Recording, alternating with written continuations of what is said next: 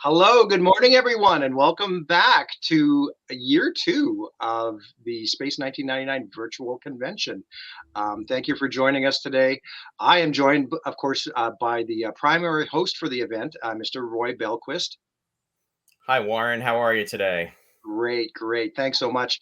And what we're going to do, since everybody's sort of familiar with how things work here, you can comment via the Facebook group.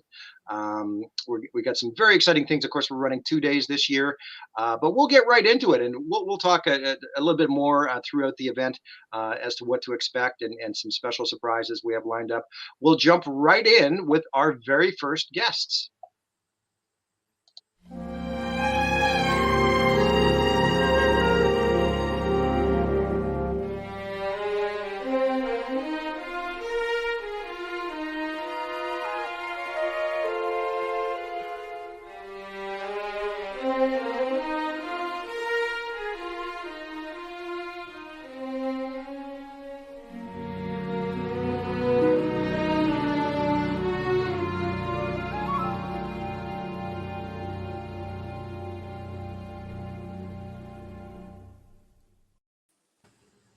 Hi. Hi, good morning. Hi. Good morning. Good evening. Yes, sorry, I keep forgetting about that. We are broadcasting live from various time zones around the world. Thank you for joining us, Suzanne. It's nice to see you again. And of course, I'll just tell everybody briefly, one of the themes of this event this weekend is sort of the next generation. So we're not only going to see a bunch of celebrities and personalities from the series, but also some family members. And we're going to start things off with Justin, who is Suzanne's son. Welcome. Hi, everyone. Hi, Warren. Hi, Roy. Good to see you, Justin. Great to see you. The last time we actually saw you in person was at actually Alpha 2014. Yeah, so it's crazy to think that was 8 years ago. But before we get started, I just want to welcome all the folks out there that are in our chat. I just want to say hello to everybody. We have folks that are joining us from all over the world. I'm seeing folks that are joining in from Italy and Greece, the US. So just it's overall, just want to give a welcome to everybody and thank you for being out there. We really appreciate it. And we're hoping that you enjoy today's festivities. So Justin, as Warren was just saying, I mean, how cool is it to think that now in regards to, we're kind of looking at this as the next generation. I just want to just, point a question into you directly, that you were on the set of Space 1999 back right from the beginning, because your mom was there from the beginning right up until the end. Because as everybody may or may not know, Suzanne was Barbara Bain's stand-in for years 1 and 2. So she was there during the production from 1973 to 1976, which led you to be on the set during that time. So with that said, please tell us about your memories and things that you remember from that time.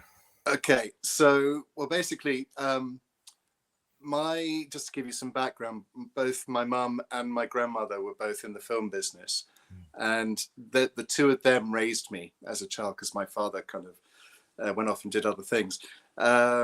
So when it came to summer holidays at school or Christmas holidays, or whenever it was difficult for them to get childcare for me, I would come along to the film studio, which was actually quite regularly.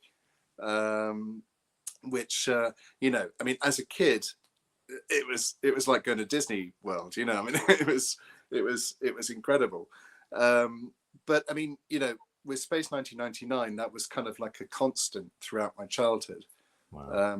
As a kid, during the first series, because I was only about maybe 4 or 5 years of age, memories are perhaps a little bit vague, but certainly I remember, the second series pretty clearly. Pinewood Studios was kind of a constant in my life. I'll put it that way. That's pretty amazing just to think, because that's something that not everybody would be privy to, and especially at a young age, and to have those childhood memories. Now, I have to ask, because watching the series, you and I are fairly around the same age. I'm just a couple of years older than you, but as a youngster, I mean, when the show came on in 1975, I was 9 years old. So we always would imagine being at those sets and just the vastness of the sets and everything. So I have to ask you, did you ever have the opportunity to sit in the Eagle? Yes. All the time. Well, that was the most fun. That was the most fun thing. Basically, it was L&M stage. I think it was L&M stage. I think. Yeah. Each of those stages, I mean, was partitioned from memory, were partitioned into different sets. Mm-hmm. So I believe, if I remember rightly, the Eagle and the main command center, I think, was in the same stage. So if one was in use and the other one wasn't in use, all the lights would be turned off, and it would be like a playground. It would be like a playground. So yeah, as long as you weren't supposed to be quiet during a take, I was free to roam. And my first port of call was always the Eagle. I'd go and sit in the seat and just, I'm a kid. I'm going like, right. It was incredible. But because it was, I had that freedom of movement as a kid. Usually as a kid, you'd imagine they'd be kept to the side or stay with me or whatever. But because it was like a family atmosphere, that they all knew it was me, or if other kids came to the stage, they knew whose kid they were. And we had freedom to roam. It was great, as long as we behaved ourselves, obviously. Right. Those are awesome memories. Now, did you have the opportunity to actually watch scenes being done while things were? And obviously you have to be very quiet because it was a live set, and I'm sure there would be announcements made. They would probably have the lights going, and the director would be making his calls. So when that was being done, did you have an opportunity to see your mom going through different scenarios, or even any of the primary actors doing a specific scene? Well, I mean, I used to be able to see Mum, standing in Barbara Baines' position, when they were setting up a shoot, a shot. So I could see that without any problems. If they were actually filming a piece, I probably was able to see it, but more often than not, I'd kind of either be kept back to the side of the stage. Sure. Or sitting in the Eagle. Or if Mum wasn't on call, then I'd be sitting in the dressing room with someone, Right. So, yeah, I mean, from memory, I wouldn't be able to sort of say, I remember this particular scene being shot. I couldn't possibly do you tell remember, you that. But... Do you remember when I was doubling for Barbara in the space shoot, in the space suit? Yeah. That helmet, which I hated. Yeah, no, I remember things like that. Yeah, I mean, there's all sorts of things that I do remember. There's less. The thing is, it's the sort of thing. It was, for me, it was just going to my mum's workplace, right? And the people that she was, the famous people, were simply people that she worked with. So it wasn't kind of a case of me sort of sitting there thinking, oh, I must remember this because it's going to be on TV and I'm going to have to watch it and I'm going to see it. Exactly. It was just me going to her workplace and. But you did watch it, didn't you? You did enjoy it. Oh God, yeah, I loved it. Yeah, I absolutely loved it. But I liked what you said earlier too. You said it was a family. So it was you were going to to your mom's where she worked and everything, but you would see everybody on a regular basis, and everybody became familiar, and you would have that I'd like to say camaraderie. It's my go-to word. Yeah. And sure. It's really nice where you would kind of band together. And the added bonus is that this would be something that would be televised, and it would be something that you could actually watch. And you were just saying that how much you enjoyed it. So that had to be really cool, knowing that you were actually there, and or maybe even, like you said, you'd go to the Eagle and you did your things, and then you'd say, wow, I'm seeing that on TV. And did you ever have like specific memories of that or think that? Yeah, well, I tell you, I used to watch it. It's funny. I didn't necessarily. It was Saturday mornings. Yeah, Saturday mornings. It's particularly the second series. I remember getting up in the morning on Saturday morning and watching it, and so on and so forth. What I also remember is that the the kids at school used to say, once I told them that I used to go to the Space 1999 set all the time, suddenly they wanted to be my friends. yeah, I mean, it's as I say, it was more about going there, being able to play a little bit, and meeting some of Mum's workmates who I remember from the TV. But they would treat you like, you know, as a kid, it would be like, oh, hey, Justin, how you doing? And all this kind of stuff. And it was just like a normal thing. But that was kind of it was like an ongoing thing, no matter what film Mum was working on at the time, be it Flash Gordon, be it Saturn III, whoever she was working with at the time, it was just simply people that she was working with, and they were perfect. More often than not, they were perfectly normal people. Of course, there were exceptions to that, which I won't go into. No, Suzanne, you know, we've discussed this too before, but you have done a lot of movies. You've been on the sets, and you've worked with a lot of, you know, different people. Yeah. Do you have any special memories that you would like to share that in regards to things that Justin was just saying? Well, on Space or other pictures, I worked on Saturn III, which is with Farrah Fawcett. Is that what you mean, Roy, or do you mean? Or Space 1999, or even working with Farrah Fawcett, because I remember you said Farrah Fawcett was lovely. She was lovely, and we were told, wasn't she, Justin? And we were told that we weren't allowed to go anywhere near her when she came on the set, and she was the sweetest girl you'd ever wish to meet. Yeah. She'd wear a wig. We go to the supermarket in the lunch break. She'd wear a black wig to go to the supermarket, and then to get all these ingredients to make cakes and things. I mean, she was lovely. And that was with Kirk Douglas and Harvey Keitel. Right. But I've worked with a lot of I've worked on a lot of films. Yeah. Now, Suzanne, and we're going to start to wind down shortly. Do you have, my last question is, do you have a special memory from Space 1999 that really resonates with you as far as? Me? Yeah. Me? I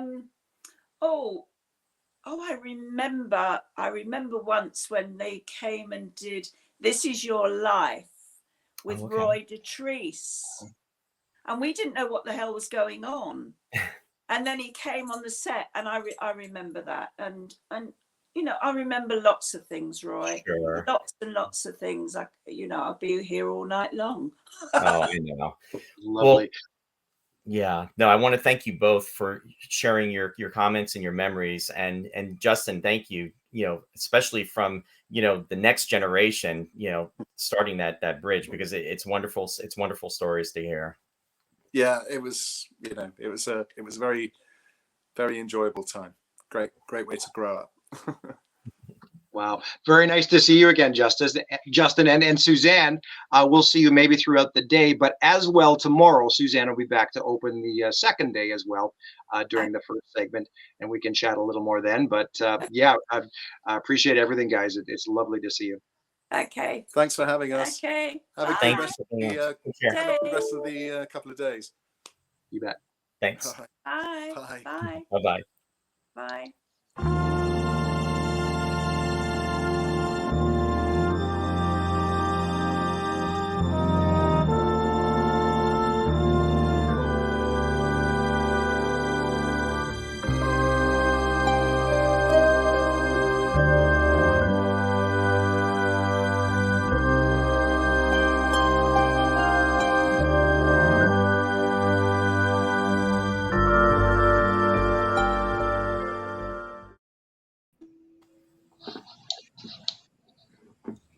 Hello. Welcome to Mr. Christian Anholt. Thank you for joining us today, Christian. Pleasure. Absolute pleasure. Thank you. And thank you for that lovely little montage. It was like, oh, I'm on, this is my life. Yes, well, thanks. And I'm not sure if you caught it earlier, but yeah, we're sort of a running theme is the next generation, of which you're a big part of, you know, the stars and celebrities of Space 1999. And your dad was, still is to this day, very special to a lot of people around the world. So we appreciate your participation. I'm going to hand over the primary hosting duties to Roy here, who you met briefly earlier. And I'll just sort of be hanging out in the background and need anything. If you guys need anything, just let me know. Okay. Okay. Thanks, Warren. Thanks, Warren. Wonderful. Christian, I want to just say it's a pleasure to to meet you, and thank you for taking the time to be on with us. It's an honor. My pleasure, Roy. Thank you very much. So I want to ask you before, with my first, question to you, what are your earliest recollections of Space 1999? Because I do realize that, it's some time ago and you were, quite young. We're about the same age, but I'm thinking that you were probably maybe around 5 years old when you were at the sets of Pinewood Studios. Yeah, so my dad was in the second season, so I think I know that may have aired in 77, but they probably made it in 76. I may be wrong, but I was about 5, yeah. So it's 46 years ago. I know, is that crazy? Yeah. So my memories are a little vague. So in the montage you showed just before I became live, I do remember being in the cockpit of one of the Eagles. I don't remember looking through the camera, which is one of the other shots. But I was given, and unfortunately I no longer have it. I was actually given one of the Eagles as a toy, which was one of the ones they actually used in the filming, and also a stunt phaser and a stunt comlink, which I still have somewhere, but I haven't been able to find them. They're stuffed up in some box in the loft. But my memories, I think the most significant memory that I have is, and I don't know the name of the episode, but there was a storyline where there was a very big bad creature that came to visit Moonbase Alpha, and he was overcome by Maya turning into a wasp and flying into his ear. Now, the reason why this memory is so significant for me, because Dave Prowse, who later went on to play Darth Vader, was inside that suit. And we all, as kids in this country, we all knew him as the Green Cross Code Man. Now, the Green Cross Code Man for any American is like the crossing guard outside of school. So it was very exciting to know that my dad was fighting the Green Cross Code Man. And then subsequently, when I became a huge fan of Star Wars, I would, then reminisce and go, Dad, you worked with Darth Vader. Tell me all about that. So it was more, my interest was less, I guess, in my dad in the show than who he'd actually worked with. But yeah, I mean, to be honest, the other memories I have are of watching the show with my dad. I think it was either on a Saturday or a Sunday morning. I'd got over the kind of, because prior to Space 1999, my dad was in a show called The Protectors, which there was a shot of in that montage. And at that time, I couldn't work out how my dad could be behind me and on that small square box in the corner. So I'd overcome that by the time Space 1999 came along. But yeah, I guess my fondest memories are just kind of watching the show with my dad, and yeah, just kind of being quite amazed that that's my dad. That's my dad. See, I think that's really cool, and I think that's in fact the episode that you were referencing was it's a fan favorite from the second season. It was called The Beta Cloud, and with Dave Prowse, and your dad really was featured prominently in that episode. And my recollection is that Martin Landau and Barbara Bain too were only in a small portion of that episode, and then they went on holiday.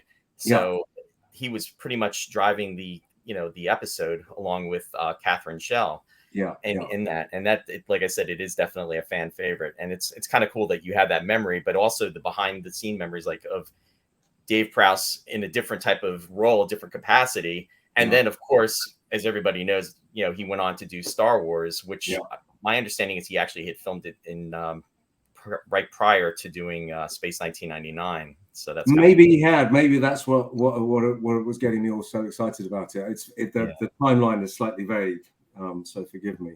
No, not at all. Another story, if you'll forgive me, my dad told me about that episode that I guess he was very proud of, was the fact that when Dave Prowse threw him across so he jumps on this creature's back, and the creature kind of moves around and then flings him across the room. And he was recounting this story, which he recounted a few times later on in years to come, was that he landed, he did the stunt, he landed in the corner, and he looked in such pain that they cut the take. And they rushed over to him and said, "Tony, are you okay?" He's like, no, I'm acting. and he apparently was so convincing that everyone assumed that he was actually hurt for real. So that was quite an amusing story.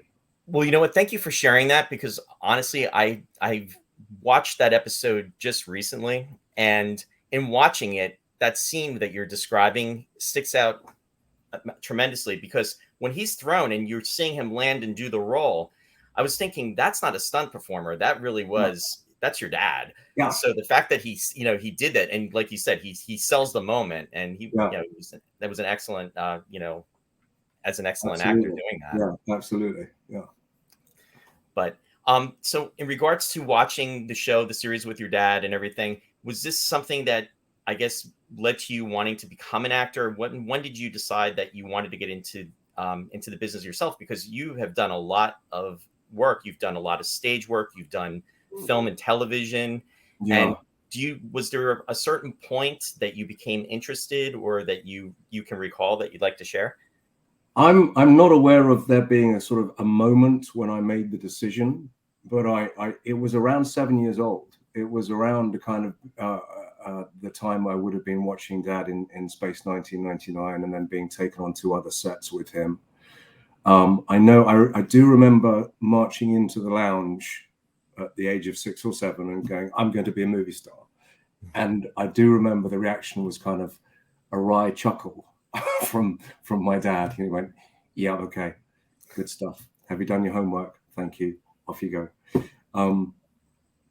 But yeah, I guess just growing up, my mom was a teacher, so it was just my dad, and I kind of guess growing up in that industry, around sort of industry people, there must have been some kind of osmosis in me wanting to kind of follow in those footsteps.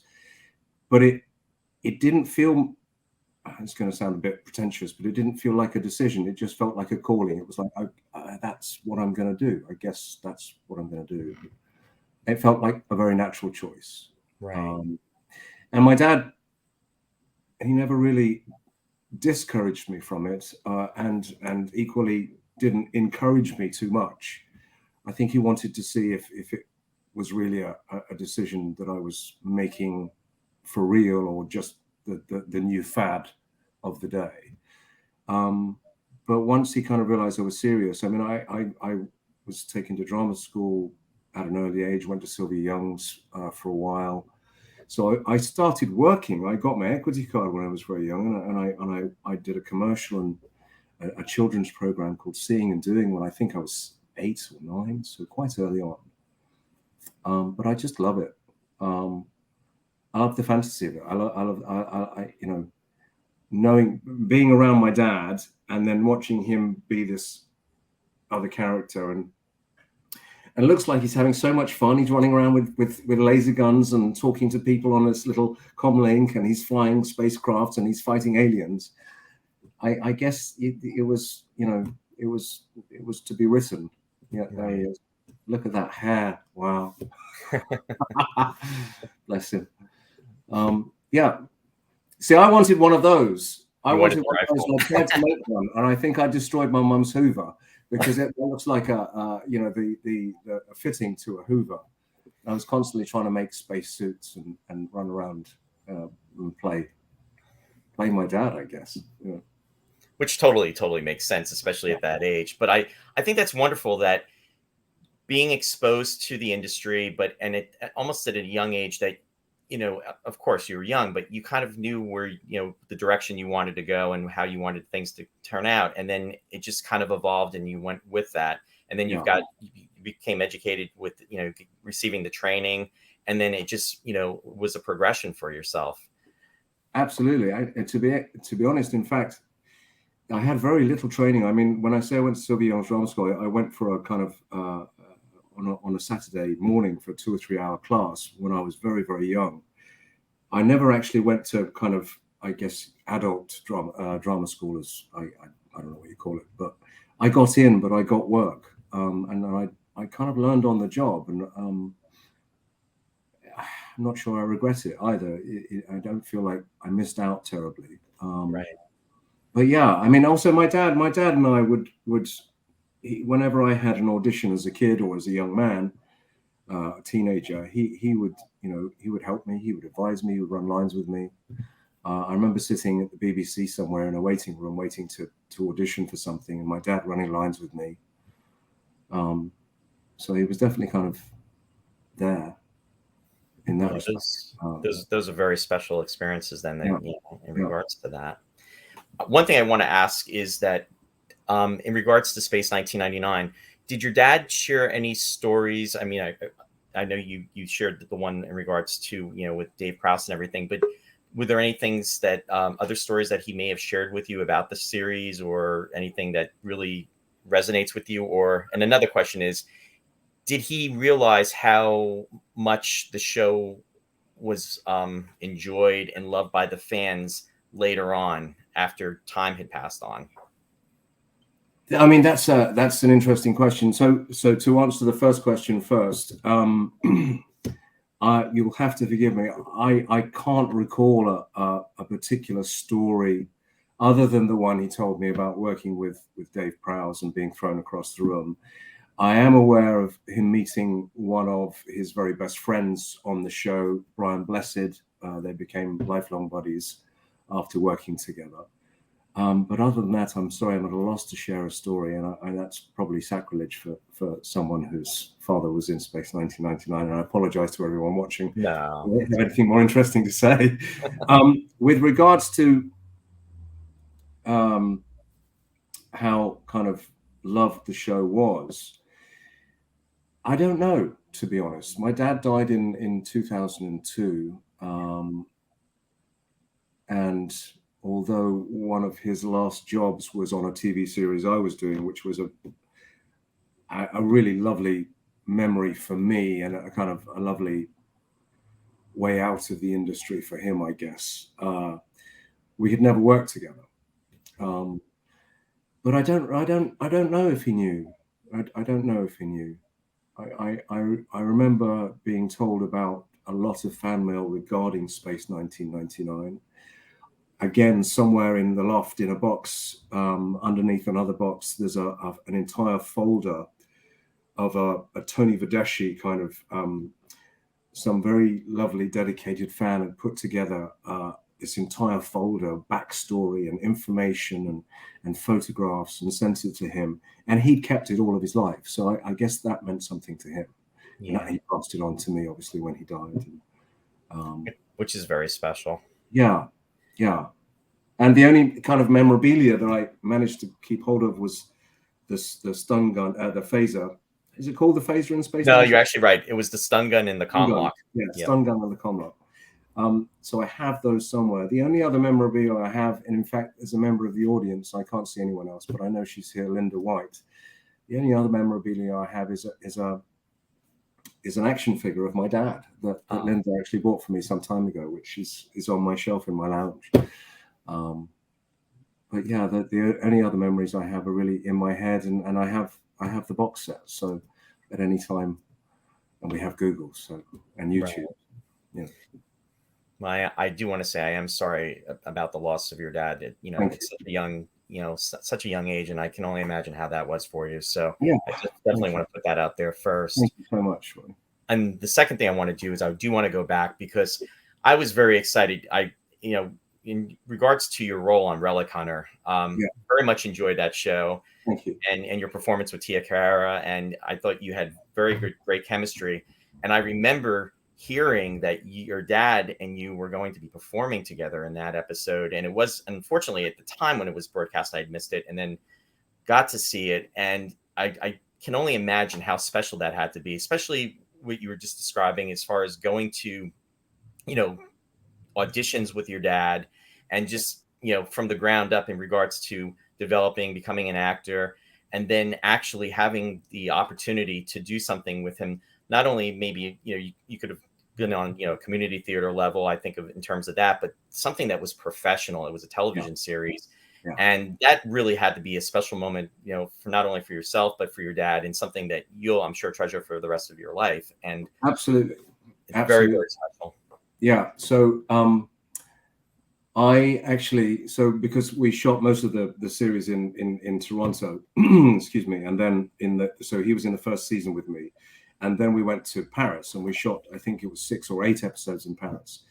And production had come to me at some point and said, you know, they were looking for recommendations for actors when we got to Europe. And I said, well, how about my dad? And they took it on board. And so they offered my dad this episode. Oh, and I am so sorry I lost you for the moment. Now we're reconnected. Sorry about that. Okay. Where did I cut out? Just when it said about with you working with your dad. Okay. So, yeah. So my dad was in season 1 with me.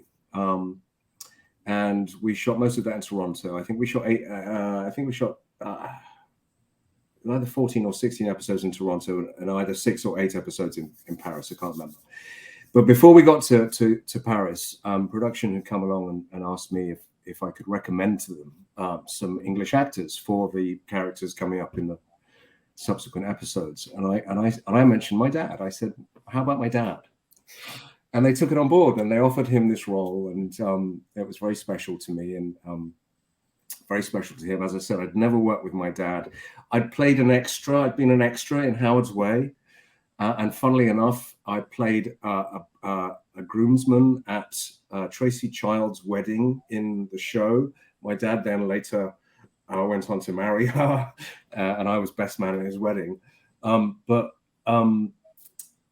I'd never really got nervous on set ever in my life. I don't suffer from sort of nerves in that way. But I remember walking into this scene, we'd rehearsed it, and I'm walking into, so the director shouts action, and I walked into this scene, and I suddenly started to get, like, my heart was racing. I was like, what's going on? It was like, oh, I'm working with my dad.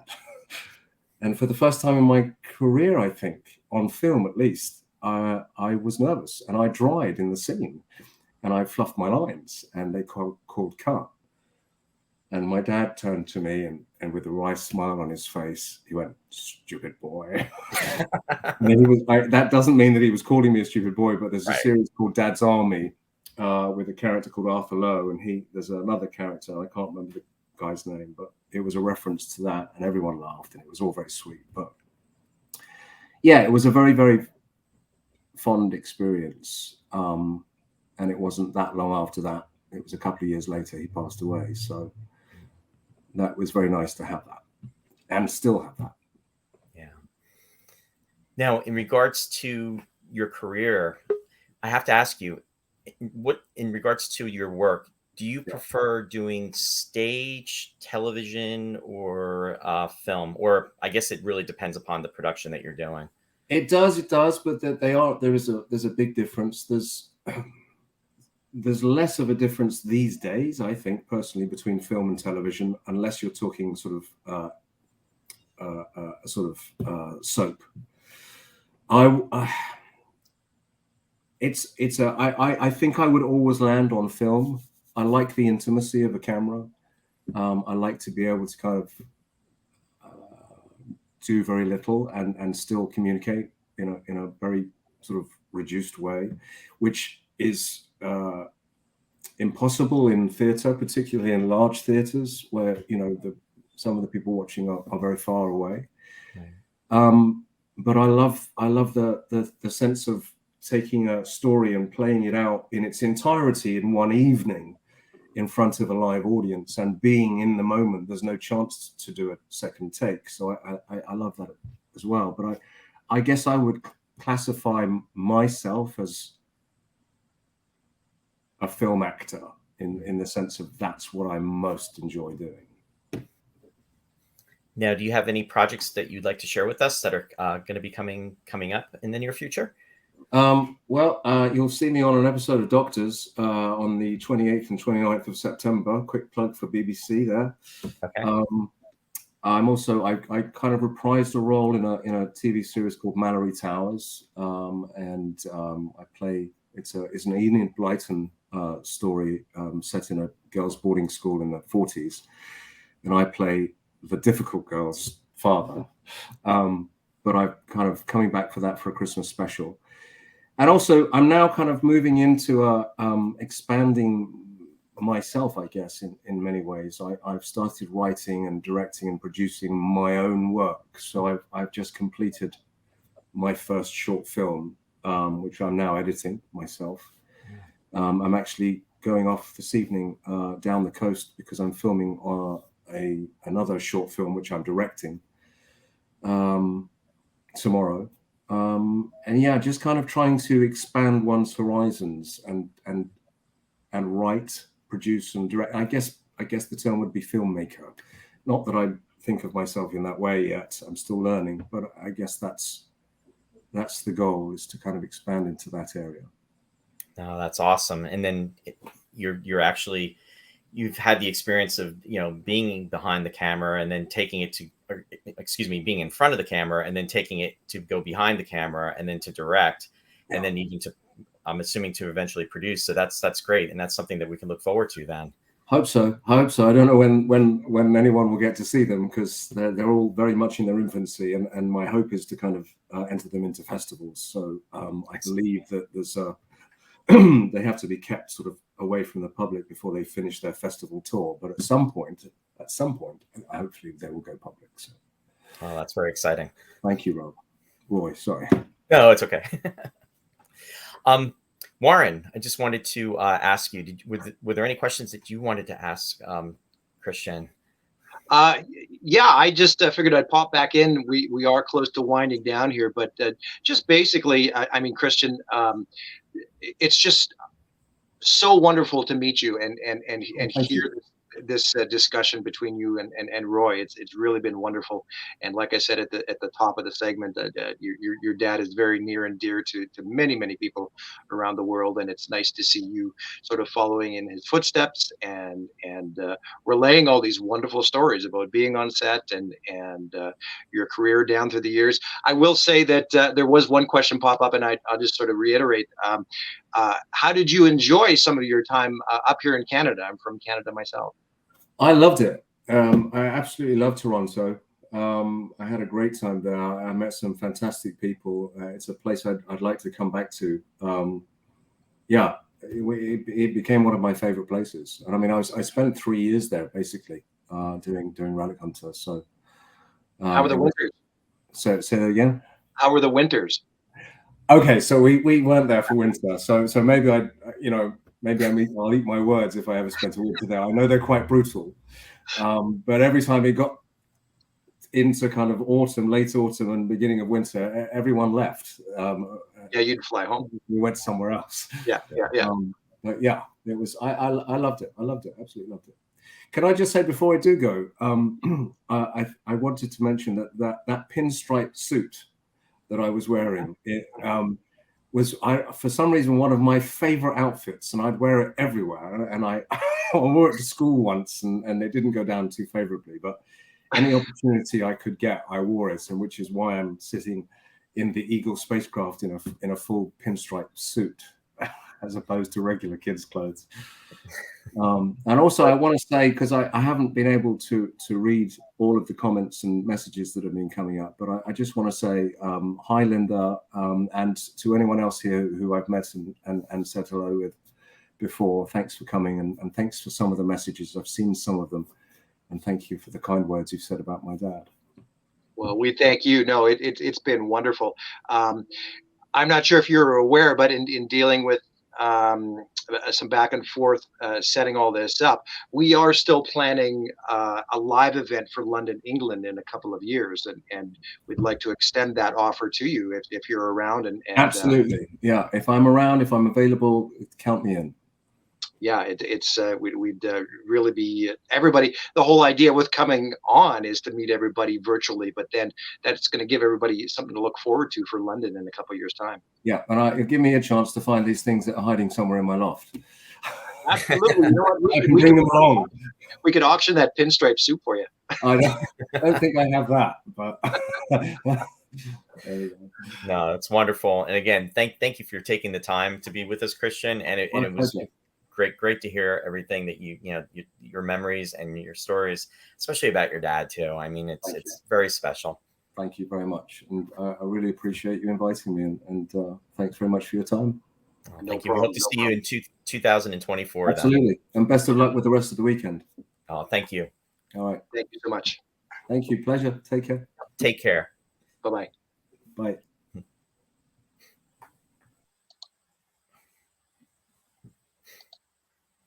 Wow. Well, that was just incredible, wasn't it?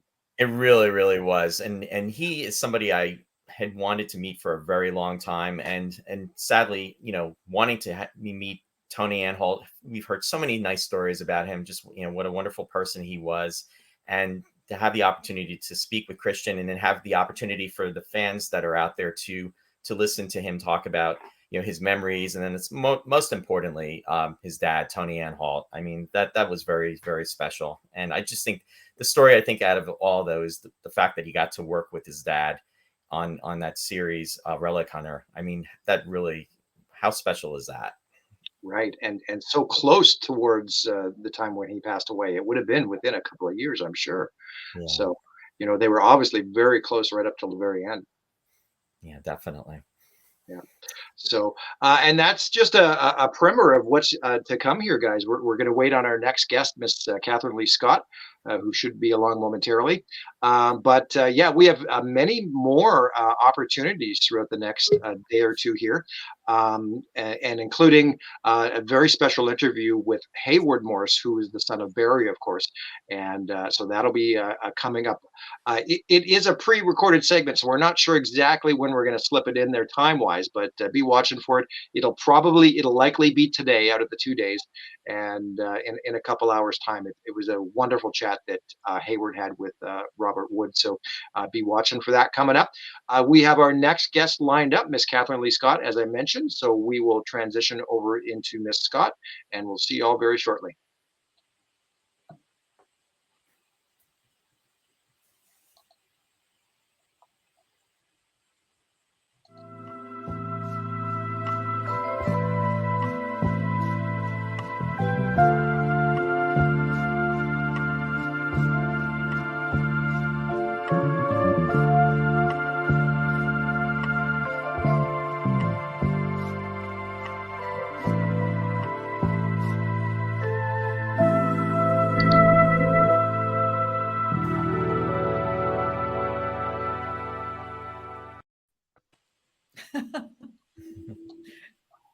Hi, good morning, Catherine.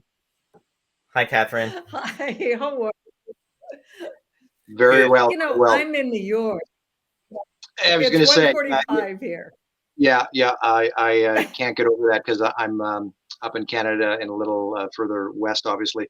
But welcome. You're in the same time zone as Roy. Roy's going to be the primary interview here. I'll sort of hang out in the background, and I'll be available if you guys need me for anything. Okay. But thank you for your time. We really appreciate it. Welcome, Catherine. You're very welcome. I'm really pleased to be here. Oh, it's very, very nice to have you. Yeah, I'm actually in New Jersey, so not too far away. Oh my gosh. It's really funny. I'm watching your introduction and seeing those photographs. Oh my gosh. It's like watching your life flash before your eyes. Aww. Well, before we talk about Space 1999, I wanted to talk about how you got involved in acting, because I know you're a film actress, you're a television actress, and also a writer. But I'm curious to find out about your beginnings as far as how you became involved in the film industry and what led you to go into acting. Oh, I've actually wanted to be an actress, I think, since I was in the second grade. And acting and writing have always been twin careers for me, even as a little girl. When I was in second grade, I wrote a play about George Washington, and I cast the boy at the desk next to me that I had a crush on. Aww. And I gave all the good lines to Martha Washington. That's all you need to know. We performed it for the entire second grade, and it was really a great experience. For one thing, my second grade school teacher was so supportive, and she really got into it. I mean, we had scenery and we had costumes, and as I say, the entire second grade class in the school was was invited. So it was quite wonderful. We performed it at what we called a little theater. It had a stage. So I think when things like that are you experience those when you're very young, they stay with you. And then you also, because there's so much support and encouragement, you start thinking, maybe this is something I'm good at. Anyway, I was very lucky. I went to a school all the way through graduation that had wonderful, wonderful theater arts programs. And then when I went to university, the same thing. So when I went to the American Academy of Dramatic Arts in New York, I really think I had a head start. So I was very lucky. Oh, that's wonderful. And so really going to that school, I mean, you really had a foundation. And it was shortly after that you got the roles that were in Dark Shadows. Yes, I mean, my first job was on camera was Dark Shadows. And by the way, it was that way for Kate Jackson and several other actors. Alexandra Molka, who played Victoria Winters on Dark Shadows, she also went to the American Academy, and it was amazing to do Dark Shadows, which time traveled, of course. So you were employing everything that you learned in drama school. We were doing restoration comedy and Ibsen and Chekhov and Shakespeare in classes. And then you get on Dark Shadows and you're actually doing costume drama. So it was an extraordinary experience for the young actors on the show. And the other thing, of course, is that we had wonderful veteran actors like screen legend Joan Bennett and Louis Edmonds and Thayer David, and of course Jonathan Frid, who was a Shakespearean actor, and Grayson Hall, who was an Academy Award nominee. Those were the veteran actors on the series. So believe me, we all learned a lot from them. Oh, I'm sure you had a wonderful caliber of performers that were surrounding you, and that had to be an amazing experience. Yes, it was. It really was. And you played several characters on that show too. Yes, I was actually the very first actress on the show that played multiple characters. I think it was because Dan Curtis, who created Dark Shadows, happened to he was watching the very show that Jonathan Frid did, the very first episode, and of course he comes to the Collinsport Diner, and Maggie, that's me, the waitress, closing up, and ready to go home after a long day, but she lets the stranger in and makes another pot of coffee on the Silex machine, and then sits and talks with him. And it's two people who feel like outsiders. I mean, obviously, Jonathan Frid playing Barnabas Collins was the ultimate outsider, a vampire.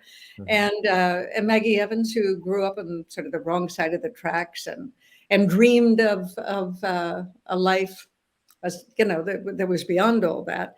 I think they found each other, and Dan Curtis made use of it. And it was a wonderful experience. So I ended up playing Josette Dupre, his long lost love. And I have to tell you, ABC, the network, was very much opposed to it. They told Dan that the audience would be confused. And Dan said, no. He said, I trust my audience and they'll pick up on it. And of course, when we went back in time to the 1700s, they did. And after that, in the 1800s, I played Rachel Drummond and I played Lady Kitty Hampshire with an English accent.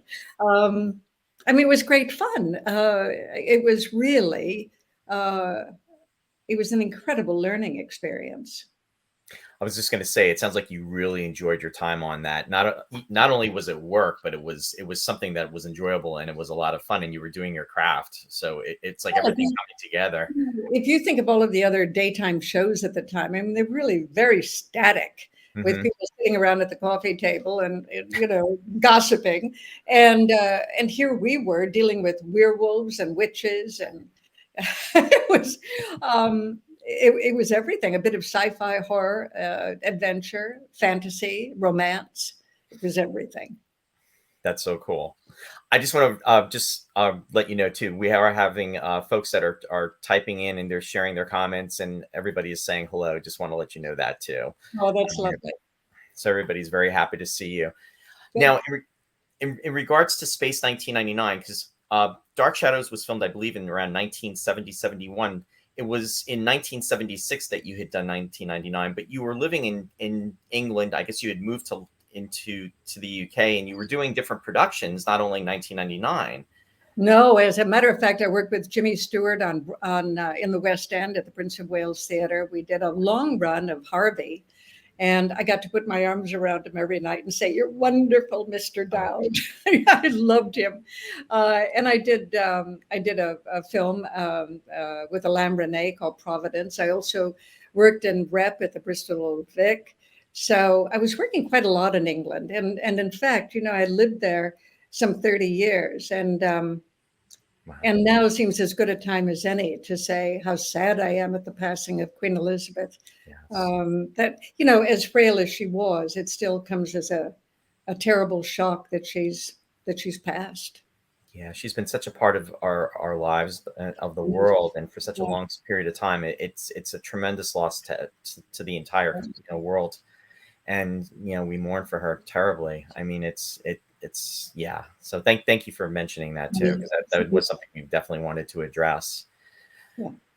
And in regards to Space 1999, do you have any recollections? Now I realize you've done a lot of different types of shows and everything, so I'm just curious in regards to working on the set. Yeah, well, this is interesting, because when I went on the set, as a little girl back in Robbinsdale, Minnesota, as a little girl, my brother and I used to watch Captain Midnight on Saturday morning, and it was one of the serials, and in black and white. Mm-hmm. When I walked on the set of Space 1999, and I don't mean this by any disrespect, but I thought, my God, things haven't changed much. Sort of jerry-rigged, kinds of, set items and weapons and so on that one would imagine that they might be using in outer space in some distant time. And kind of creaky plots. And by the way, this is before I did Star Trek. I had similar feelings when I went on the set of Star Trek too. It's what we imagine outer space is going to be like. And this was supposed to be 1999. So that's interesting. Right. No, and you're absolutely right, because I know a lot when you're watching it, or when you're on a set, things have a different type of perception, and then when it's televised, it takes a totally different type of life of its own. Well, for example, I was handed what looked like a knuckle ring. It just this odd little piece of plastic, and I clammed my hand in it, and that was supposed to be this weapon that I would point at something. It's all nonsense, but there's terrific style to the show, and with everybody believing and keeping the faith, you create something that is fantasy driven, but somehow becomes believable. And I think the fact that that Space 1999 and Star Trek and Dark Shadows have all cult shows have these huge followings has a lot to do with just the manner in which one approaches that kind of material. You play it straight. Right. And that's what you're doing, and you're selling it. You're selling the moment, and we believed in what we were watching. And you just referred to Star Trek, because I remember when I saw that you were on Star Trek: The Next Generation. I remember watching it, and it was a third season episode, Who Watchers the Watchers. And I was very excited to see your name in the credits, because having known that you were in Space 1999 and also Dark Shadows. So I thought that was really cool. No, and I got to work with lovely Patrick. And that was really a lovely episode. People comment on it all the time. And again, I will say this: the Star Trek and Dark Shadows started in the same year. Gene Roddenberry, a bit of a genius, and Dan Curtis started these two shows in the same year. Dark Shadows had 1,225 episodes. Star Trek had, I think, originally 97. It was an evening show. But they both drew on parables and and actually on great literature. Certainly, Dark Shadows did. We were sort of an anthology series telling the story of Dorian Gray and Frankenstein and Hester Prynne and in Scarlet Letter. We really drew on, and certainly Turn of the Screw, we drew on great literature. Star Trek was really about universal sort of storytelling, parables. Right. And there was a bit of that in Space 1999 too. Mm-hmm. They all seem to me, all of those episodes seem to carry with them a kind of lesson. Yes. A moralistic, ethical kind of view of things. Yeah, hidden meaning that was being conveyed, especially at the ends of the episodes, especially in the first season too. Yeah. And Catherine, I wanted to ask you specifically about that Star Trek episode, Who Watches the Watchers? And I'll circle this back to another cult classic. You worked with the wonderful Ray Wise in that episode. Yes.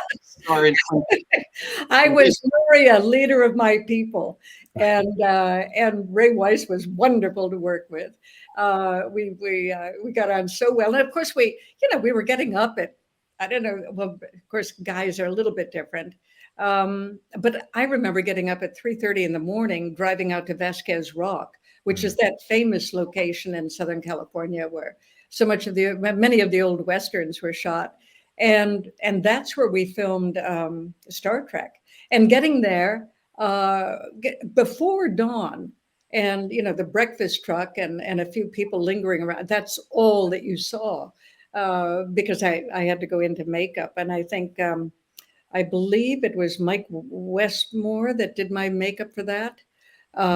So there was really a sense of old Hollywood in an odd way about doing Star Trek. And I'll tell you a funny story. When I arrived one of those very early mornings, I happened to look up to the rock, and I saw this man was wearing a hat and kind of leaning forward and looking. And I just had this amazing sense. I kept thinking of, the famous director, Ford. And then I watched the man come walking down the hill. Turned out he was a second AD.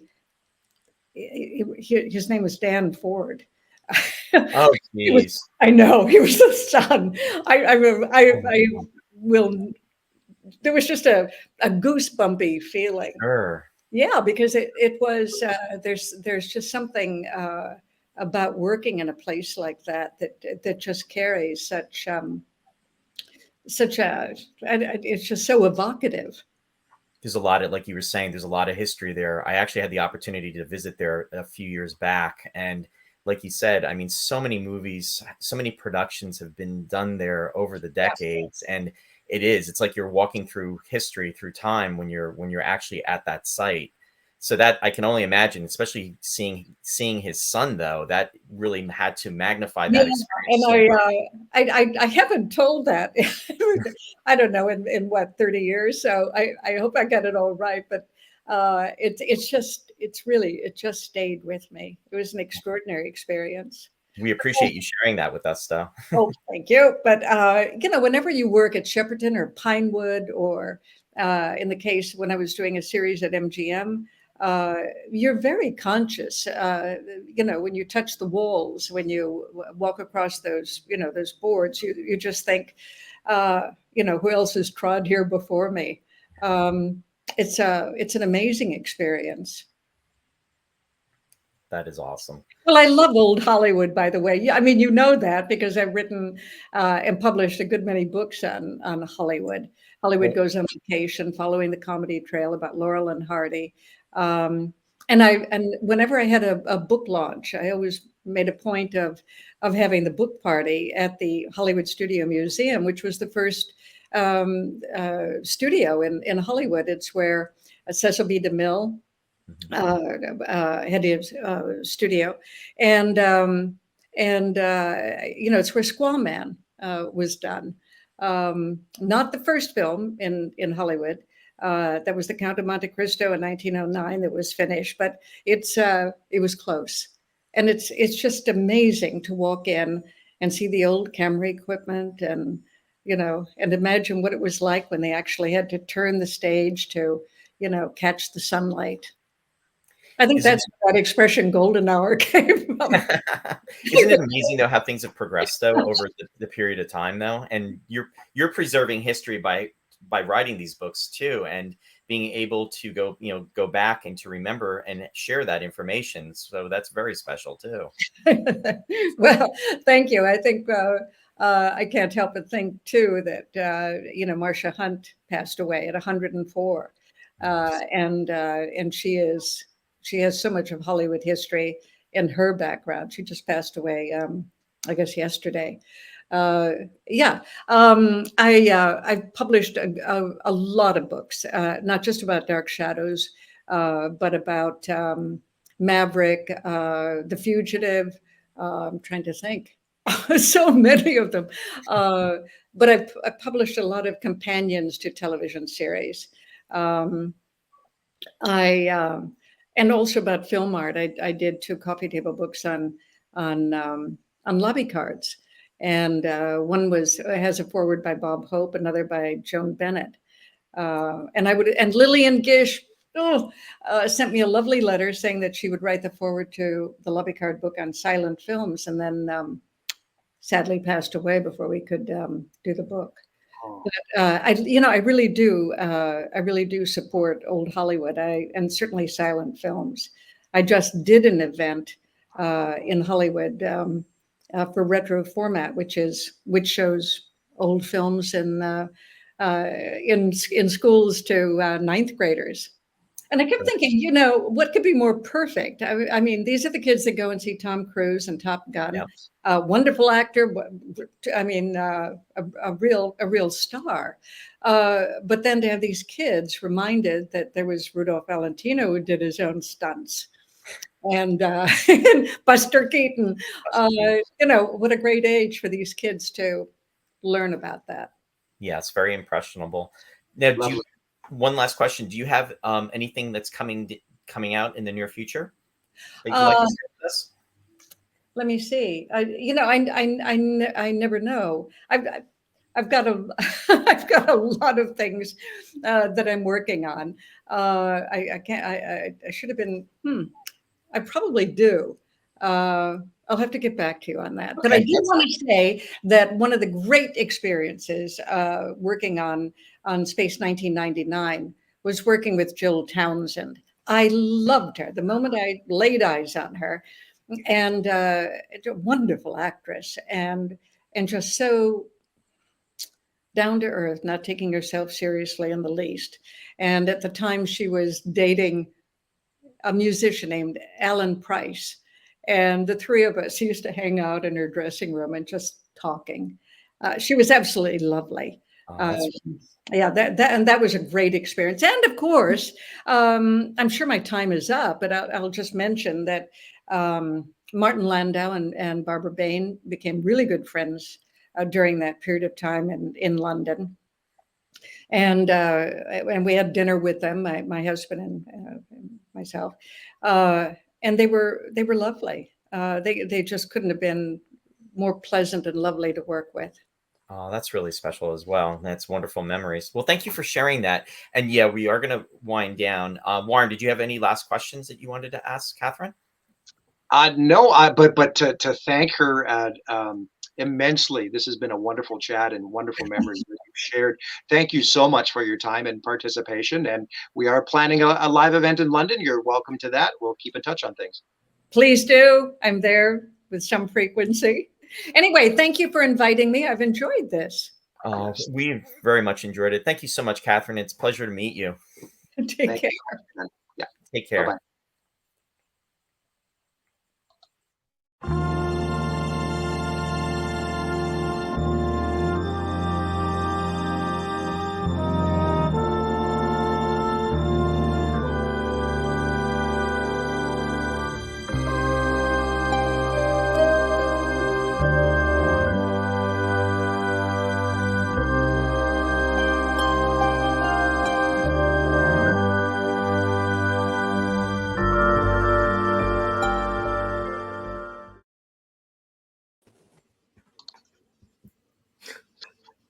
Well, hello, boys. Hey. Do you Thanks for know? joining. Do you know? I just noticed that on the original press. Can you hear me? Yes. Yeah, you're coming through. Yeah, on the original press brochure, we spelled theater in the British way, and then all the British material has it spelled the American way. I have never noticed that before. Oh, wow. That's strange. Tim looks like he's having a couple of audio issues. Tim, you can't hear anything?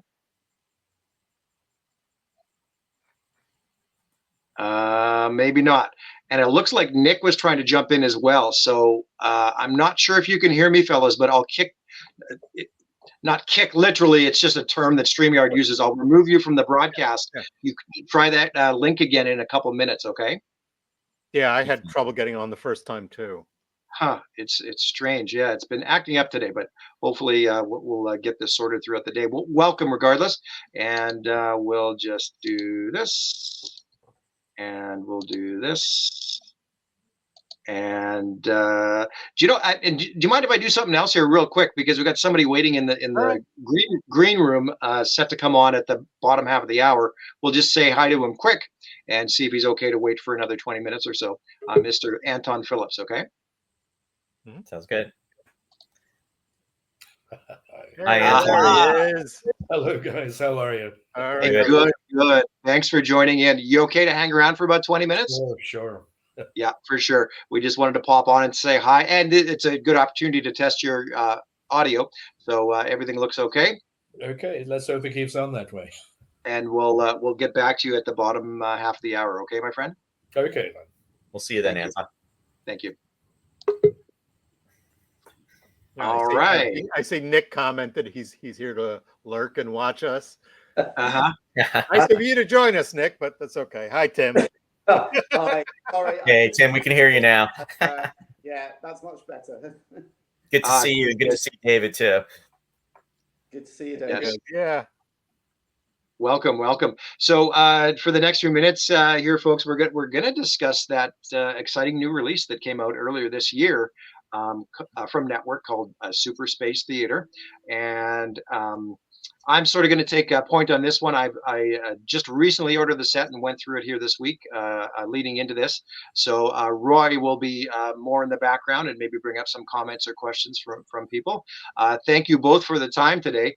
I feel it's a very exciting release. I had just an enormous amount of fun going through it and seeing what you guys did with those old classic 80s movies, that were, indelibly ingrained in people's minds with some of the questionable cuts and music placements and things like that. But it's a big improvement because you guys have left all those originals on the set, but then of course given us a brand new deluxe enhanced widescreen version of the movies as well. So it's really a lot of fun. Thank you so much. I do miss the VHS dropout though. You mean playing with the tracking to keep it level? Yes, all that fun. Oh, I remember those days. Good fun. So Tim, just tell us right off the bat, like what was the impetus of this project? I mean, you'd obviously worked with a network in the past on a couple of things, and so what sort of brought this to light? Well, as with a lot of things, sometimes you mention something just in passing, and I talked to Tim Beddoes about the possibility of doing the Super Space Theater movies, because obviously we knew, I think even at that time, the second series hadn't been released on Blu-ray, but we thought that actually, that Super Space Theater would be a really neat addition to any set that came up. And then it went quiet for quite a long time, and so eventually I got a call, and he said, you talked about doing Super Space Theater. Yeah, we need it in 4 months' time. No rush. Always goes that way. And yeah, so it was just as a kind of a casual discussion, and obviously I knew a reasonable amount about Super Space Theater. We worked on a book that Fanderson had done, and David had supplied some research for. And Super Space Theatre is a fascinating story. I mean, I know it came in for a lot of stick at the time because it wasn't the episodes. People wanted the episodes, but it was created for very different reasons. It was even, am I right in saying, David, it was really created for the cable market more than for home video. Is that right? Yeah, initially it was for cable sale. I think home video was only in its infancy back when we started the project. I mean, you couldn't buy a home video cassette for like under $100, let alone the machine for over $1,000. But it was the cable market had just started, home box office, Showtime, and they were hungry for product. And I think when home video first came out, I don't think they took TV shows particularly seriously. You know, it was all about, it seemed to be, certainly in the UK, it seemed to be mostly about movies. Maybe because these cassettes were so expensive, they probably thought somebody's not going to pay a great deal of money for you know, a single episode or a couple of episodes. They really want something cinematic. They want a movie. Right. I guess what you'd created fitted that bill, really. Well, the home video market, and really, video cassettes were never really a good format for episodic television because you had to put out so much product. I mean, the Space 1999s, when they first came out, they only released 4 episodes on individual tapes, and they were not cheap at all. It really wasn't until DVDs that we actually got episodic television. Yeah. So it was the cable market, and it was not unusual for TV companies, especially ITC, to take a lot of their shows and make theatrical versions for foreign markets, and in some cases, TV movies. Yeah. No, I will say there was one other format, and just because I was so heavily involved with it down through the years, I've been a home video file for forever. Space was released on Laserdisc virtually completely. Right. Well, that was the only time that you could get the individual episodes. Right. Again, very, very expensive at the time. Yes. Trust me, there was 23 volumes, and in the 90s, I shouldn't have been buying them all, but I did. But now they make great paperweights. Yeah. Yeah. I don't think my old machine works anymore, but they were massive, weren't they? They were really like LPs. So but great, because you've got some lovely large real estate to play with the artwork, and they made a fantastic set. I think I bought the Japanese sets and really went to town on the present. Yeah, with the artwork and all the packaging. I mean, the UFO set was spectacular. Yeah. But I think that it seemed to be that Super Space Theatre lent itself so much to a home video, obviously created for the cable market, but then VHS video came along, and I think I remember buying. Initially, it was Destination Moonbase Alpha, but the other movies came out shortly afterwards. And as you said, Warren, these things were really expensive. For a VHS tape, it was something like £40, which God knows what that was in dollars at the time, but it wasn't cheap. I think that was around $60, $65. Yeah. Yeah. It was usually about $1.50 to the pound. Yeah. Overall, at the time, though, sorry, Tim, the 4 movies in my mind, they were really a bridge between a couple of different eras, because Space wasn't really widely syndicated at that time, and it was really the only way that a lot of us had access, because VCRs just weren't predominant back then, right? Yeah. So it was the only way we could view the show, and the only way we'd have memories of the show was through these 4 compilation movies. Yeah, I think I got my first home video recorder in '79. And that was when everything was super expensive. So anytime you want to record your favorite TV show, you did it at the slowest speed to get everything onto those tapes, because the blank was about $25. It was. Yeah. My parents had I remember my dad, and it was in 1979. And I remember the day he brought it home, and it was a VCR, and it had the push buttons, just like a regular recorder. Yeah. I had an RCA, and it was big buttons that you push down like a recorder, and the tape popped up. Exactly. And like you said, it was, the tapes were very expensive. They were $25. So you had to, if you wanted to tape anything, you had to be very discreet about what you're going to tape. And I think what was it? There was a 2-hour mode, a 4-hour mode, and a 6-hour mode. So I recorded a lot of stuff at 6 hours because you It's couldn't amazing. afford to record it at a faster mode. But of course, it was horrible quality. You'd watch it back 2 or 3 times, and it would deteriorate so badly. Right. Yeah, but I was like right there with the remote in front of the TV, cutting the commercials out. Yeah. So at least it made that an improvement.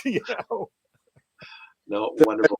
The editing on them wasn't fantastic. You would probably take a few seconds for the picture to stabilize every time you Yes. stop. Yeah. You had to time it right when you started and when you would cut it, because if you didn't, like you said, and you'd be fiddling with that tracking control we were joking about at the beginning of the episode. No, it's true. It's true.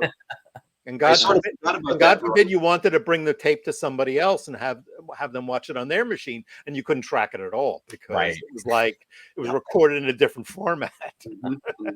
Yeah. Well, when those episodes were released, though, it was like gold for us because Space 1999 was not being broadcast anymore. I remember reading in Starlog, they said that, and this was probably like in the late 70s, they said we were going to be lucky that if it was going to be available like in 1984. And I was like, 1984? Oh my God, that's like years away. And now look where we're at. So when these movies started coming out, there was that valley there during the 80s or so and early 90s where it was not broadcast anywhere. And I think as Jenny Loeb just commented, when Columbia House had the subscription service and they were putting out 2 episodes on a tape. I mean, that was again the first chance you had to collect all the episodes. Yeah, but they these didn't do this TV in order movies were these TV movies were the way to show them. Precision videotape, which was part of the Lou Grade's AAC company, and so they treated them quite well, and they released their kind of whole catalogue, I think, on almost the whole catalogue on including Raise the Titanic, which of course we all hate because it cancelled Space 1999. Cancelled all the TV shows and eventually sunk the company. Yeah. Which is the sad thing. But yeah, there was quite a range of movies available. But I think the Destination Moonbase Alpha and Alien Attack, I think, were film edited, so they for us over here they stood up quite well. Because they just transferred the films. But what we had with the American tapes is they've been converted, and the conversion process, in the 1980s really wasn't very good. So you have this horrible sort of smeary picture. So I think even then, I kind of hoped that one day it might be remastered and we might be able to do it justice. Because I think David, certainly with things, particularly Invasion UFO, you put a great deal of thought into that movie, and I know you had to simplify it as you went along, but that it would have been great to have seen that in full quality, and I think Network have released that one as well. Yes, they have done an edit. The only difference is they don't have a lot of the additional tracking music, but that's okay for me because that's how I originally envisioned it. Yes. Bob Mandel liked to add a lot. He actually added a lot of non-Barry Gray stuff to that one. Barry was unhappy, so Barry supplied us with tapes, which unfortunately, Bob then decided to just wall-to-wall all the other movies with additional music. So the great thing about what Tim has done with these releases is you have the full versions for people who want the complete episodes. You have my versions, which don't have the additional music. And then you have Bob's version, which has all the additional music. So you have choices how you want to watch the episodes. The editing was a necessary evil for us because we were limited to about a 92-minute final runtime, because once the cable network sales were done, they hoped to syndicate them to commercial television. So they wanted them pre-edited for 2-hour time slots with commercials. Sometimes the editing worked. I mean, I recently watched the 2 Stingray movies that Tim had also restored. And the editing on the first movie, Incredible Voyage of Stingray, it blew me away. I suddenly realized it really does play very well as if it was originally written as a 2-hour movie. Some other ones, the transitions didn't work as well, but back then we were just simply cutting film and then putting certain things in. I mean, we tried to do a couple of little like a Mr. voiceover in the Captain Scarlet movie, pull some footage from other movies to do recaps or whatever. But we were limited what we can do. And that's, I think today, that's what we forget is that, that you were, the technology limited us and you just couldn't, in terms of visual effects, they were usually created electronically. Space, I don't think suffered with that too badly, but with Stingray, was it? The laser, he put in the laser beams for the torpedoes, which were, you couldn't take it out of my version, could you? But and of course all of the titling was done on video, so the titling kind of looks a little out of place. It always reminded me of the old, the classic Doctor Who's, where they would switch from 16 millimeter film to videotape, and the videotape looks so crisp and clear, and then you go to the film and it was blurry because it didn't have the resolution. But these are just, you just make do with what you can. And it's just nice that, we're able to rebuild these from scratch so people can enjoy them again. And hopefully we'll be able to do the other ones as well. That would be fantastic if they could. That's what I was going to say is that I feel, guys, I mean, a lot of people that haven't picked up the set yet, I really encourage you to do so, because I think Network is really watching the numbers and the sales of this set as sort of a test project. And if it sells well, it could lead to other bigger and better things. And we're all looking at that time frame of the 50th anniversary. And another reason to buy this set, I mean, you can buy the set alone if you have all the others. If you don't have the complete series, there's the Ultimate set, which includes the entire Super Space Theater set, but you don't get the artwork and whatever. But it includes the Italian Spazio 1999 film. Well, Warren talking to me about that today, and it is quite something, isn't it? Yes, it is so bizarre, but it has a particular place in history because it was the first public showing of the series. I really found it an interesting time capsule because I had never seen it before up until this week. And of course, I love the widescreen. I can't comment. The show on plays that. beautifully in widescreen. That's what formatting I've of widescreen with everybody having 16:9 TVs. It only makes sense. And this is one area where going forward, I think a full series release in widescreen. If you have the Blu-rays and you have the Zoom feature on your TV, it's worth doing a run in this format, because I think except for 2 episodes where the titling is at the extreme top and bottom, all the episodes are framed beautifully. You don't sit there and go, oh, I see somebody's nose in the corner of the screen or something. It doesn't. It plays very cinematically, and it works really well. Particularly year 1, I think it was filmed very cinematically, and there's virtually no scenes in that I really struggled with. But with year 2, it's a lot more. Obviously, we know the sets were more intimate, but I think in terms of the way it was shot in a more intimate way as well. So more for TV. It looks fantastic. Cinematography is amazing. Series 1 and 2. But I think it just has a slightly more intimate feel. So then, obviously, you are cropping it. You're going to start losing things, and I did need to. With year 2, we did a few pans up and down. Where I tried to minimize that, but that seemed to work quite well. And as long as you did it with movement on the screen, so if someone was getting up out of a seat and you then panned up with them, the movement seem to disguise what you try to do electronically works well. But sometimes, if it's a static scene and something's happening top of frame and something important's happening in the bottom, it's then you have a problem. Yeah. Or you do what they used to do when they took film and they put it into the old TV format.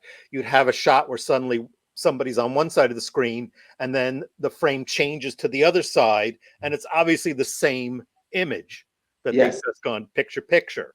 And it's weird. Yeah. And Tim, very good work. What you were just describing, there's a scene in Alien Attack from War Games, of course, where you see a shot of 3 eagles and they sort of all veer off to the corner, and the pan was just done so nicely that it focuses on.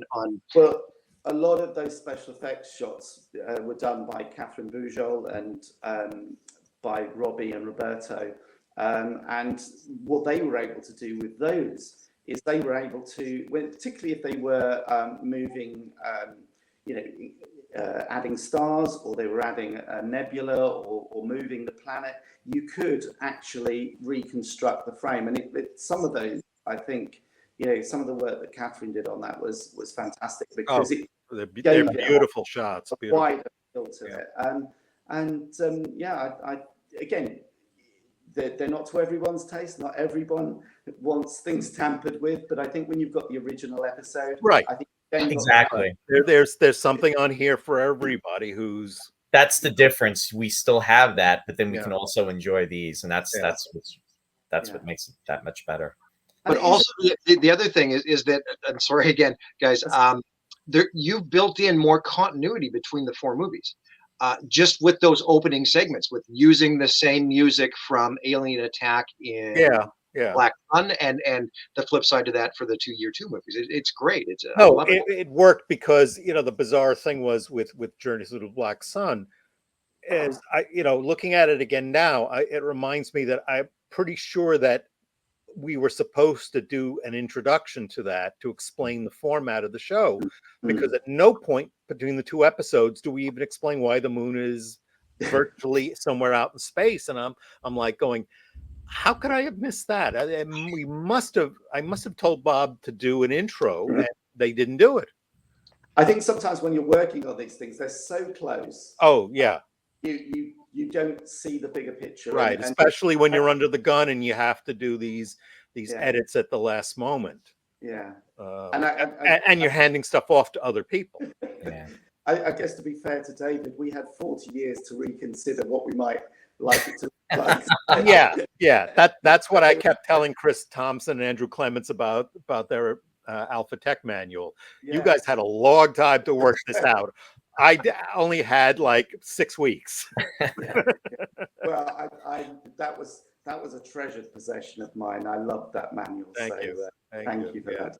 And I'm very proud that they asked me to participate in the new one. So that's a joy, and I can't wait to see their UFO one. Yeah. We're actually going to have Chris Thompson on tomorrow, I believe, as well. Lovely. That's really, really amazing work he does. And of course, here we're still doing all the stuff with the show. I did my book with Robert Wood, and we have actually another one which we're going to announce on Tuesday on the Jerry Anderson podcast. Cool. Excellent. There's a lot. It's a good time to be a Space 1999 fan, and it's a great. It's like all this stuff. Where has it been all these years? We were actually, Tim, we were talking about, and I think you and I talked about this once, about hopefully that we'll find some lost footage in the archives when the new people who are running the archives, as they catalog stuff, because they found stuff from the Persuaders recently. I keep saying that, David. I keep saying the lost footage. I've referenced the Roddenberry Vault. The Akutas who are going to be on later this afternoon for Star Trek.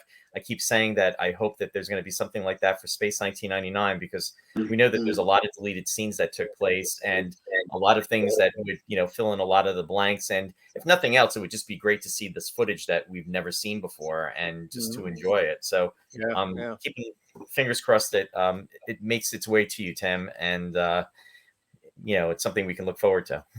we had quite a lot of the catalogue entries for when we were doing the documentary, and we were fortunately able to take film out of the archive.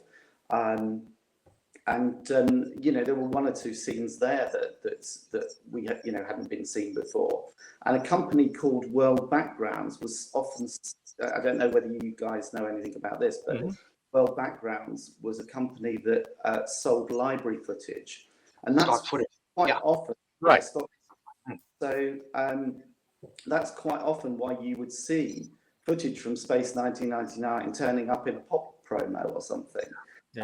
Because they were other movies and stuff, and so much and they have a lot of alternate special effects and some rejected stuff. I know there's a couple of wobbly eagle shots on their on their site, but they have like a nice little shot of a tiny eagle docking with the space dock that was never used. Yes, so. And great to be able to use that, and it would be lovely. I mean, for me, if it was viable, commercially viable, it would be wonderful to see the series in 4K, and then obviously lends options for widescreen versions. I think 4K would really make Brian Johnson cringe because he was Blu-rays. Because we're going to see things he doesn't want us to see. True, very true. For sure. Well, listen, guys, thanks. We're sort of running out of time here. We'd like to flip over and talk to Anton real quick. But if you guys wanted to hang out, you're more than welcome. And in 30 minutes, we can bring you back on for a celebrity roundtable. Everybody's welcome to that. Okay. Absolutely. I'll be here. Yeah. But thank you so much for the time. I really appreciate it, guys. Welcome. Thanks, guys. It's great seeing you. Very nice to see you. So we'll chat very soon. Okay. All right. Take care. Bye. Tim.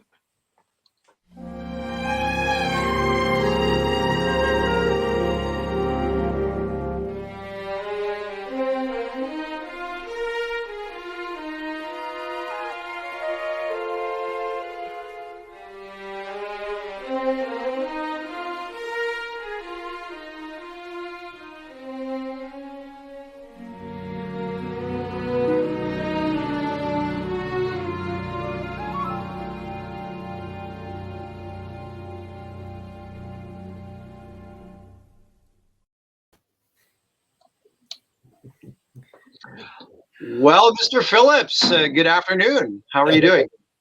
God, I used to be so young. We all did, my friend. Yes, indeed. Anton, it's great to see you. How are you doing? I'm fine, thank you. Lovely. It's great to be here. I'm sorry we've still not been able to get together in person at a live convention. Which is such fun, and there's such a good family feeling about them. But this is the second best thing, and I'm really glad to be here. Thanks for asking me. We're happy to have you. Wonderful. Good to see you, my friend. Roy's going to take point on the interview. I'll sort of be hanging out in the background if you guys need anything, but just thank you again in advance for your help and participation today. My pleasure. Yeah, I can't believe it's been 3 years already, Anton. The time is just going by so quickly, and so much has happened in that last 3 years. Happened, yes. It's crazy.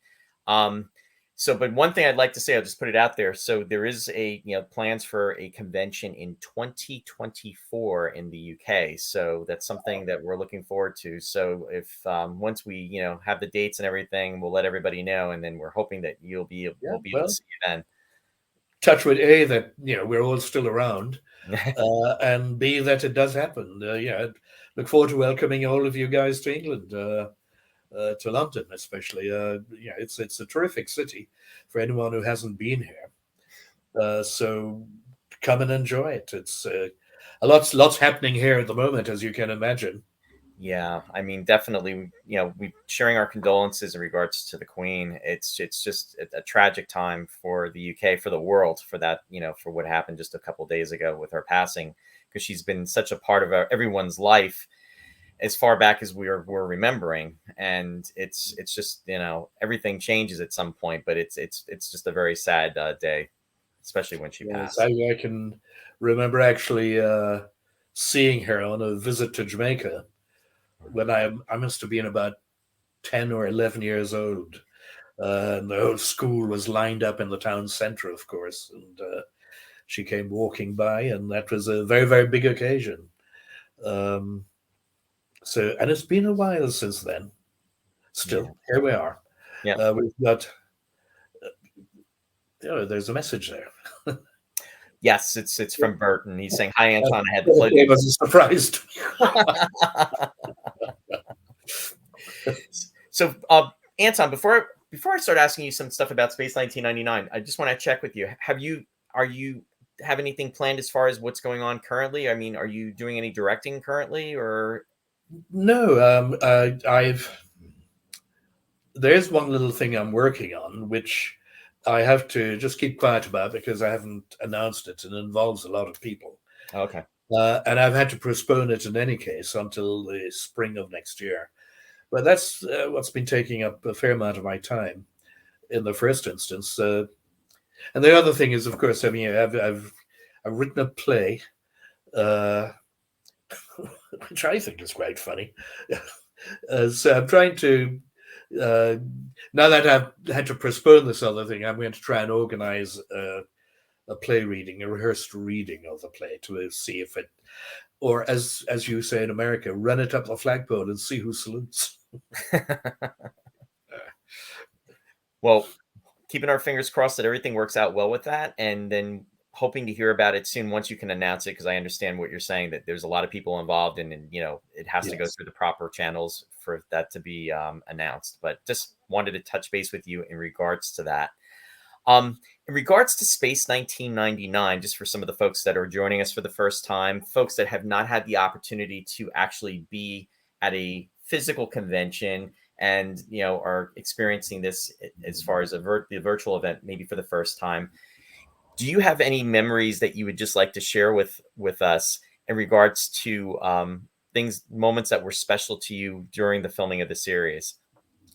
Well, I mean, one thing I'd like to just agree with Catherine that you had on earlier, when she said that working with Barbara and Martin was a pleasure. And that certainly is my experience. I did enjoy it. They were very, very generous. There wasn't any kind of great, star, keep away, I'm the star of this, or the star of so many other things. It was very much a family occasion, and you were welcomed and played along with everyone else in this spirit of cooperation and friendship. So that's one thing I'd certainly reiterate and support that view that Catherine had. I suppose the moment for me, a sort of personal moment, it was when Peter Cushing was on. And I mean, Peter Cushing is someone I'd been seeing since I was a boy, of course, in playing Van Helsing and those Dracula films with Christopher Lee, and then to actually be on set with him working, it was just such a pleasure.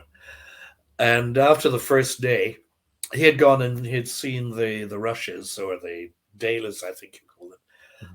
And the next morning he came up to me. He sought me out, came up to me and said he'd seen my rushes and just wanted to congratulate me on how well he thought I'd done. And I was speechless. I was absolutely speechless and utterly delighted. And that was a great moment for me. Oh, especially as an actor. I mean, the status of Peter Cushing and Christopher Lee, but I mean, to not only be working with, and I'm going to use the word legend, to be working with somebody of his caliber and now is like a legend, but to have him approach you about your work, I mean, that really had to really shine. That had to be a very gracious moment for you. Oh, absolutely, absolutely. Because I mean, it's an act of generosity. Mm-hmm. I mean, two things. One, actors will sometimes, or other people will sometimes think, oh, well, I don't want him to get too big-headed, so I won't say anything. Right. Or another attitude is, well, that's his job. He's there to do a job and to do it to the best of his ability. So, get on with it. So when someone actually comes up to you and says, and you as a young actor, I mean, this was not my first television show by any means, but the biggest, of course. and someone has of his stature, as you say, to come up and seek you out and congratulate you on it. I mean, it was a great moment. Yeah, and especially knowing, enjoying his work as a boy. I mean, that to me, that's it goes to a whole nother level. So that's something that. And the thing is, when you meet people like that, you're never quite sure how to approach them. Do you go up and say, "Oh, sir, Mister, please, I really," or do you say, "Hey, baby, that was great." I watched you all. You're just so nervous. You never really know how to deal with these people who are icons on screen. Kind of like how we feel about you. I don't think I've quite achieved icon yet. Well, we definitely enjoy your work, and it's resonated all these years, and it's something that holds, it's very deeply and very special to us. And I feel that I'm speaking for all of us out there, because you've definitely made a lasting impression, and it's something that's imprinted on all of us that love Space 1999. So I definitely want to say that. Well, thank you very much. Thank you. One of the things, I was having a drink with Clifton. Well, this was before the pandemic, actually, just before the complete shutdown. And we're in a pub, and he had invited this woman to come along and meet, because she wanted to meet me. And so she came, and this was a middle-aged black woman. And she came in, and she was so excited to meet me, and to meet me along with Clifton, because she said, when we were growing up and we saw you guys on television, we all ran to the screen, because there you were playing professional parts. One was a computer expert, one was a doctor. It had nothing to do with your race. It was just to do with your ability. And it was such a joy to see you guys on television. You made us proud as Black people in this country. And that happens. It's continually happened to me over the years, where someone has come up and said, what you guys did in Space 1999 just made us so proud. And there's no reward that is great enough to supplant that kind of appreciation.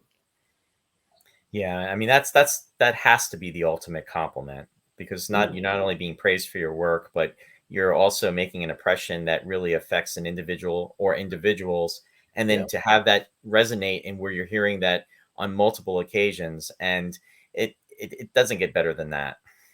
No, absolutely it doesn't. But by the same token, I've been also with people who've said, and I'm sure you've come across people like this, who said, it was Space 1999 which made me decide to become a physicist or a scientist or an engineer. That's been said to me more than once. So not about my performance, but about the program itself.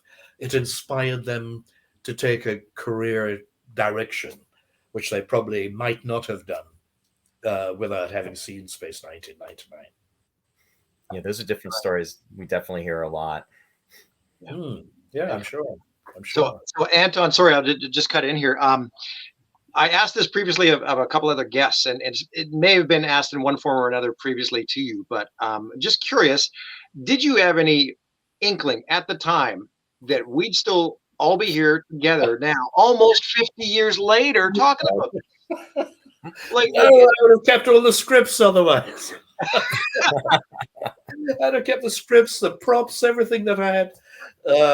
Instead of retired.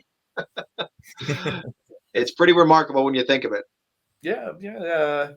But if you keep all the scripts of all the things you do, you'd need a second house just to store them in.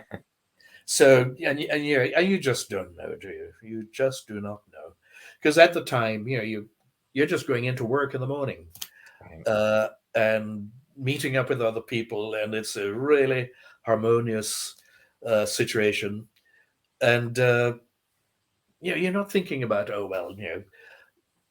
in a year's time when this hits the screens, or hell, you don't even know when it's going to hit the screens. And as it is, here in Britain, we had to wait a considerable time before it actually came on screen. Right. I think it was shown in America before it opened over here, wasn't it? Yeah, because it was shot from the end of 73 to the beginning of 75, and then it got distributed in the US in September of 75. So you had actually wrapped production, everything had been done, and then it was being shown, and then that's when things led to going into 1976 if it was going to progress and everything with the second season. So let me ask you a question, Anton. As far as when did you decide that you wanted to go into acting? Oh, well, you have to take into account my background in Jamaica at that time. Acting and the arts in general isn't considered a profession. You do acting, yes, you join a little amateur company and you put on plays and you entertain yourself. But to become a professional actor? No. So I enjoyed acting from a very, very early age. It just never actually entered my mind to become an actor until I was well into my 20s. And at that time, my parents, my mother especially, was despairing because here I was in my 20s and I hadn't decided what I was going to, what am I going to go into university and do? And none of that was happening. And I was, traveling around. I'd come back to America from Jamaica, and then I was traveling in England and around Europe and, footloose and fancy free. I was having a good time. But she wasn't, my mother. And she's the one who actually wrote and said to me, look, why don't you go to Rose Bruford Theatre School, and just study acting. And by the way, they give a teaching degree as well. So if the acting don't work out, you can become a teacher. And I thought, oh, all right. So that's what I did. Yeah, I ended up at this drama college and graduated. Never taught a day in my life, and I knew I wouldn't. I think I'd rather drive taxis than teach. But the acting worked out well. I unlike what was happening at the time in terms of black actors, parts were few and far between. And the good parts that came up, they would very often bring an American actor over to do it. And even there was one occasion when the BBC was doing Othello, and they blacked up a very well-known actor, blackface, to play Othello, rather than give it to a black English actor, British actor over here. But in spite of those sorts of obstacles and difficulties, I worked regularly in theatre, especially, but regularly enough as well in television, enough to buy a house and raise a family and send them to school and own a dog and all of that. But I think I was one of the lucky ones. And then, of course, I think in order to try and improve the lot of the black actor, but not just the black actor, the writers, the directors, the stage managers and designers, I started up my own company and started producing and directing plays here in London and around England. So that was the career path, as it were, before, during, and after Space 1999. I see. So let me ask you a question. I think I know maybe I'm going to know the answer, but in regards to working, whether it be theater or television or film, do you think your preference is the theater? I mean, or it depends? Yes, I mean, I think I'm much better in the theater. If I can say that. The theater, because live theater puts you in direct contact with the audience. So the audience becomes a part of the production, right? A part of the play. It's not just you up there doing it, because you intuit, you feel the audience. And so you can you work in collaboration with the audience and what their response to what you're doing is. And that you don't get that from theater, from television. And in front of that camera, you really do have to have quite a different technique, and I'm not sure that I really ever mastered that technique. Whereas I think the American actors are far more adept at screen and television acting than us Brits, because we're largely trained for the stage, and so we struggle to not do a stage performance. Right. I don't know. I mean, that's my impression. Might be a lot of nonsense, but that's how I feel about it. No, and that makes perfect sense.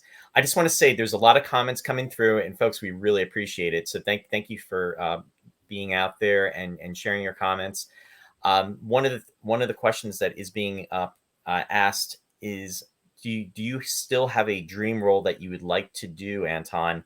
And is there somebody that you would love to work with that you haven't worked with as of yet? Interesting. Well, as far as dream roles are concerned, I think somehow I've gone past that now. I mean, I would dread the thought of having to learn lines. So even if I'm offered television roles now, unless they're really small parts, I don't think I'm up to it. I did a radio play recently, which I thoroughly enjoyed, but then I don't have to learn lines for that. You read it off the script, so that was great. No, what I have a couple of dream plays I'd like to direct. I have at least 2 really wonderful scripts which I'd like to direct, but the pandemic and various things have intervened and drew everything to a standstill. And now what happens is there's a whole queue of plays waiting to be done by people like me who also have their own dream scripts to be done. And so the supply of theaters and the availability of funding and venues, there's a long queue for all of that. So maybe one of these days, I don't know. In terms of someone who I'd love to work with, well, the list is so long. That's a tough question, I'm sure. But obviously, one would love to work with the Denzel Washingtons of this world. Sure. Idris Elba would be great to work with. Idris, for instance. And hey, it might still happen. Yeah, I'm hoping that if we are able to, if everything comes through in 2024, and if maybe you're producing something or directing something, it would be a wonderful opportunity to maybe see one of your productions. That's something that's in the back of my mind. So I'm hoping that would, and I'm sure there's a lot of people out there that if they're coming to the convention, that they would love to see you. So definitely keep that in the back of your mind. That's an idea. I mean, if we get a date early enough for that, maybe, and the gods are kind to us, I could try and arrange a production for the time that the convention is on here. So, and then there'd be a special night out where all the guests would come to the theater as part of the convention. That's an idea. That would be wonderful. It would be wonderful to see one of something that you've worked on and put together. So it just kind of came to me as we were having this discussion. So that'd be good. Or even if it's not a full-scale production. I remember at one of the conventions that I attended, Barbara and Barry Moss did a reading. Love letters. Yes. Do you remember that? I do remember. That was I believe it was in 1999 in California. Yes. I can't remember which one it was now. But maybe something similar to that could be arranged. Yeah, that would be wonderful. Yes. And try and drag Prentice in, and if Nick is over here, find a script that we could fit all those people in. Yeah, something to think about. Yeah, definitely. I love it. That's a wonderful idea, Roy. Let's hope we can do it. I mean, I ran into Loftus Burton the other day, and that was the first time since 1970. what, 73, 74, when the series 1 ended. And I haven't seen him since. And I was in a restaurant, and the restaurant owner was a friend of his. And somehow Space 1999 came up, and he said, "Well, do you know Loftus Burton?" And I said, "Well, yes." And he got on the phone, and Loftus came round to the restaurant, and it was a huge reunion, and it was great fun. Wow, that must have been drag him in as well. We'll see who we can gather together and put in this wonderful space convention production. Yes. Well, one of the things you mentioned right at the top of the segment, Anton, is the live conventions. I mean, at this point, again, almost 50 years later, it is literally a family reunion. And that's, it is just so wonderful to get together and see each other and hug each other. Weird. Oh boy, I mean, you know exactly what I'm talking about, the feeling. Yes, absolutely. And the last convention that we had in New Jersey, I mean, it was great to see Barbara there mingling with everyone. Yeah. And maybe, I don't know if she'd appreciate me saying this, but being mum. and everyone feeling here's the grand dame, but not being a grand dame in any sense of the word, but just being there and being available to people and welcoming everyone. And that's how it is. That's how I've always found it to be. It was like that pretty much on the set as well.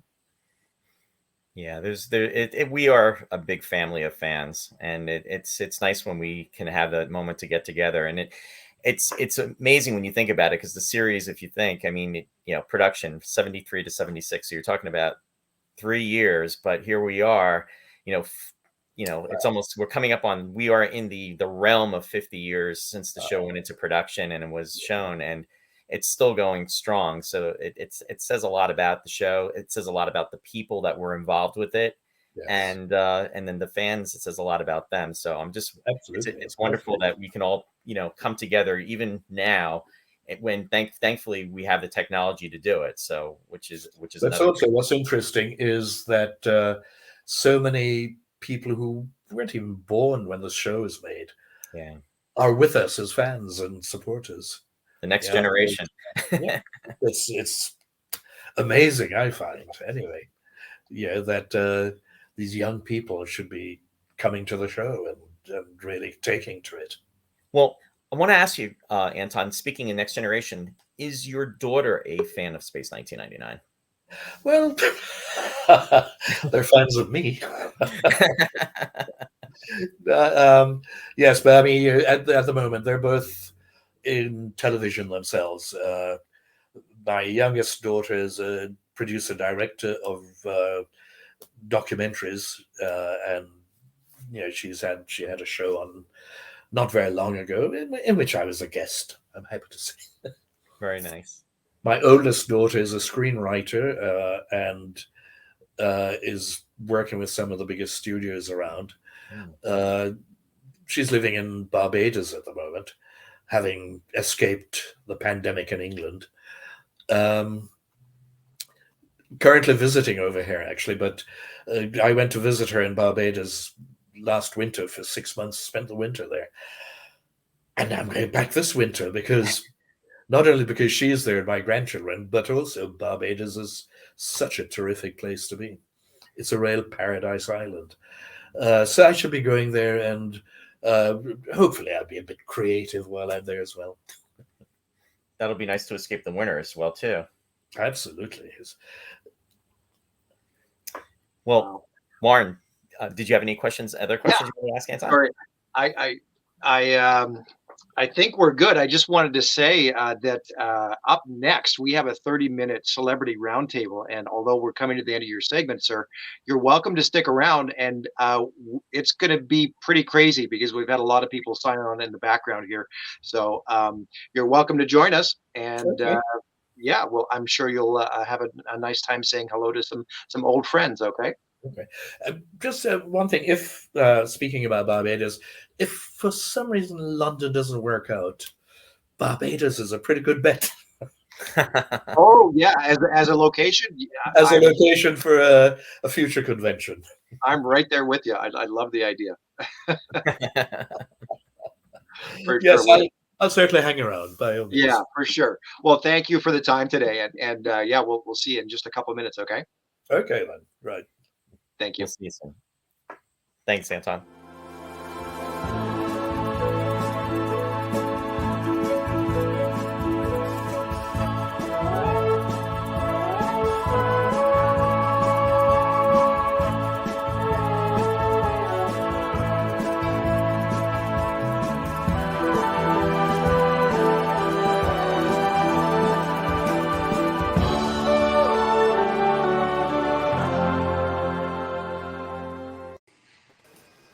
Wow.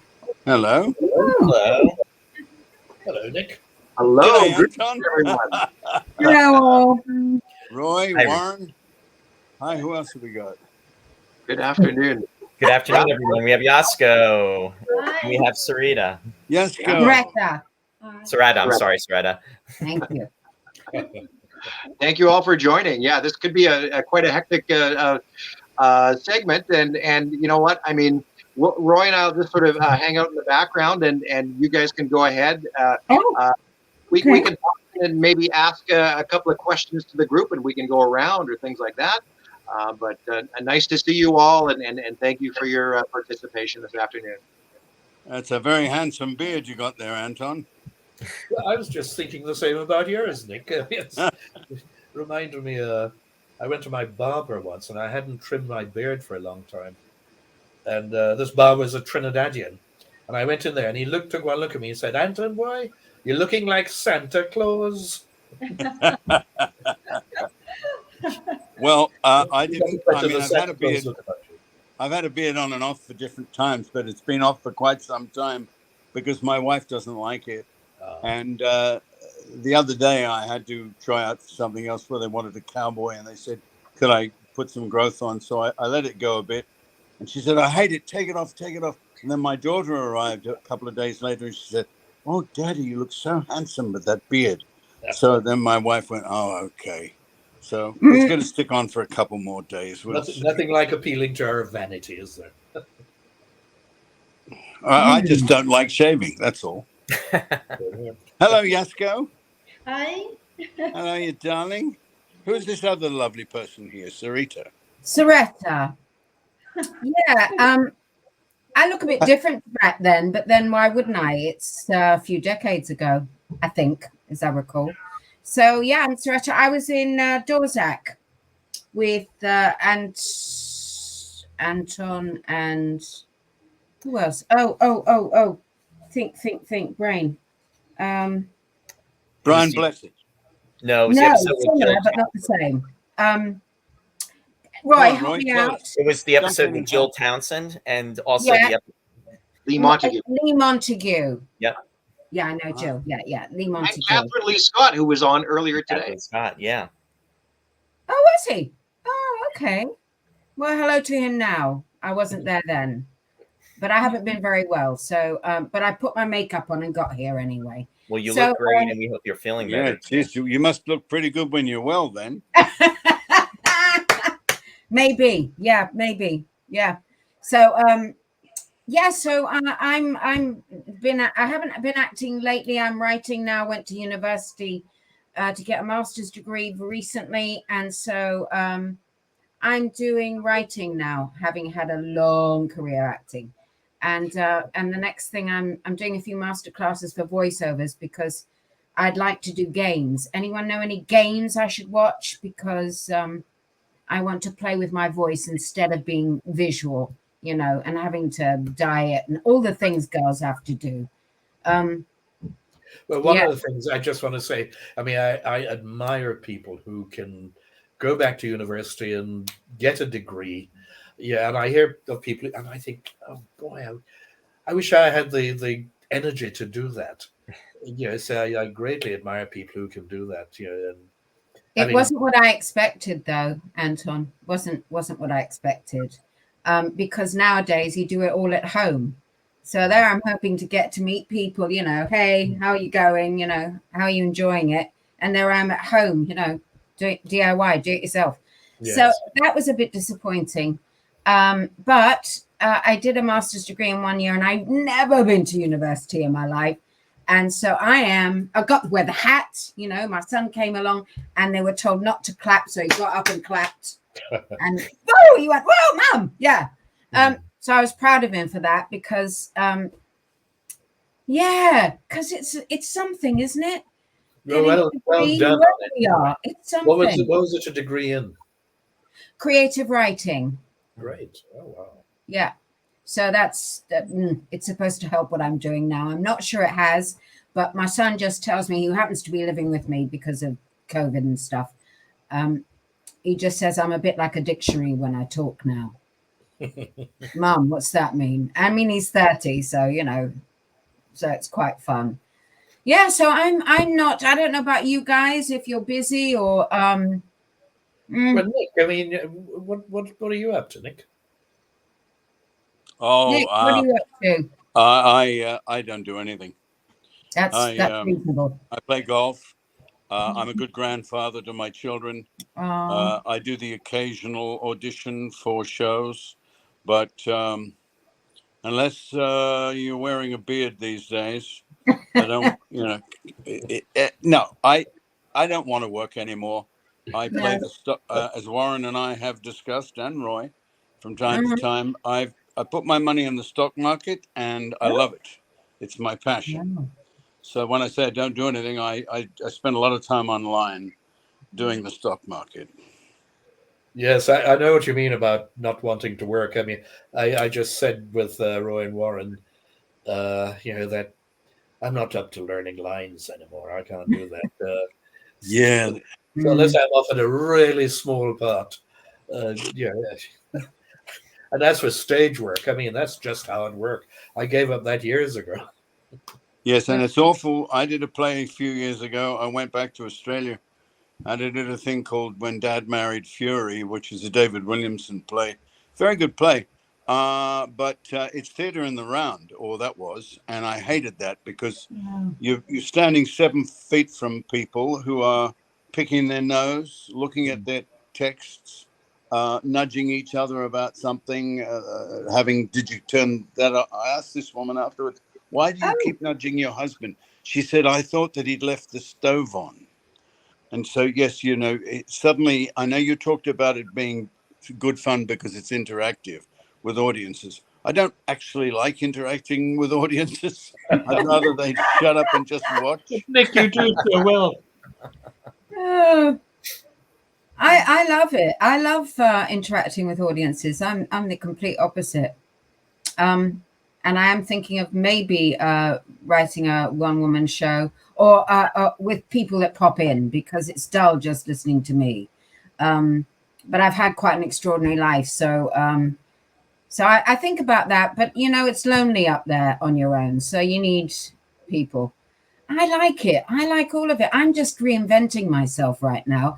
I mean, I'm on my own now, apart from my son, but, you know, and I guess I've moved away from London and I joined a choir. I used to sing when I was young. So I'm out there doing, you know, those events we do singing, which are completely fun, because they're all a quarter of my age, these people. So I guess I've just got a reinvention going on right now. So, yeah, I'm kind of the opposite. No, I'm sorry. I didn't mean to be misleading when I said that I don't want to interact with the audience. I'm talking about the difference between theatre in the round, which is like an audience of about 99 people, and they're all, you can reach out and touch them or trip over them if they've got their legs sticking out in front of you. And when their cell phones go off, they answer them. I don't want that kind of interaction. We took that same play to a proscenium arch theatre. Later on, David Williamson wanted it to go into the bigger major theatres. And it was wonderful in 3 walls, and then there's the stage. That was fabulous. And the kind of interaction you want then is all the laughter, the applause, just the general sense of being, appreciated. But people actually interacting with the actors and saying things to them, that's not what's in the play at all. No, I don't like that. Okay. Yeah. No, I think you're right. Yasuko, any Well, Yeah, how are you, very Yusuko? interesting to hear. Yes, it's very interesting to hear that although I became an actress in England, but and then I had Space 1999 was my last acting jobs I had in my life. Then we moved back, me and my ex-husband Ray, who was a director, one of the director of Space 1999. We moved to Hollywood because he used to live in Hollywood, working for Cary Grant. And that's why he came back. And then he started working from the day he arrived here as a director. But then I decided, well, it is best that we live in LA because of his working career. But since I came here, I had the agent and all that, but being Japanese, I came here in 1976. And then that when at the time that in Hollywood, all the Japanese parts or Asian parts was all either the I don't know, the nurse or cleaning maid or a very sexual prostitute. And then these are only three parts. But while I was in England, like Jerry Anderson and Sylvia, they offer me nothing to do with me being Japanese. And that's what I love about the acting in England. I even did the production for Royal Shakespeare Company as well. And then that I didn't play particularly Japanese part or anything. But that's the reason why when I came to this country, I totally not even bother. They offer me lots of parts, but I didn't want to take it because it was so limited. So I stayed, became a producer. I always wanted to become a producer myself. So and then I had lots of photographer friends in Europe. So I became a producer for the photo production. And I never took picture, but I produced it. And then I was happy being a producer. All these 40 years I have been living here. But it is nice to hear Nick and everybody talking about the career of this. Are you still married to Ray? Oh, we split long time ago. Okay. Sorry, darling, I didn't know that. No, that's okay. And he lived outside Washington, D.C. And I kept the house which I was living, in at the Hollywood, above Sunset Strip. But, this is really a West Hollywood on the hillside. Is that where you are now? Huh? Is that where you are now? Yeah. I live above Sunset Strip. And then nice. The address is Hollywood Boulevard. My house is the last address, Hollywood Boulevard. And then, last few days, a few days ago, I saw the Queen Elizabeth's death. And I was so depressed because the last house I owned was a house in Windsor, across from the Windsor Castle ground. Oh, right. And I met Prince Charles, and then I talked to the Queen Elizabeth a few times when I was doing dog walk in the park. She really? Rosemary. And then really? I said, do you know? Yes, I said, yeah, I live in that house. And then across was a Georgian house, and I loved that house in Windsor. And then the Queen Elizabeth was so kind to me. And then once I was walking with a dog and in the park, and then that again the car stopped. And but I was then walking with my mother, visiting from Japan. And then, my mother was a generation who's considered at the time in Japan that the Emperor Hirohito was their living god. So not the Japanese of that generation wouldn't dare look up that emperor's face eye to eye because they think you become blind being so rude to them. So my mother just looked down the lawn and then wouldn't even lift her face to look at the Queen's face. Oh, okay. But she was so wonderful. And so was Prince Charles. Right. So I was very sad for the last 2 days, but well, at least she had a wonderful, long, 96 years of age.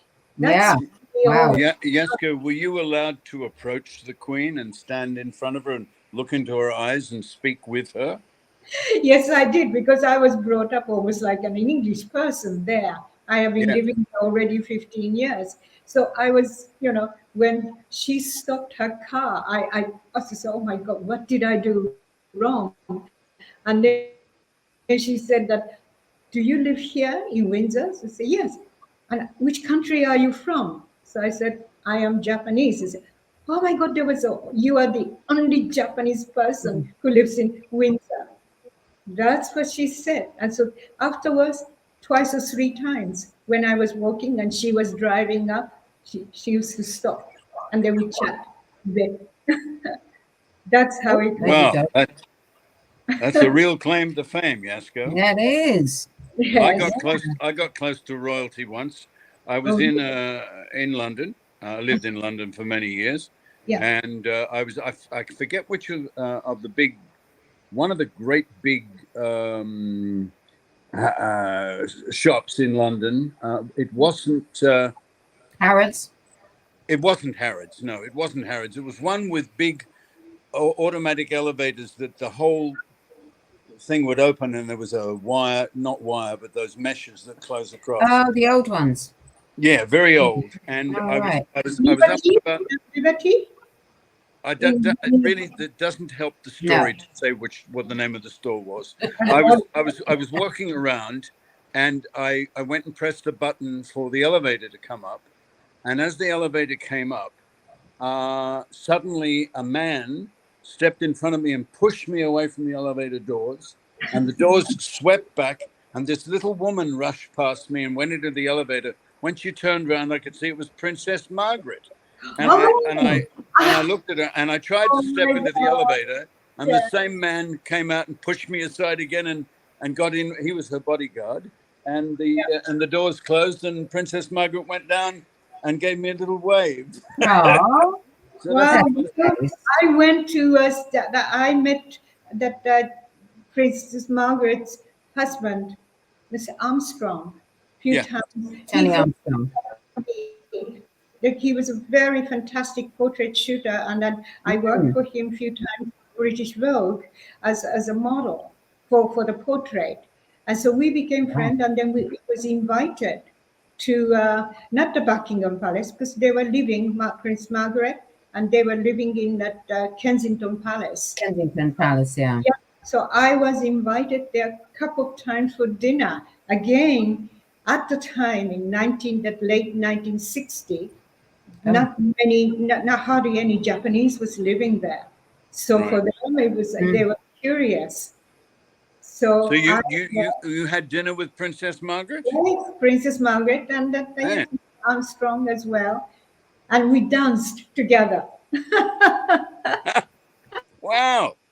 What a great story. So, you got around a lot, Yasuko. You're very quiet there. Now it's all coming out. That helped me being Japanese, and especially in England, there was hardly any Japanese people living there at the time I lived there.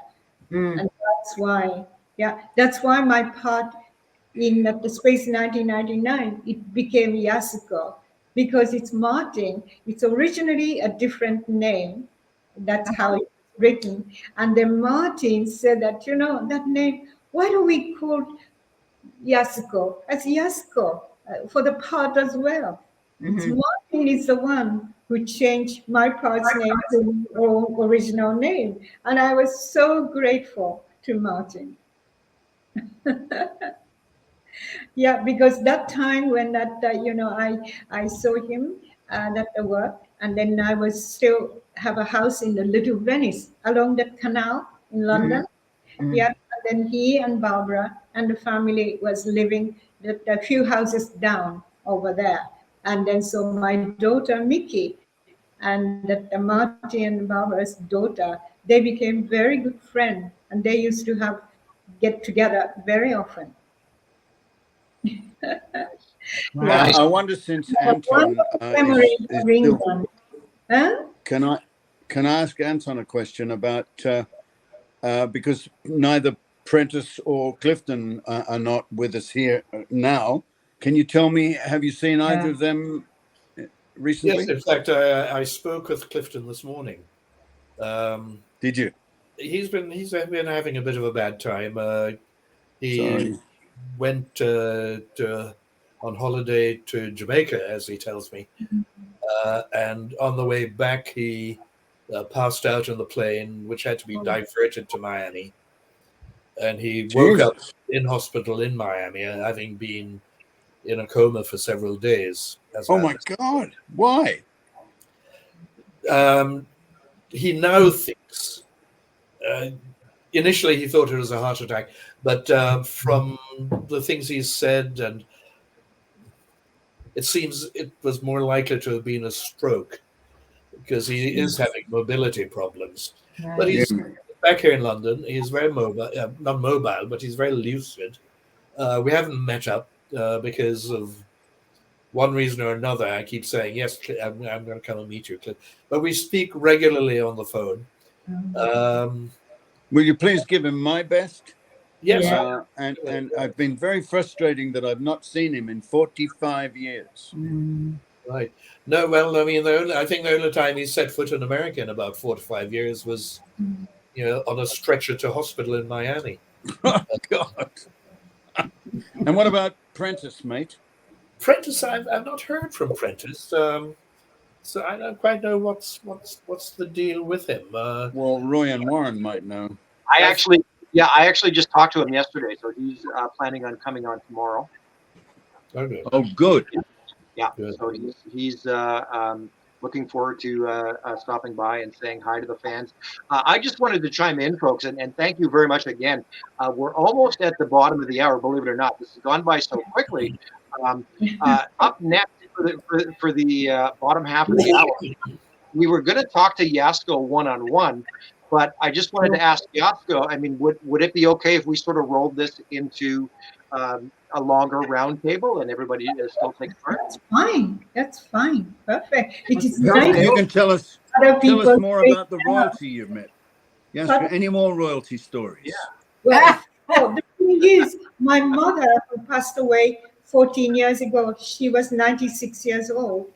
Her relative was brought up together with our Showa Hirohito emperor. So my uncle, my mother's side uncle, was head of the palace in Tokyo.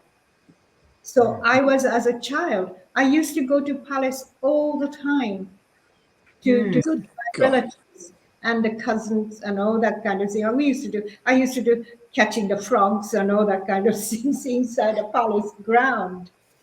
So I was always very close to the royal families in Japan as well. And then in England, I met, these people. So I really, and then funny thing is, Prince Philip passed away aged 98.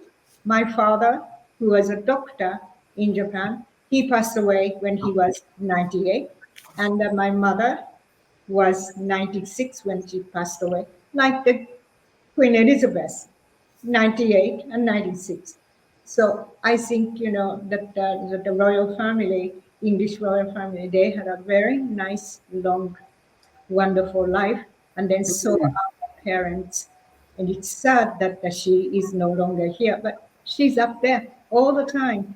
She gave so many impressive impression to so many people all over the world, including our royal families too. They all adored Queen Elizabeth.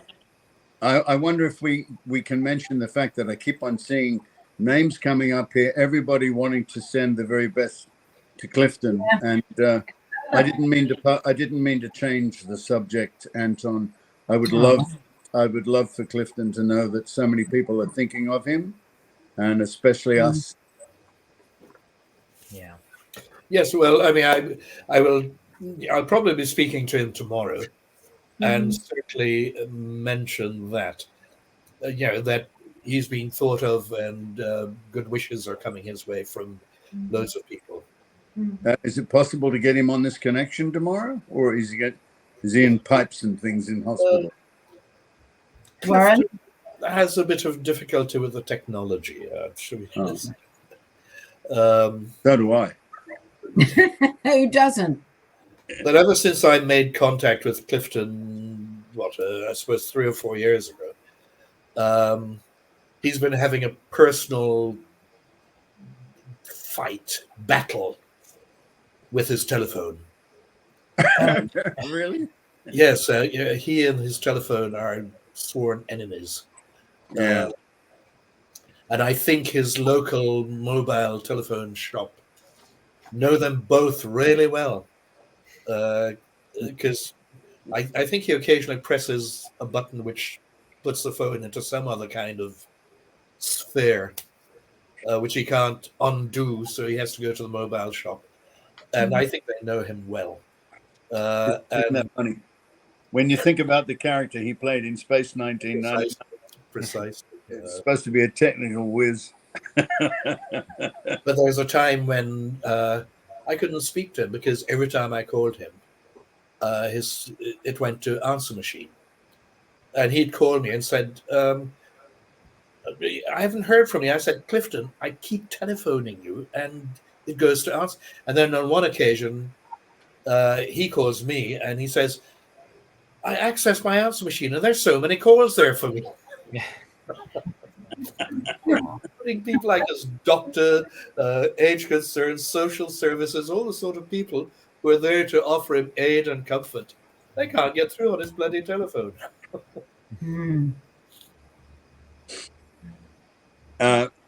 Warren, I can see your lips moving, but I can't hear you. Something's. That's my bad. I was muted. Sorry, guys. I was gonna say that. I mean, I'm happy to provide the invite link to Clifton through you, Anton, if you could forward it. But worst case, if he is around tomorrow, we could always just get him on the phone for like an audio. I know what I'm saying. I'm going to telephone him right. Get him on the phone. Or you could do it right now. Yeah. Yeah, do it right now. Yeah, why not? Try it. No. Oh, yeah. Talk amongst yourself. I'll give him a call. Okay. Yeah. Sure.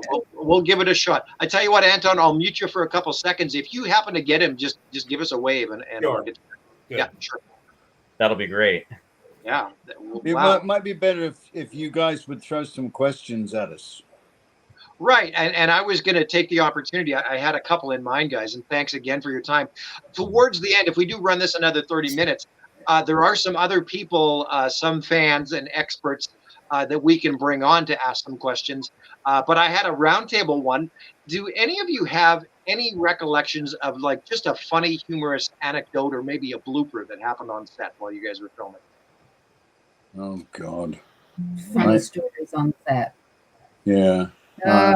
Well, I tell you what, when I did mine, I hate to say this, but I was sick as a dog. I was so unwell. I passed out once, and I had no idea why. Probably because I hadn't eaten. Probably because those were the days when I didn't eat. You know, that's part of that thing of. But they were all so sweet to me, and I'm trying to remember names now. Lee Montague was really caring. He got me water and said, "Come sit here. What's wrong?" I said, "I don't know. It's my tummy. It's, I don't know." And I think it was just because so he was really kind, like a dad to me. And no one else knew. He said, "We won't tell anyone that you're not okay." I said, "No, let's get on with it. I don't want to be causing any problems." And so, Dr. Theatre always works. But that's the only thing I remember feeling whenever I watch it, which I watched some today. I was thinking, dear Lord, I remember sitting there right next to him going, oh, I'm so sick. And he was going, it's all right, you know.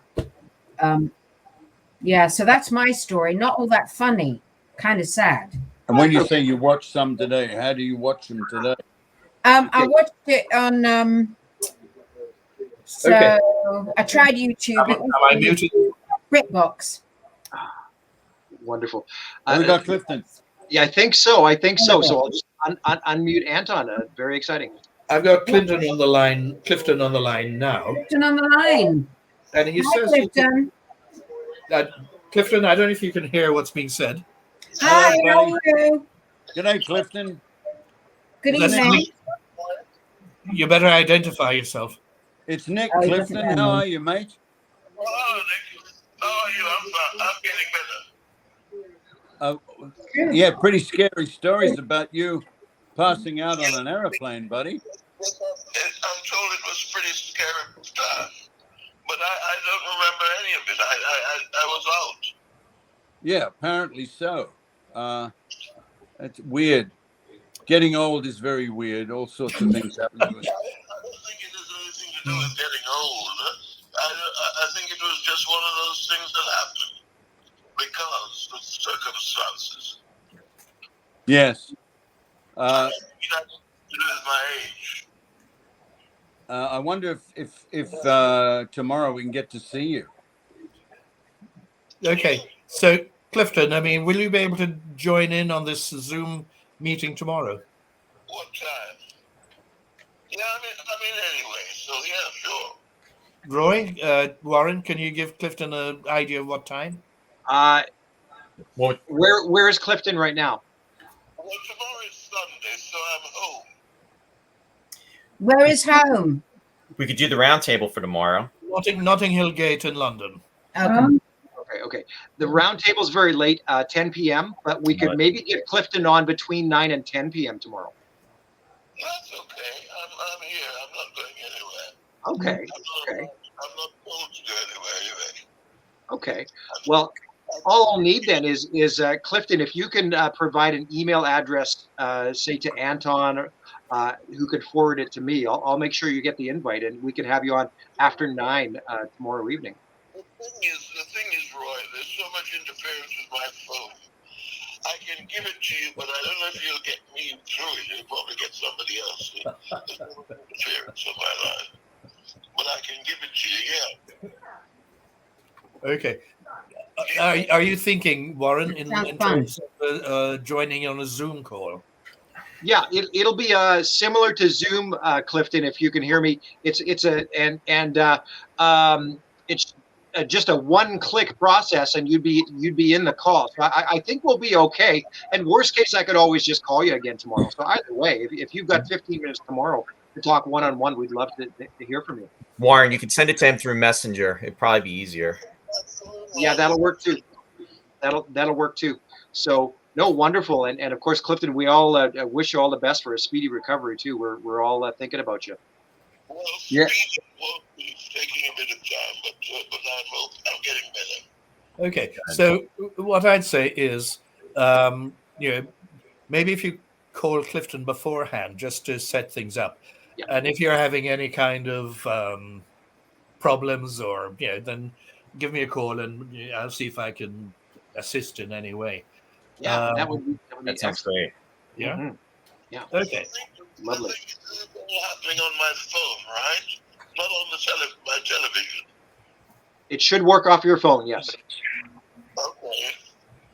Okay. Okay. It's 12:35 here in Los Angeles right now, and I guess it must be 8:35 p.m. in London, right? Yeah.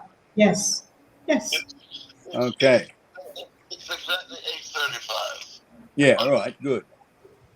We're all in different time zones, aren't we? Yeah. Okay, so Clifton, tomorrow, Warren or Roy will be in touch to connect. New Jersey or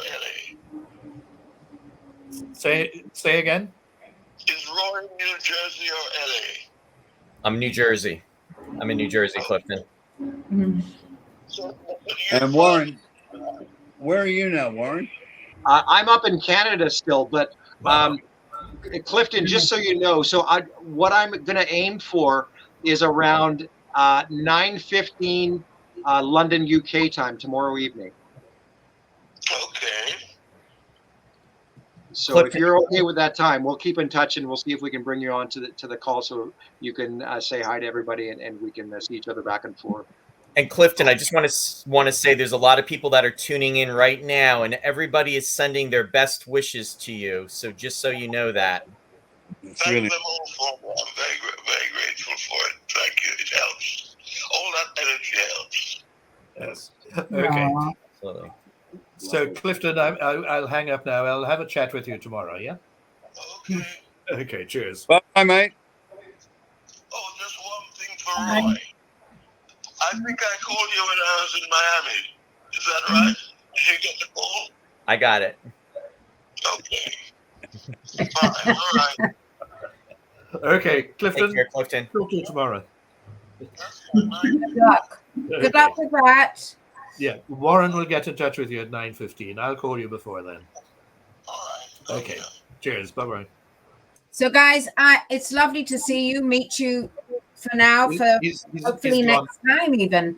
And I may have more to say. Thank you for joining. I'm a bit older. So, and I hope I'll bring my books. So if we meet if we do it for real, I'll be giving you all my book. So guys, I've got to go. Tommy and all that. Thank you. Lovely to meet you. Bye. Take very good care. Be safe. You as well. Thank you. Bye-bye. Bye-bye. Oh, it's all happy. Somebody's in charge of turning things on and off. There we are. Well, Are you doing wonderful. all that technical stuff, Roy? It's a combination of me and Roy. Yeah, we're both doing it. Yeah. But thank you again, and thanks for sharing your time, Yasko. So I did mention that there are a couple other people waiting in the green room that we could bring on to maybe ask you guys a question. It could get a little hectic again, but everybody's courteous enough to not speak over each other. I know I'm the worst one for it, so I apologize in advance. But sure, we'll bring some other fans in. We'll bring back David Hirsch and Tim Mallett. We'll finish up the rest of the hour. Thanks for your participation again. It looks like David wants to share a photo too. Oh, yeah. Hey, David. From the first convention. I wish I could how do I make the pictures bigger? Oh, at the bottom right, you should have a little window where the red bar is. Yeah. See, you should go full screen. See. It's from 1978. Yeah. Oh, there you are. Thank you, Roy, for connecting that through. Oh, look at all those young people. Yes, I know. Goodness me. Shiny faces. God, you never think you're going to get old, do you? But then you look back and see, oh, I must be old now because who are those children? Yeah, I had dark hair back then. Yeah, didn't we all? Yeah. Thank you. But look, gee, I mean, that's an awesome photo. The three of us are the only ones left, which is sad. Yeah. Is that right? Yeah, just you, me, and Clifton. Barbara's alive? Well, no, in the photo. Oh, you mean here and there? Yeah, gotcha. Because Martin, Dave Prowse, Jerry Anderson, Barry Gray are all not with us anymore. Yeah, everybody's gone. Yeah. What do you know? Bill collector. Clifton calling me back. He's figured it out. Yeah. Wow. Yeah, I remember when we did the last convention. We got Clifton on the phone, and because he was ill. Yeah.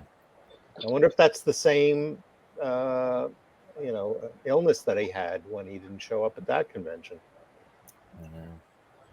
I don't know. Don't know anything about all those illnesses. Don't want to know about illnesses.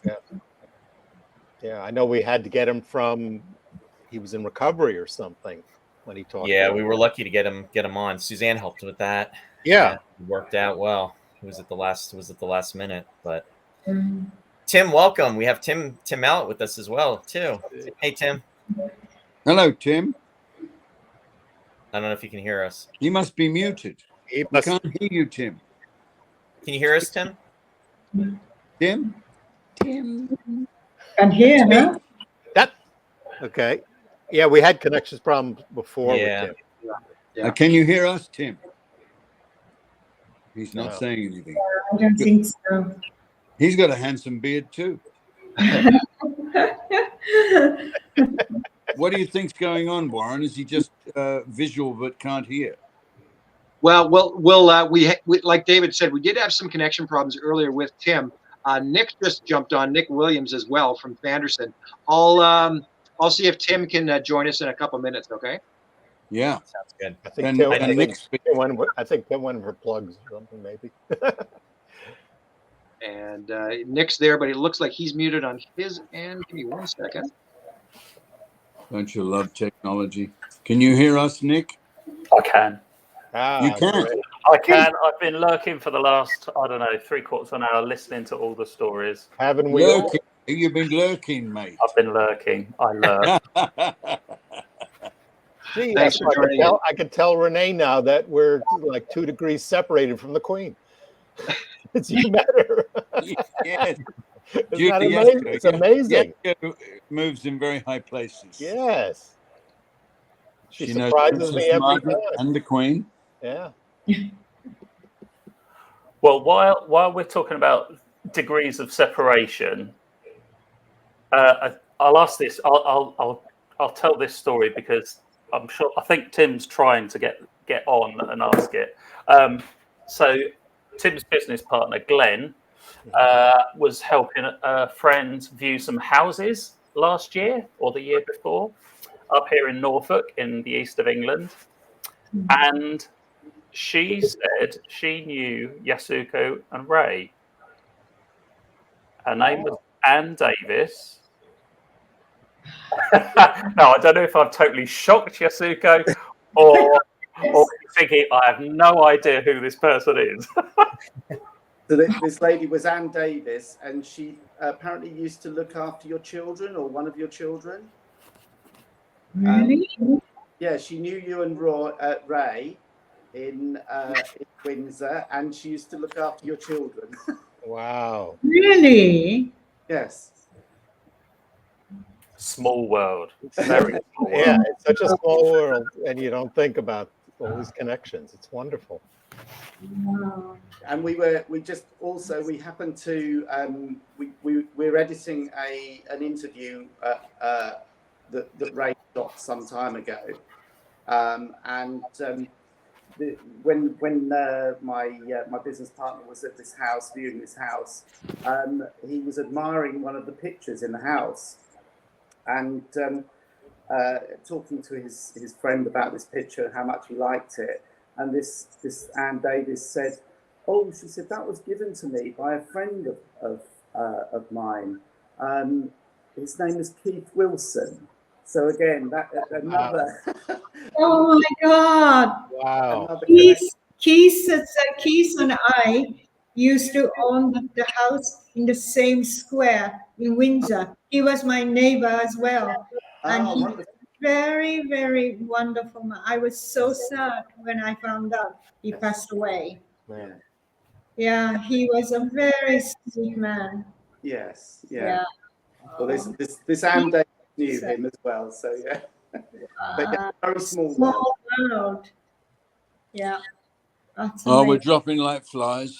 Oh, I am nearly in tears. Suddenly remember all the things because by watching TV, I keep seeing the Windsor as well, and then that brought all my memory when I lived there as well. Yeah. But, Keith Wilson, he was really, really wonderful. So he came over to our wedding of Ray and myself, which we had there, not in Windsor, but in Kent. Friend of ours, I had a huge house there. And then Keith came over and attended the wedding ceremony. Yes. So we were very close. Yes. He was a wonderful, really, really sweet person. Like Very extremely talented.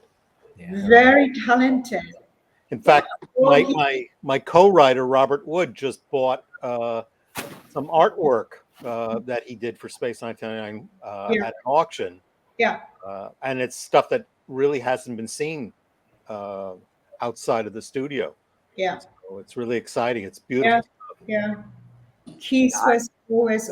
Yeah, Keith did all that. Jerry and Silver's that the show's artwork and that art direction. Yes. He was a very talented man And very sweet. Very generous with his time. We did interviews with him, and he was always very, very generous. And it just seemed that he had so many ideas and not enough outlet for subject. Yeah. Yeah. He was a very talented man. Yes. And so kind-hearted man. Yes. I really, really liked. He was very, very kind to my daughter too. Yeah. Yeah. Very, my daughter Mickey, who is now 55 years old. Good God. Yeah, she was supposed to attend today's this, but she's ready, spending lots of time for the publication for her biography, which is coming out in a week's time. Wow. She couldn't do it because she was spending lots of time with a publisher and all that. But Keith Wilson and his partner was so sweet to my daughter Mickey too. And that reminds me, Yasko, Mickey did send in a few recollections of visiting the Space 1999 set all those years ago. Yes, she did. Yeah, of course, she's welcome to London to join us. But the one that sticks in my mind, I got a little chuckle out of, is that she said that when she was visiting the set, the biggest disappointment overall in the world in the world of make believe was that the doors didn't operate on their own. Yeah, there were little men pushing them. Yeah. Yeah, she was very, very young and small that time, so that kind of things mattered a lot. That's nice that you remembered that, though. Keith was always so wonderful to my daughter Mickey, I must say. Brilliant. Yeah. Cool. Yeah. Very nice. My kids weren't alive during Space 1999, so they have no recollection of it whatsoever. How are they doing, though? Tell us a little bit about your son and daughter. Oh, well, my daughter is actually here today. It's been 100 degrees in Los Angeles. Oh, you're on. Let's say hi. It's very, very, very hot. Yeah. Here. And her parents, I'm sorry, her apartment is in Hancock Park. And she says she just can't sleep there. It's just so hot. And we live down by the beach. We're here in Pacific Palisades. And we got a bit of a breeze here, yeah. And so she built this cabin. Well, I don't know if you can see up the back there. She built that cabin up there, and it's supposed to be a pool house, but it's nicer than a pool house. It's a real lovely cabin. And so she and her husband, she got married last year. They come and spend time there. They come here about once a month, spend a couple of days with us, and that's so that's where she is today. She's been in the house. We're all having breakfast and stuff. He's gone off to ride horses, as you do, and I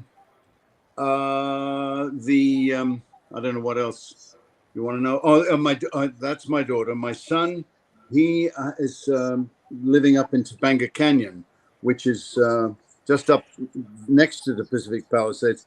It splits Topanga Canyon on the way to Malibu. You go up to Topanga Canyon, right up into the hills. And he lives up in the wild country where all the lions and cats and different animals are.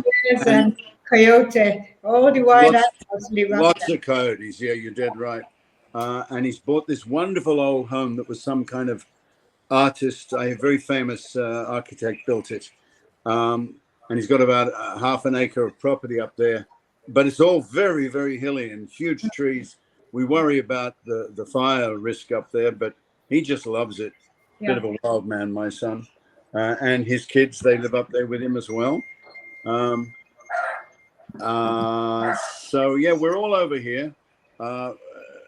We went back to Australia for quite a while with my wife. Took our daughter back to finish her school there. She became an interior decorator and designer, and now she's over here doing all of that. Anyway, guys, I don't want to commandeer this about talking about my kids. I just want to know more about any of the remaining. There's Barbara, of course. What do we know about Barbara currently? Yes.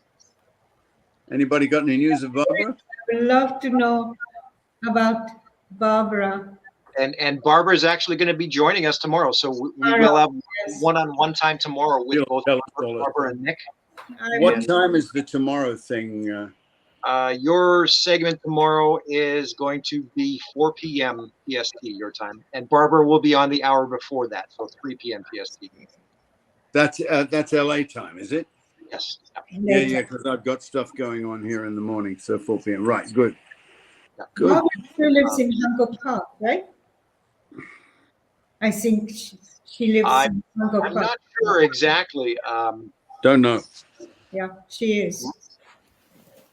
Is she fairly close to you? Hancock Park from my house, which is in West Hollywood, on the hillside, 15 minutes. Okay. Yeah, when I first came here, Martin and Barbara were still together, and they lived up in Benedict Canyon. Yeah. Yes, they were. Yeah. Lots of canyons around here, and they had a house up there, and it was full of old wood paneling. And I thought, wow, this house, because when you've lived in England and you've gone to old homes that are 300 or 400 years old, Martin said, he said, this is the second oldest house in Benedict Canyon. I said, really? It looks really old. I said, when was it built? He said, built all the way back in 1937. So as England, old houses are 400 and 500 years old. Yeah. That house still isn't even 100 years old, but it had a lot of wood panels. I remember that. So old. It was a lovely house. Yeah. I love the canyon here. I'm sort of on a canyon, not quite. Temescal Canyon is right here. That's the one that goes in the canyons in that Los Angeles area. They're so wonderful. I am of Laurel Canyon, west side of Laurel Canyon. My daughter loved Laurel Canyon. Oh, really? Fixing 2 houses, or when I say fixing, she's now an interior decorator. She's working on 2 houses. I think Anton wants to say something, but he's muted. Go for it, mate. You're muted. Yeah, you're muted, Anton. We can't hear you. Anton, can you hear us? Can't hear you. I can hear you There guys. There you go. There he is. Yes? No? Yep, Yeah, we can hear you now. Okay. Nick, I was just wondering, because over here we get these horrendous reports about forest fires and wildfires in California. Are you threatened? Have you been threatened in any way by any of that? Yeah, well, several times. I had a... Not in my no. Not in my... But the first they come house, across to... when I came to this country, the first house I owned was in Mandeville Canyon. And then that house was burnt at that brush fire within 6 months. Yeah. I was cooking the lunch, and I was very new to LA climates and all these conditions, and I was preparing our dinner for Ray, who was working at the Universal Studio that day, and then suddenly I started seeing lots of yellow smoke everywhere, and I thought, oh, maybe this is this famous bad air of Los Angeles, I thought. And then about in 15 minutes, there was a banging at the door. And when I went there was 2 police officers, motorbike. I said, you better get out. The fire is coming your way.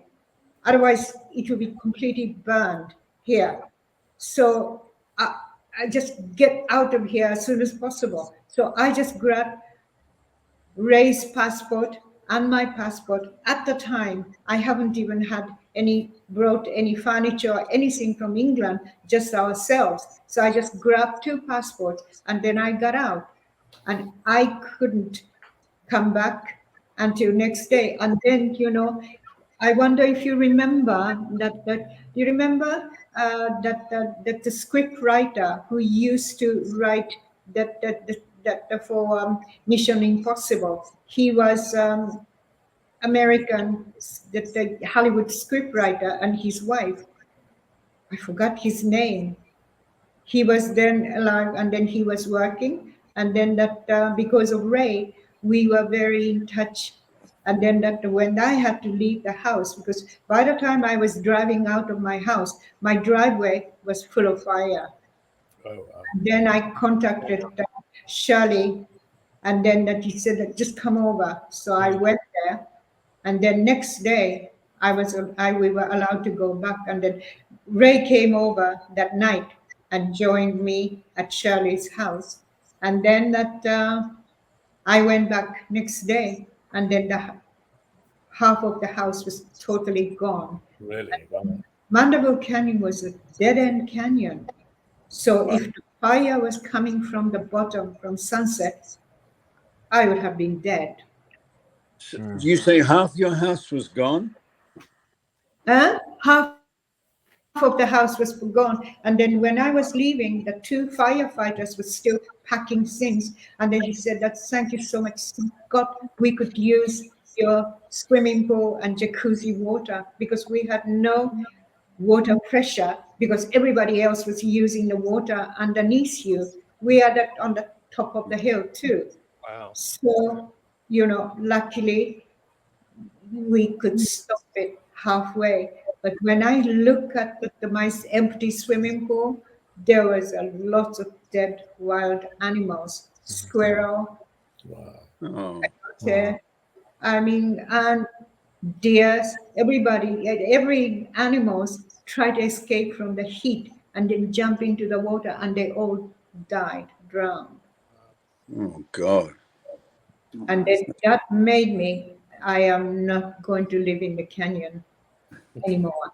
And that's why I found a place. I always like a high up, that the house with a whole view of that area. Mm-hmm. So I found this house when I was looking for. I found a house above Sunset Strip, and then the bottom of that hill, which is that Sunset Plaza Drive and Sunset. That's where. Do you remember the old TV series, 77 Sunset Strip? Yeah. I was all shot at the bottom of my hill on Sunset. There was no address like 77 Sunset. 88,000 something. But that's the place that the whole TV series was shot. And then I used to be in Japan watching that program all the time. I loved the TV show. Then I ended up living above that location. Yeah, I was in yes, a young. I remember it. Ephraim Zimbalist Jr., if memory serves me right. Yeah. 77 Sunset Strip. Somebody's got the theme there. Yeah. Who's doing that? Sorry, Blair, can I call you back in 5 minutes? Blair, can I call you back in 5 minutes? Nick, what sort of problems, near misses, did you have with fire, Nick? Oh, here in this house, I live in, as I've told you, where I am in the canyons.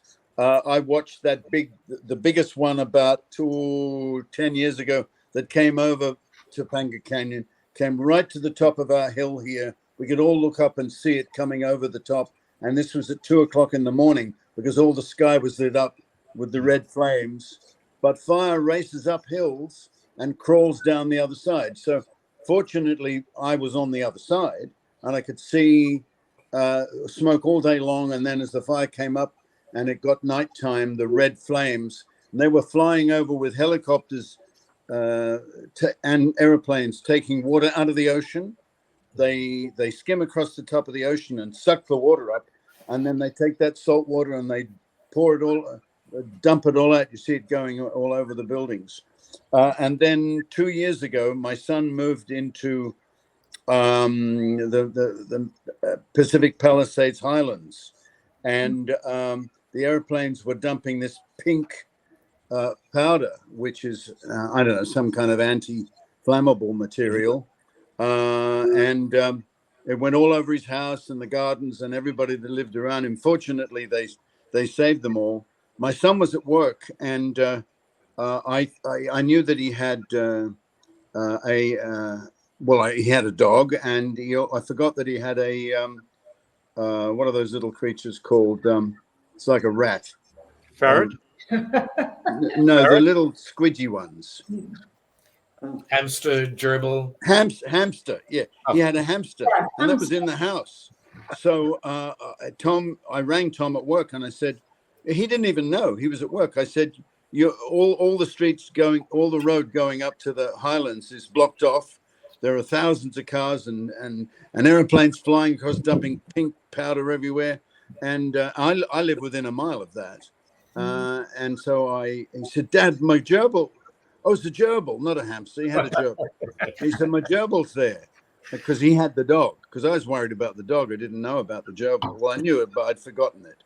So anyway, I had to go down with all these policemen. I got out of my car. They said, no, you got to go back. I said, no, I've got an animal in the house. I've got to rescue him. He said, oh, okay, come on. Yeah. So they drove me in the police car into he lives in a, what do you call those, gated area.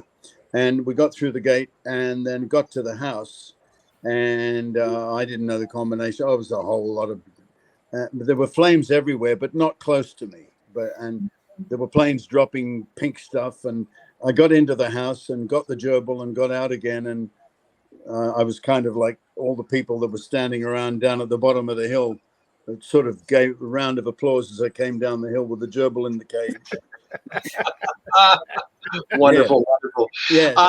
Listen, we're going to have to wrap the roundtable, guys. I really appreciate everybody's participation, and thanks for helping everybody out today with things. You're all welcome back tomorrow. Anton, I'll work with you with maybe trying to get Clifton on as well, which would be wonderful. And Nick, of course, we'll have our one-on-one time tomorrow. So we'll look forward to that. And we'll transition over into our next guest here. Warren, just the link that I used to get on today, would that be the same link for tomorrow? It'll be a different one. So I'll have to send you Sunday's link. It's a different link for each day. Okay. Yeah. And if anybody needs it, just email us. Let me know. Okay. Yeah, let me know. Thank you. Yeah. Bye-bye, everyone. Take care, everyone. Bye. Good to see you all. Great to see everyone. Wonderful. Bye. I'll see you soon. Bye-bye. Give my regards to. Okay.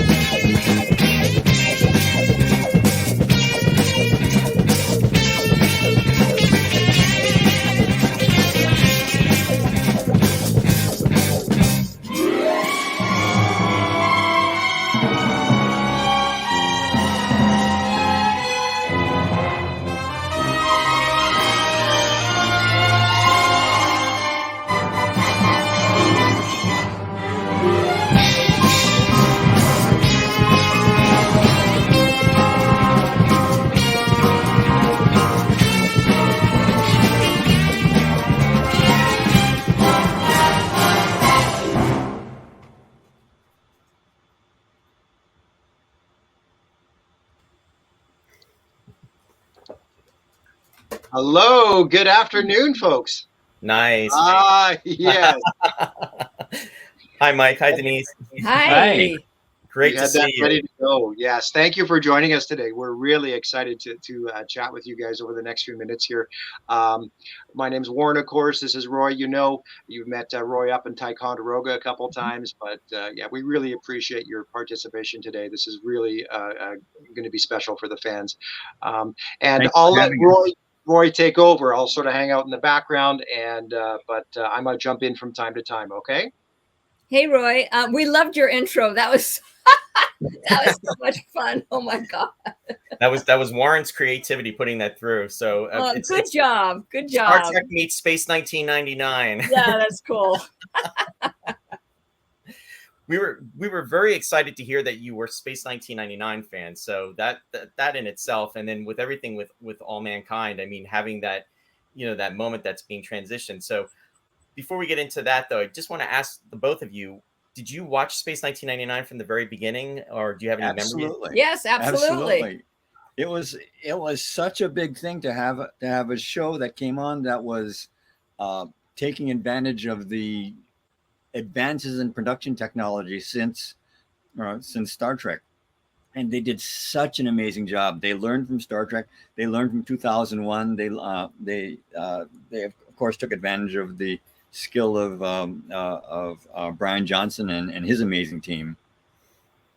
Yeah, I mean, and in fact, speaking of Brian Johnson, he's going to be joining us tomorrow too.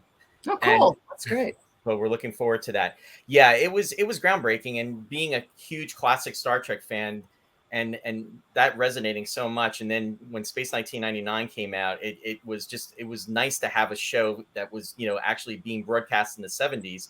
And it's a shame too, because almost Space 1999 kind of almost lost out, because Star Wars came out literally the following year after Space 1999 had been canceled.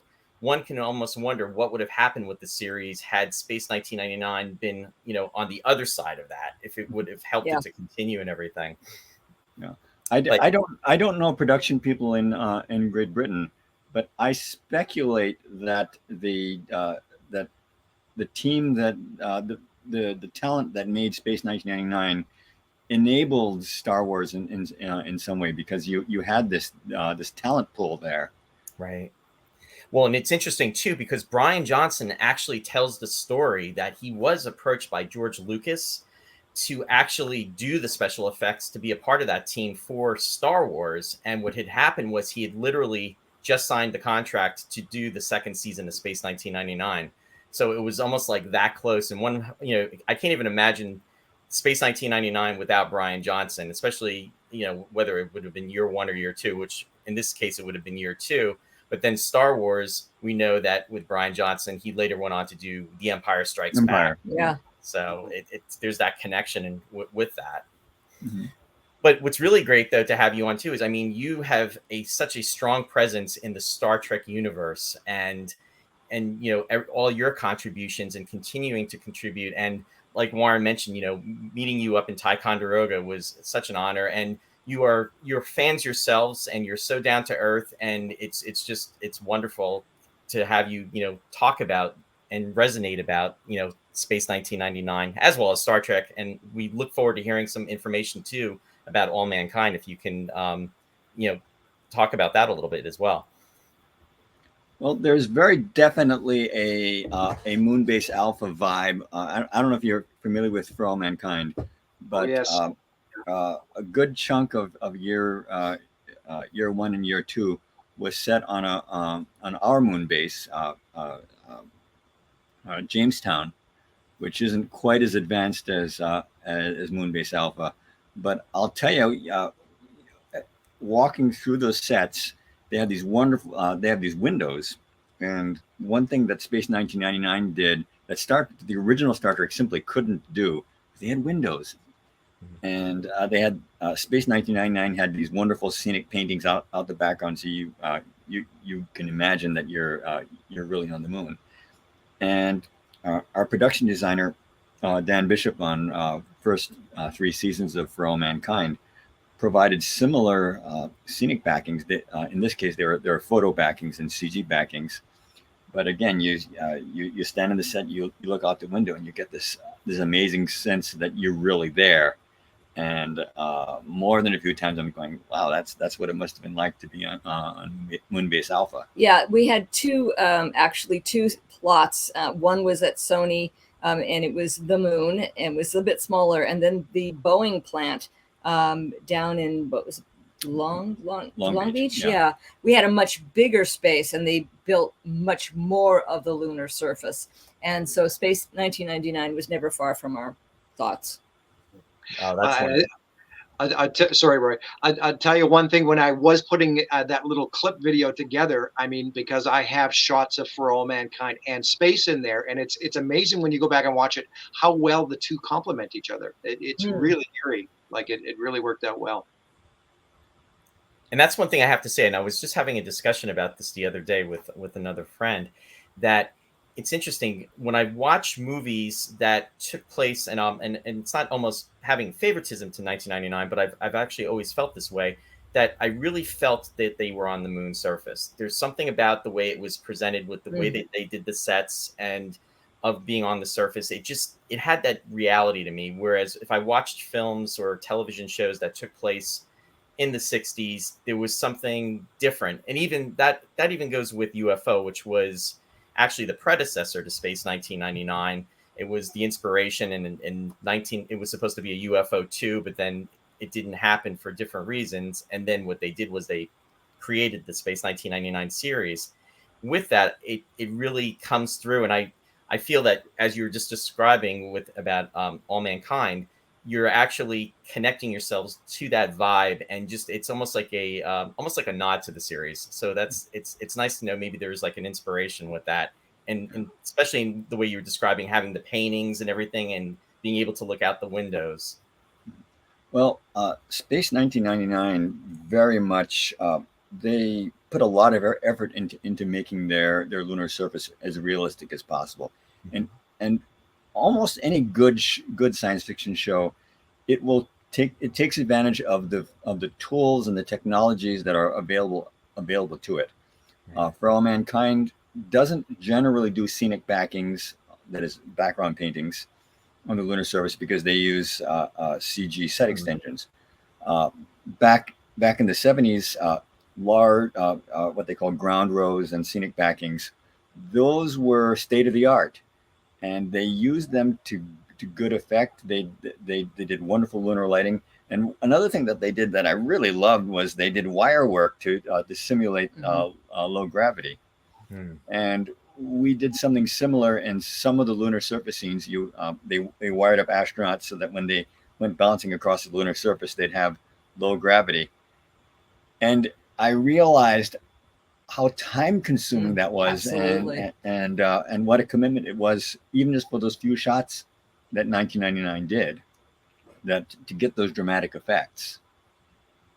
Yeah, because when you're watching those earlier episodes, specifically like in the opening, the breakaway episode, right in the beginning, and almost I'll say in the teaser, where they have the two astronauts that are checking out for the radiation, and they're trying to get the radiation count. And then what happens is the one is infected from the magnetic radiation, and then they have their battle. As you said, the way that they go about doing that special photography, and then the way they go, they're, carried through with the simulation, and what you said with the wiring and everything, that really had to be very time consuming in order to film that. It's time consuming, but it's very dramatic. Yes, very dramatic. And it really was a great way to bring the viewer in, to capture them and set up the pilot when they were doing that. And I personally feel that a lot of those effects, even to this day, hold up, especially the end effects where the moon, I mean, when that explosion goes, it's almost like epic. And when you think that how that, Brian Johnson and his team created that, and it was prior to CGI, it truly is amazing. It was prior to CG, it was prior to motion control, and they had, at the time, state-of-the-art visual effect composites were what they called optical printing. That is, you have a projector that looks into a camera. It's this really arcane process. The problem is that it involves rephotographing the film several times, so the image quality drops. Brian Johnson and his team, they didn't have access to this technology, but they turned that into a huge advantage. They did all their visual effects, almost all the visual effects composites, in camera, which means that there wasn't duping involved, which means that stuff holds up in HD even today. It's just beautiful. Not only did they have gorgeous miniatures, they had excellent lighting and terrific spaceship design. I think the lighting, especially on the lunar surface, makes all the difference. Absolutely, yeah. And it's funny you're mentioning that, because those are the things that when you're watching it, it's almost like since it it's coming across as real, you really don't even think about it. But if you didn't have the proper lighting, and if you were able to see certain certain visuals just because if it was lighted where it was being exposed, it really would take the reality away. So it's almost like you have to hit every mark, I guess, to make sure that everything comes through the way that it's going to be real. Well, you had someone like Brian Johnson, who had a great deal of experience in miniatures, and one of the things you have to do that's very valuable is you have to understand this is a beautiful model, but you have to be willing to light it in a way that you lose detail and shadow, because that makes it real. That makes it more real. If you light it evenly and flatly, you see what a beautiful model it is, but you lose the reality. You have to understand that that selling the reality, selling the drama, selling the story is more important than what a gorgeous model work you did. Even though they did amazingly beautiful models, their kit bashes were spectacular. I had the opportunity, as Warren did. We were at we went to a convention, a Space 1999 convention. It was in the UK. It was called Alpha 2014, and we were privileged because they actually had the 44-inch Eagle 1 and also the Eagle 2, the 44-inch model that was there. They had part of the moon base. But to your point, Mike, when you actually look at the model in detail under normal lighting, like lighting that we have here, it doesn't look like it does on the screen. And you are catching different details. But if it looked like it did, in regular reality on the screen, it would almost look, it wouldn't appear real. So it's the magic of, what Denise was saying about the lighting, and then what you were saying about the way that he went about it. And it really is, it's magic. We used to occasionally sneak friends onto the Enterprise sets at Paramount Pictures. We're not supposed to, so don't tell anyone. But, and on one hand, people would walk in and go, "Wow, these sets are gorgeous. I'm really on the Enterprise." But then you could see a little bit of disappointment in their eyes. This set isn't as big as I thought it was. The transporter is much smaller. The engine room is much smaller, and you have to understand that you don't design and build these things for what they look like in person. You design them knowledgeably for what they for how they photograph. On Space 1999, if you look at those distant mountains on the lunar exteriors, look at how the painting, the brushstrokes are really rough. Someone didn't go in and paint in every rock and crevice. Someone painted those, a scenic artist painted those with knowledge of how the human eye sees detail. And as a result, that contributes greatly to the reality, because they figured not what does it look like when I'm standing here, but how is it going to photograph? Yeah. It really is truly an art. And it's interesting too, because mentioning about high definition, Brian, in one of his interviews, he had even said that when Space 1999 was being filmed, he said, it's almost like high definition is almost like cheating a little bit, because you get to see some of the details that were not meant to be seen. Sometimes you actually get to see the wires that are supporting the Eagle, and maybe even, I think maybe even powering it, as far as if they did some lighting internally within the model. But he is a little skeptical about it. But to this day, though, I think the majority of the effects definitely hold up the way that they were done. Yeah, and again, the fact that they were the vast majority of the shots were captured in camera very much lends itself to it. We worked on the high definition remastering of the original Star Trek show, and their effects were leading edge at the time. But the studio was concerned that the optical composites didn't necessarily hold up as well. Similarly, we worked on the remastering of Star Trek: The Next Generation, which was shot on film. Almost all the elements were shot on film, but they were composited in video, which allowed the show to have a lot more visual effects than you could with traditional optical effects, and a lot more complicated effects. But it meant that if you blow it up to the big screen, it didn't look very good because it was done at standard definition.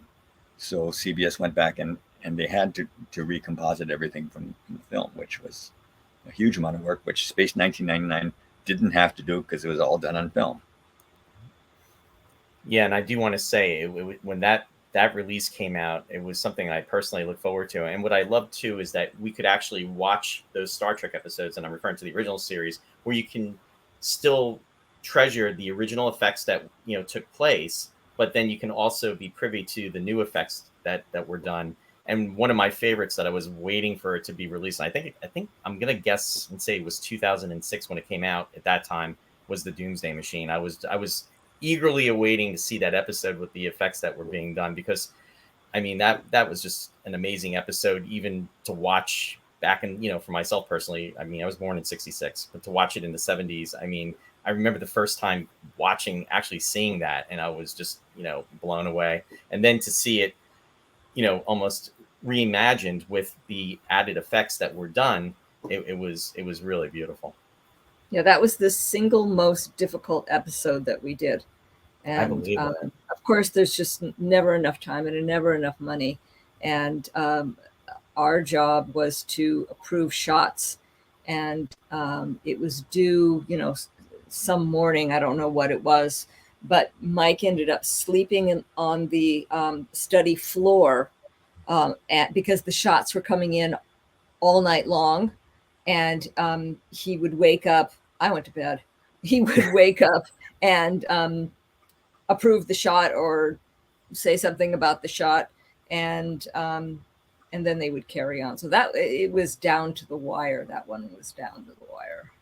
But first of all, shout out to our friends at CBS Digital, Craig Weiss and Neil Ray and Tony Pace. Tony Pace, who did an astonishing job. But also shout out to our friends at CBS Home Entertainment. As proud as we are to have worked on the CG shots, we went to them and said, hey, we want to make sure that the original work isn't lost. And preparing the discs so that you could switch between the two versions, it doesn't sound difficult, but in fact, it was a huge amount of work. It was hugely expensive for them. And we went to a senior studio executive and said, fans are really going to appreciate this. This is going to mean a lot to them. And he said, okay. And they bit the bullet and they did it. So now if you buy the Blu-ray, you can see both versions. Yeah. And I think that is something that really, as a fan and other fans that I've speak to and have spoken to, that's something that they're very pleased about. I personally am pleased about, because one of the gripes that we hear over the years too, and I'm going to refer back to Star Wars, is it seems what's happened is the original movie that was actually broadcast in 1977 and then eventually made its way out onto VHS. You really can't find copies of that original movie anymore, because they've added so many different things and there's different versions. And not to say that there's anything wrong with it, but it's always nice to have the original piece, just to be able to watch it as it was originally, intended back when it came out. So I think it's wonderful that we have the opportunity to, when we're watching, these classic Star Trek episodes, that we can flip back and forth.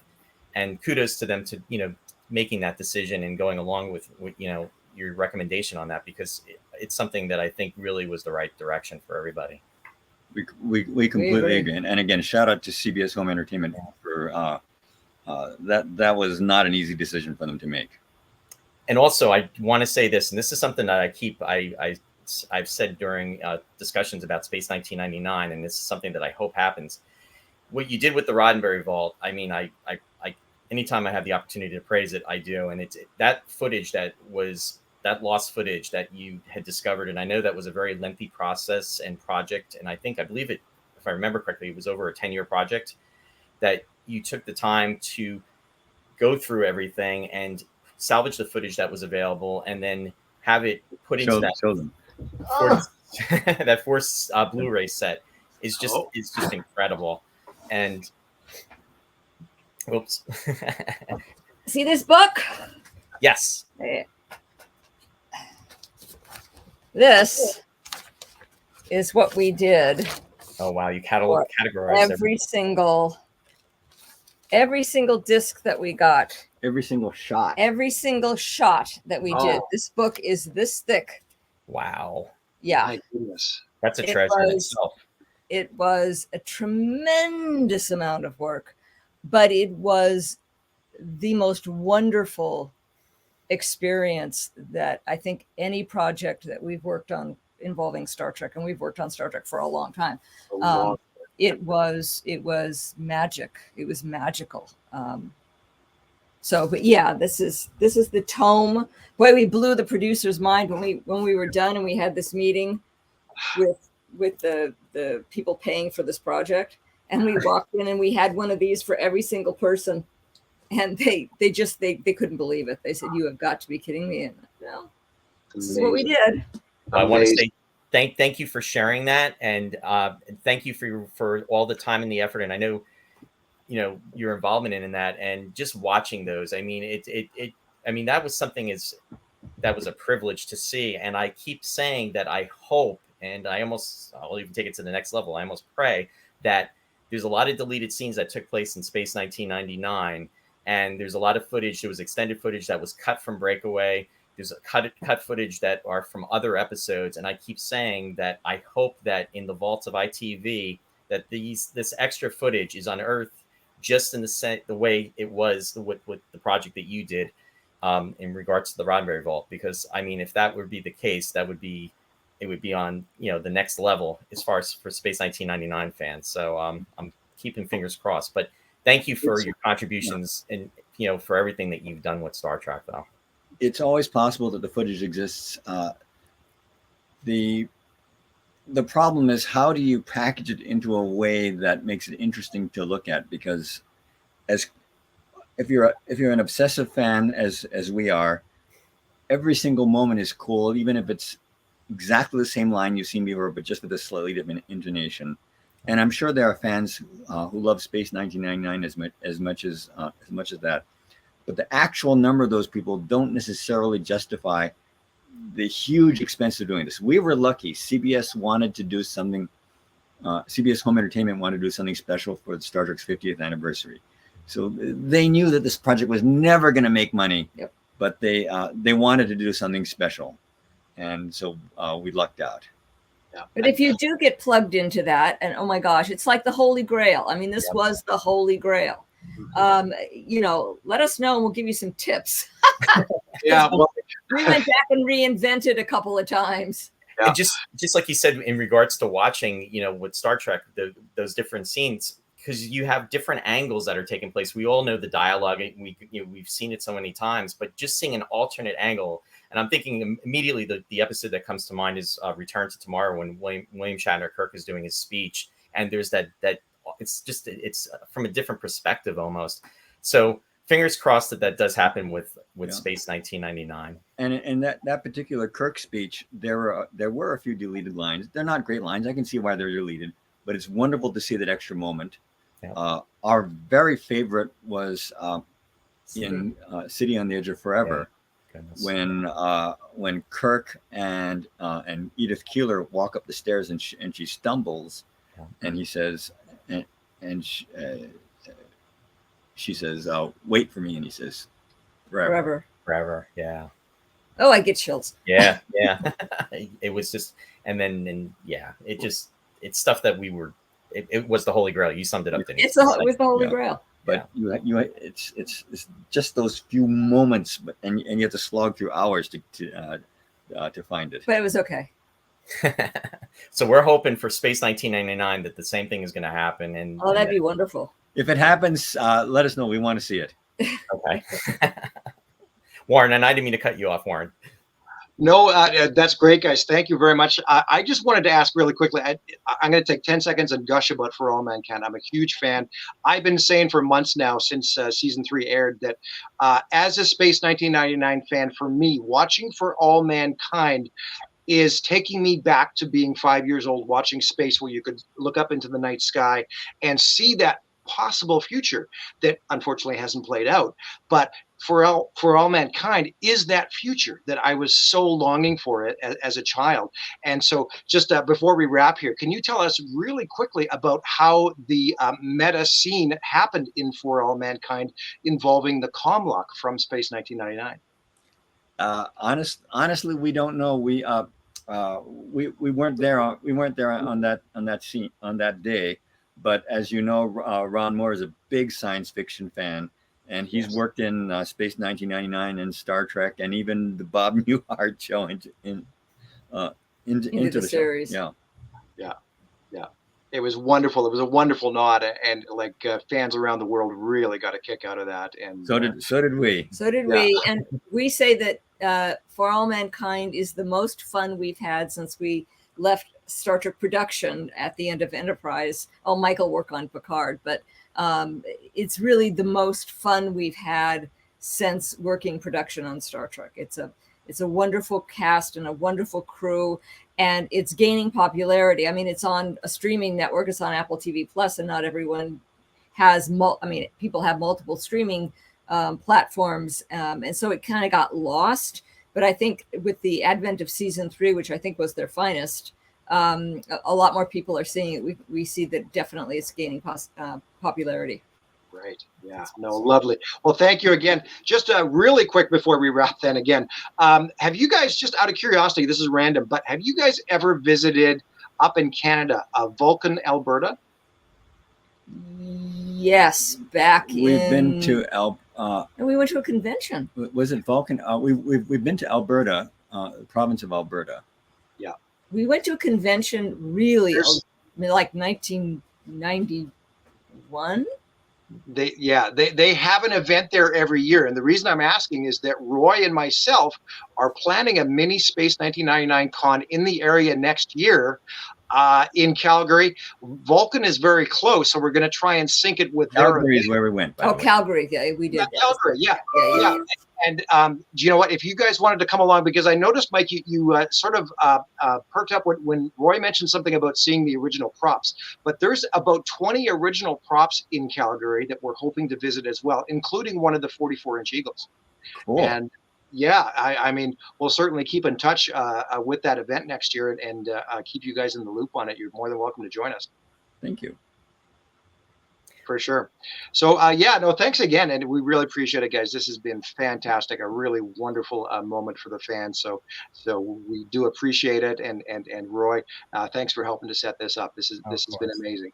Thank you so much, Mike and Denise. It's so very appreciated, and it was great seeing you again too. Great seeing you again. I hope we can go back to Ticonderoga soon so we can see you again. Yeah, I hope so too. Thank you for including us. Thank Absolutely. you so much, guys. There we go. Awesome. Bye-bye. Bye-bye. Take care.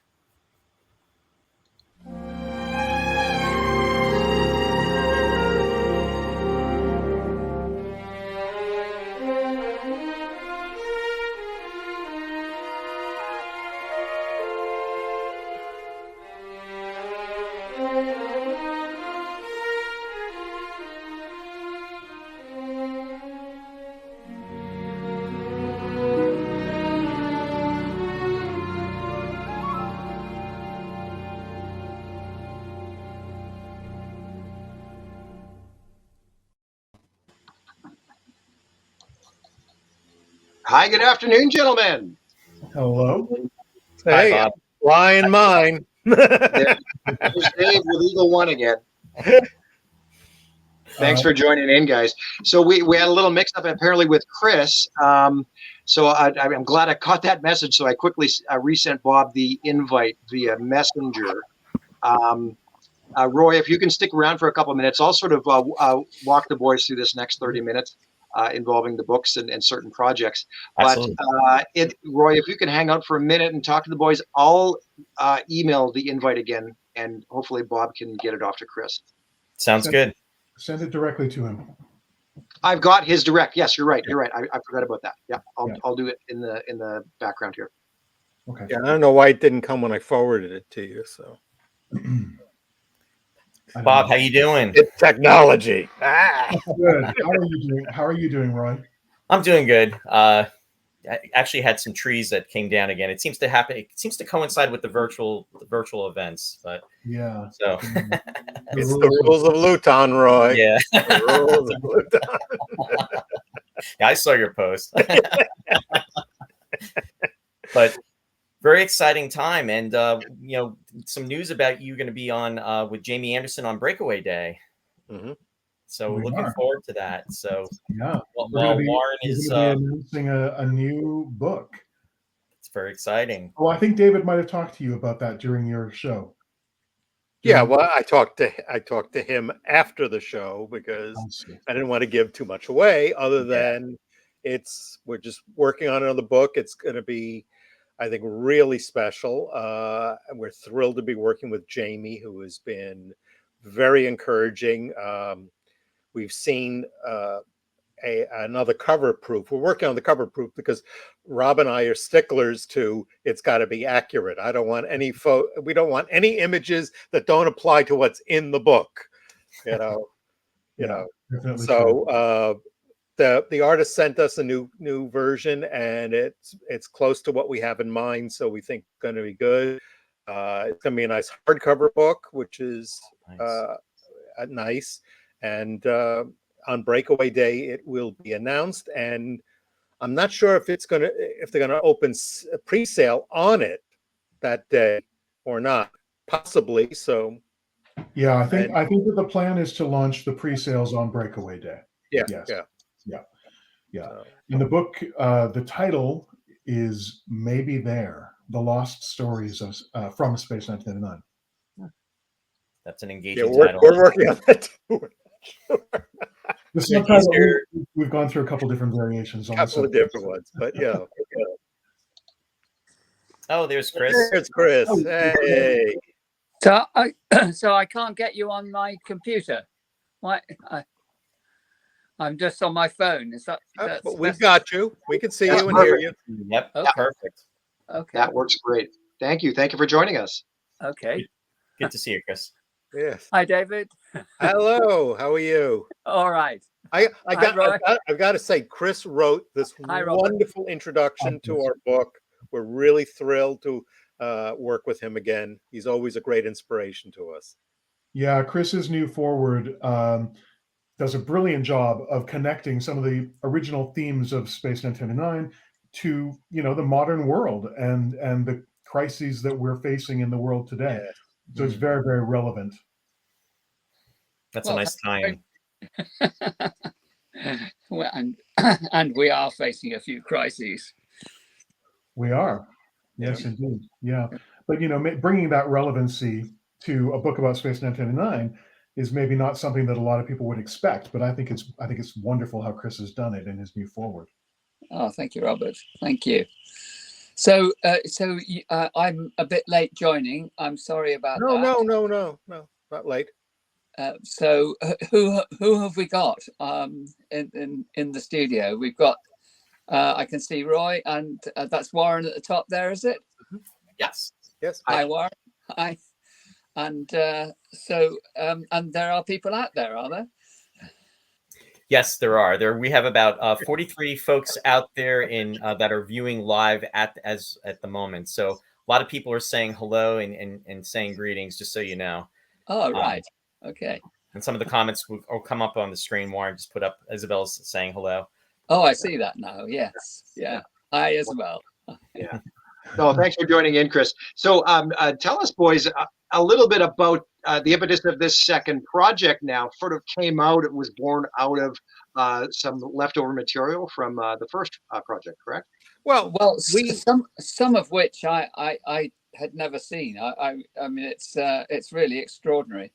But the way that Robert and David have put it together, they've very cleverly novelized the format of the script. So people who are unfamiliar with reading screenplays, you will be able to look at this early work and read it as though they were just reading a novel. And I think that's just great.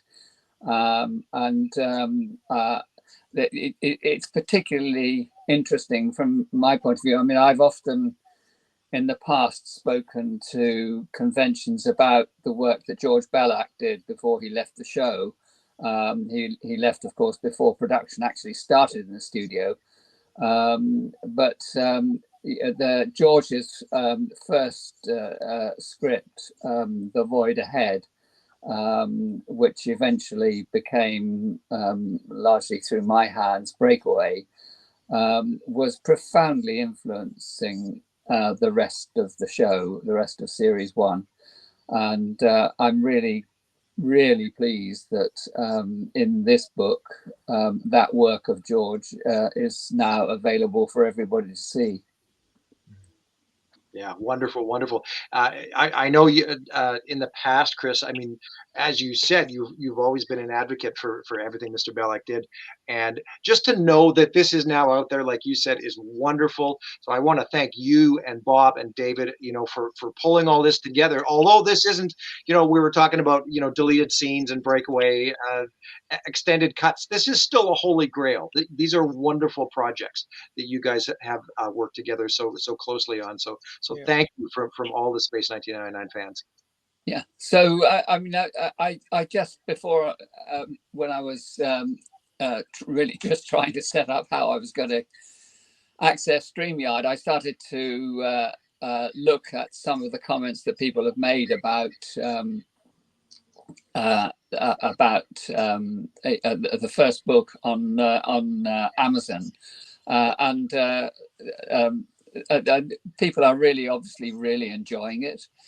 Fans are finding new material with which to get to grips, and it looks like the book is doing really well. We hope that this new book may be there will pick up where that left off and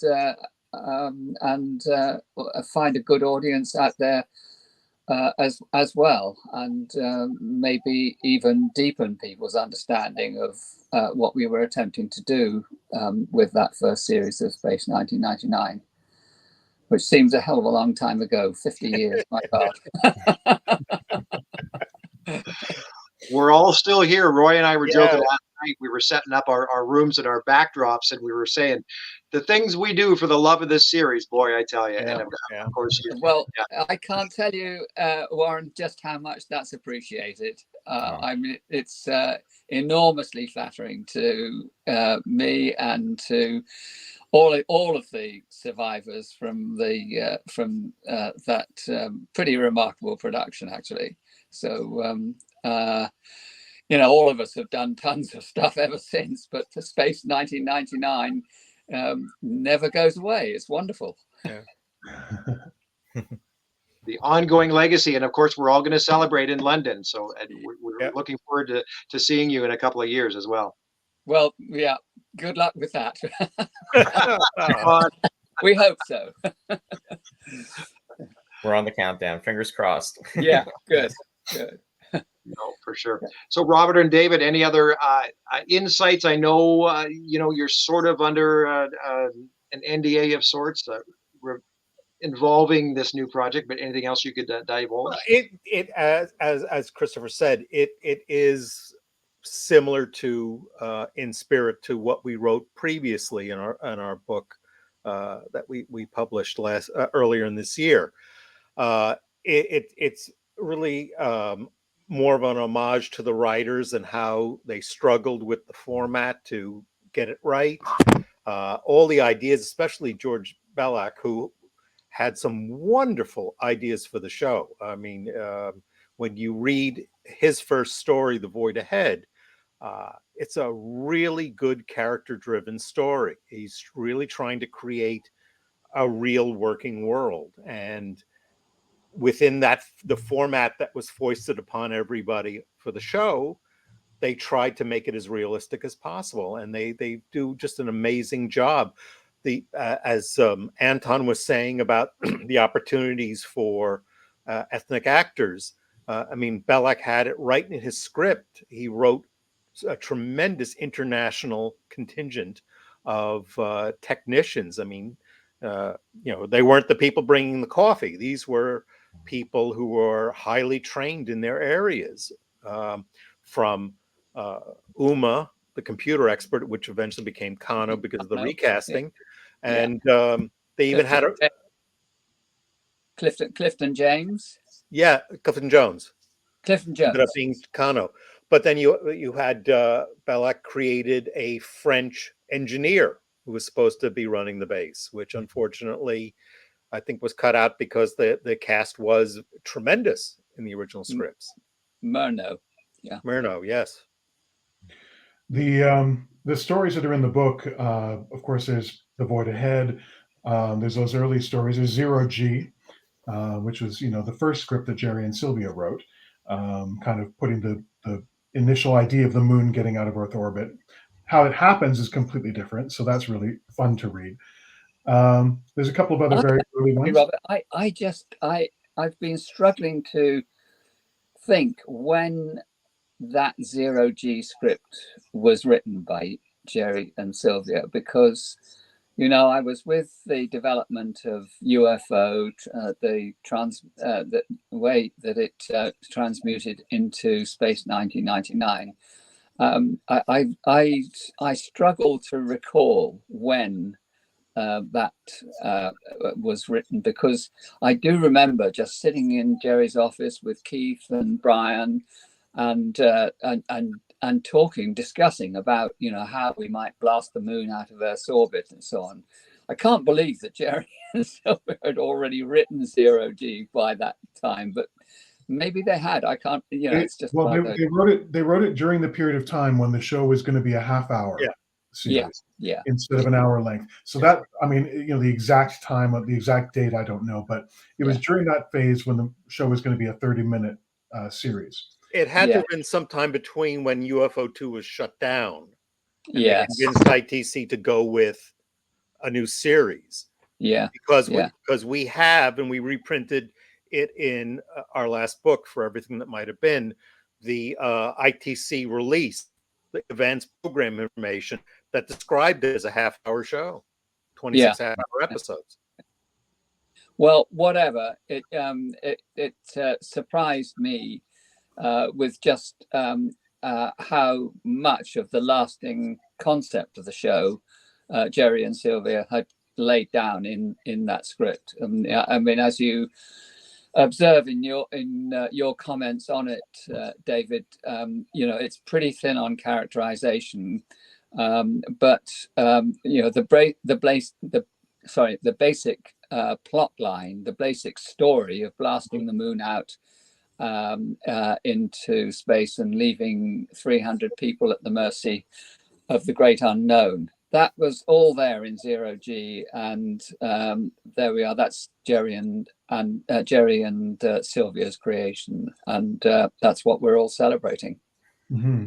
There's a couple of other interesting scripts that we've novelized as well. Siren Planet, which of course became Matter of Life and Death, and A Breath of Death, which is the one that never was produced at all, and it's completely different.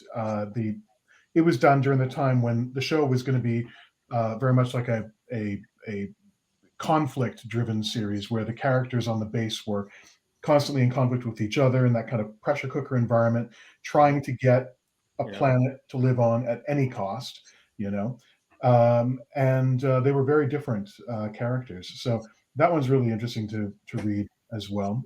Yeah. And then we have a couple of amazing things, which are two of Chris's original story treatments that he wrote.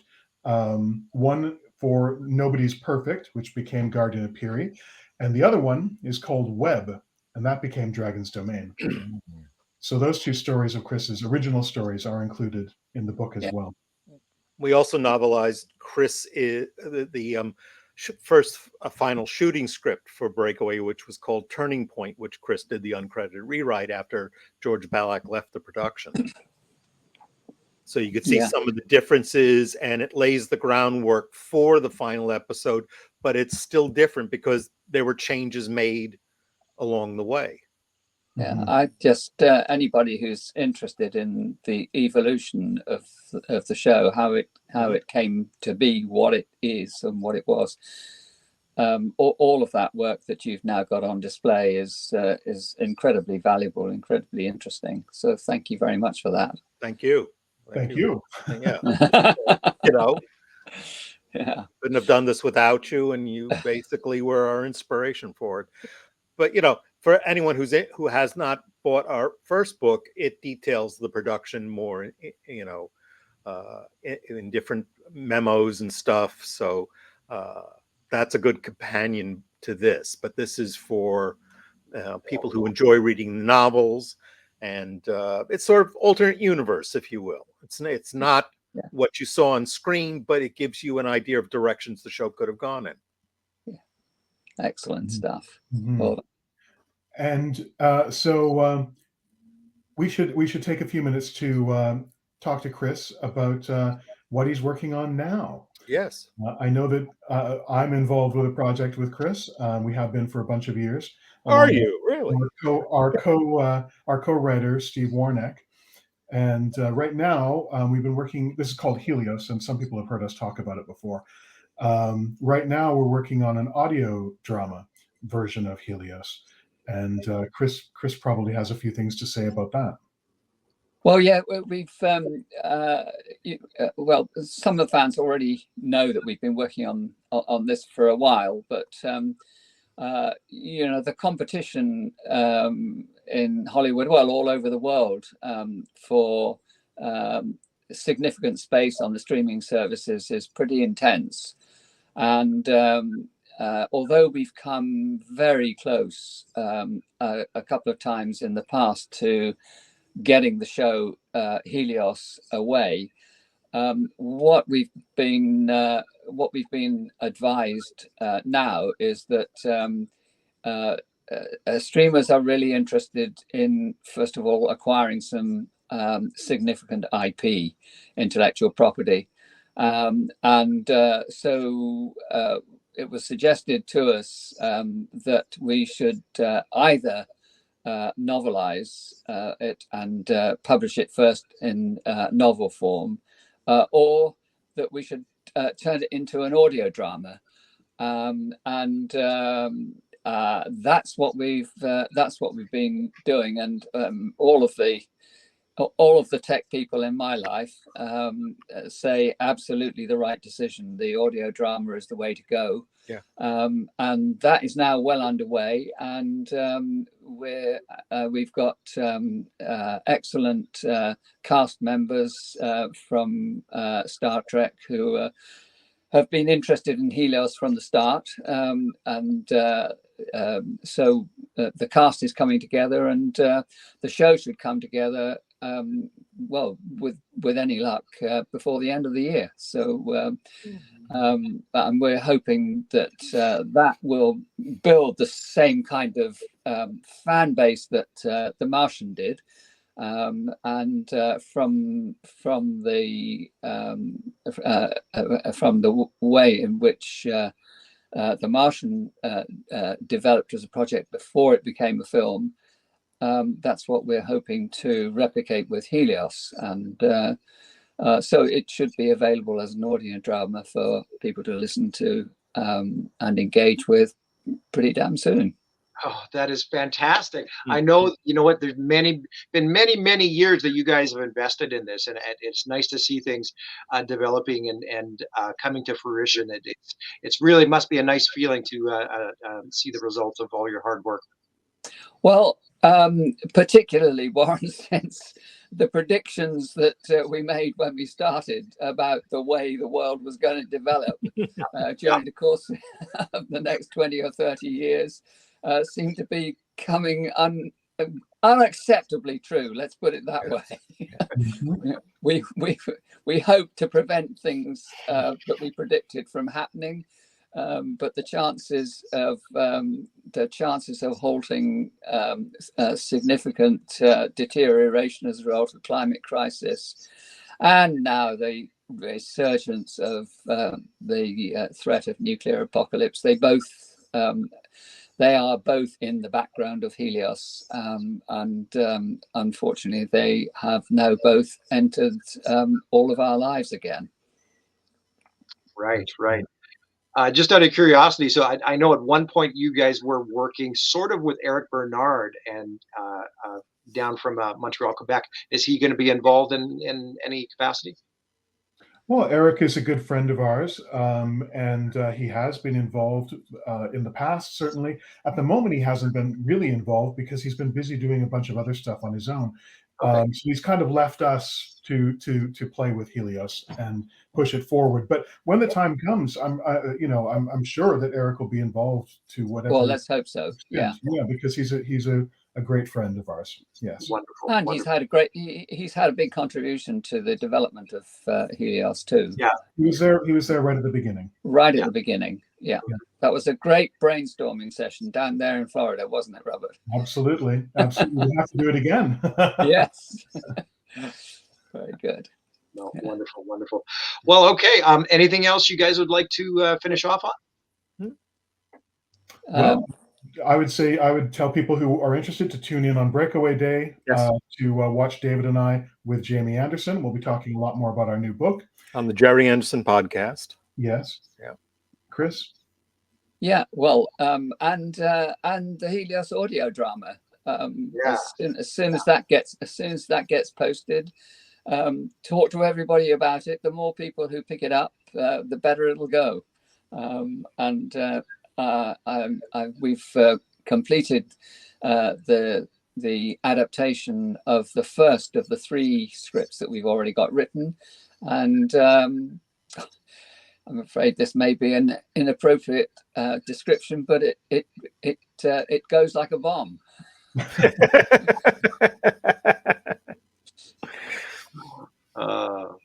Wonderful.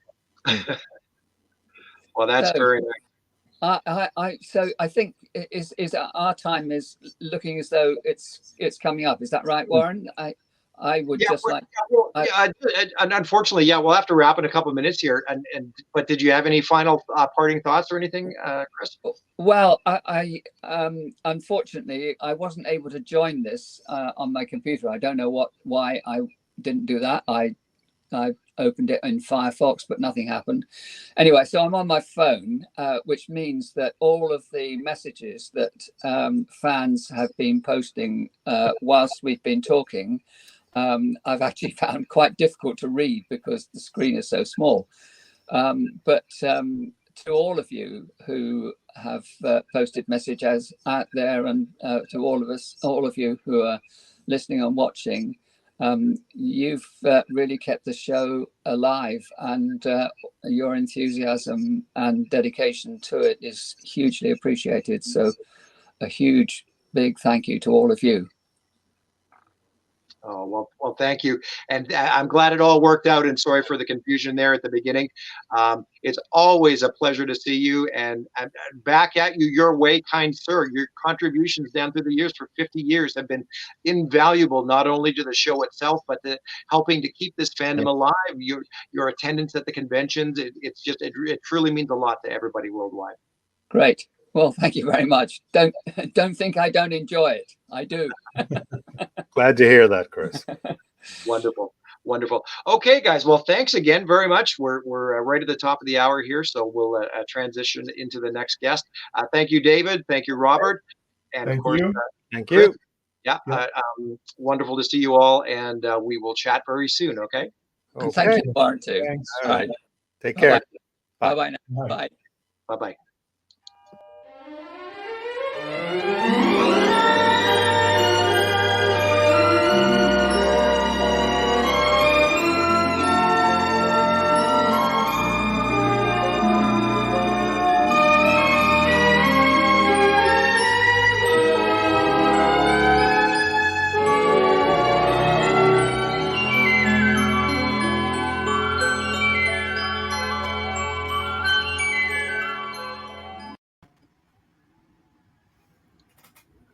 Well, hello, Matteo. How are you? Nice to see you.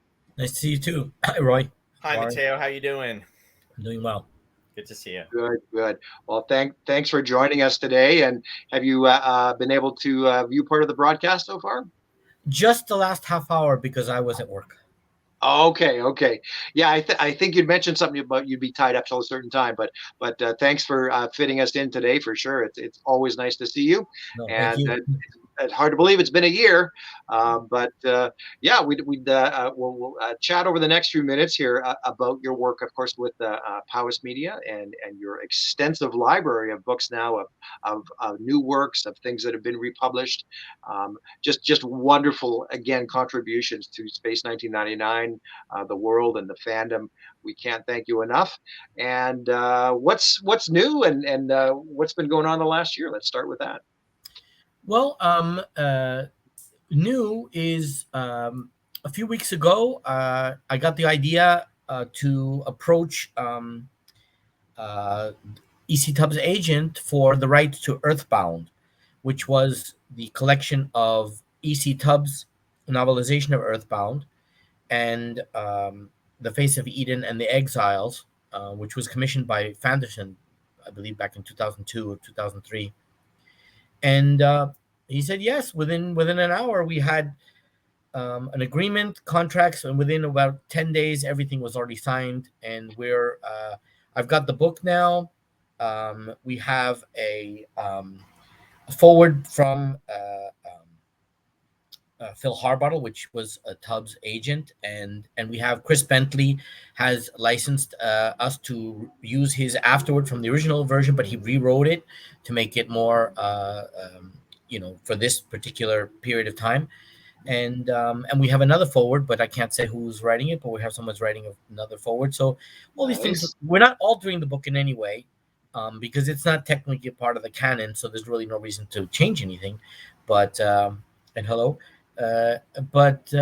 nice that the book was originally, as far as I have heard, was only about 300 copies printed, and so this will go. I mean, as many people who want it will be able to get it, and it'll be a little bit more expensive than the original one. The original was, I think, £10. This is probably going to be $20. It's not going to be that different. Nice. Well, I know a year ago when we chatted, and Philip Harbottle was on last year. He was lovely. Yes. Thank you for setting that up. But a year ago, it was just before the release of Earthfall. Yes. And just to bring everybody up to speed, how has that process been? How has it been received? And tell us a little bit about that. Well, it sold. I mean, when a book comes out in the first few months, you sell, the majority of the fast sales, and it sold remarkably well. I think it was a holy grail for me. I didn't even know the book existed until the 90s, and then it was about how to find a copy. And now anyone who wants one can get one, and they don't have to pay $800 on eBay to get one. And the book is essentially the same book. I used the scan of the original book, which Phil did for me, and then I used the Fanderson copy that I had bought, and I compared the two. And so there was any scanning errors or what was the right word. Chris Bentley had restructured a little bit of the text, and I followed his lead. And I think I can actually say in the whole book, I only changed one word. And the word was cryogenic, which is used for metals and ceramics and things like that. And I changed it to the correct term, which was cryonic, but it's a common error. There are a few things that are coming out, though. I'm still working on Black Doves, which was turned in a couple of years ago, but a completely different version than the original version. And it's just about finessing it, and having the time to do so. We are going to curiosity, is Black Doves, is Elena Cambio still involved with that? Yes, it's her book, and she's given me free reign to kind of She's lovely. Roy, I don't know if you remember, but Elena was in Burbank in 2012. We met her. She was. The name sounds familiar. I'm trying to probably if I saw a picture of her, I'd remember her. Yeah, she's lovely. She's very nice. Yeah, we printed 100 copies of a chapbook, which was the first chapter of her book, basically. And you gave it out at that con in Burbank. We gave it out. We gave people. I still got my copy. Yeah. Well, you were lucky because we gave people like a flyer. Everyone that was in there were more than 100 people there, and every second one gave people a free copy. So when they turned it over, they said, "Oh, I get a free book." Yeah, that's right. I had her sign my copy. I recall. It's a beautiful cover by Ken Scott. Yes. So Earthbound will probably be the next book out because it's an easy thing to do. We just I have to go through the book and check, proofread it because when you scan things, there's always missing punctuation. The word modern becomes modem and all things like that happen. Then we're going to be releasing, not in this order, but Black Doves,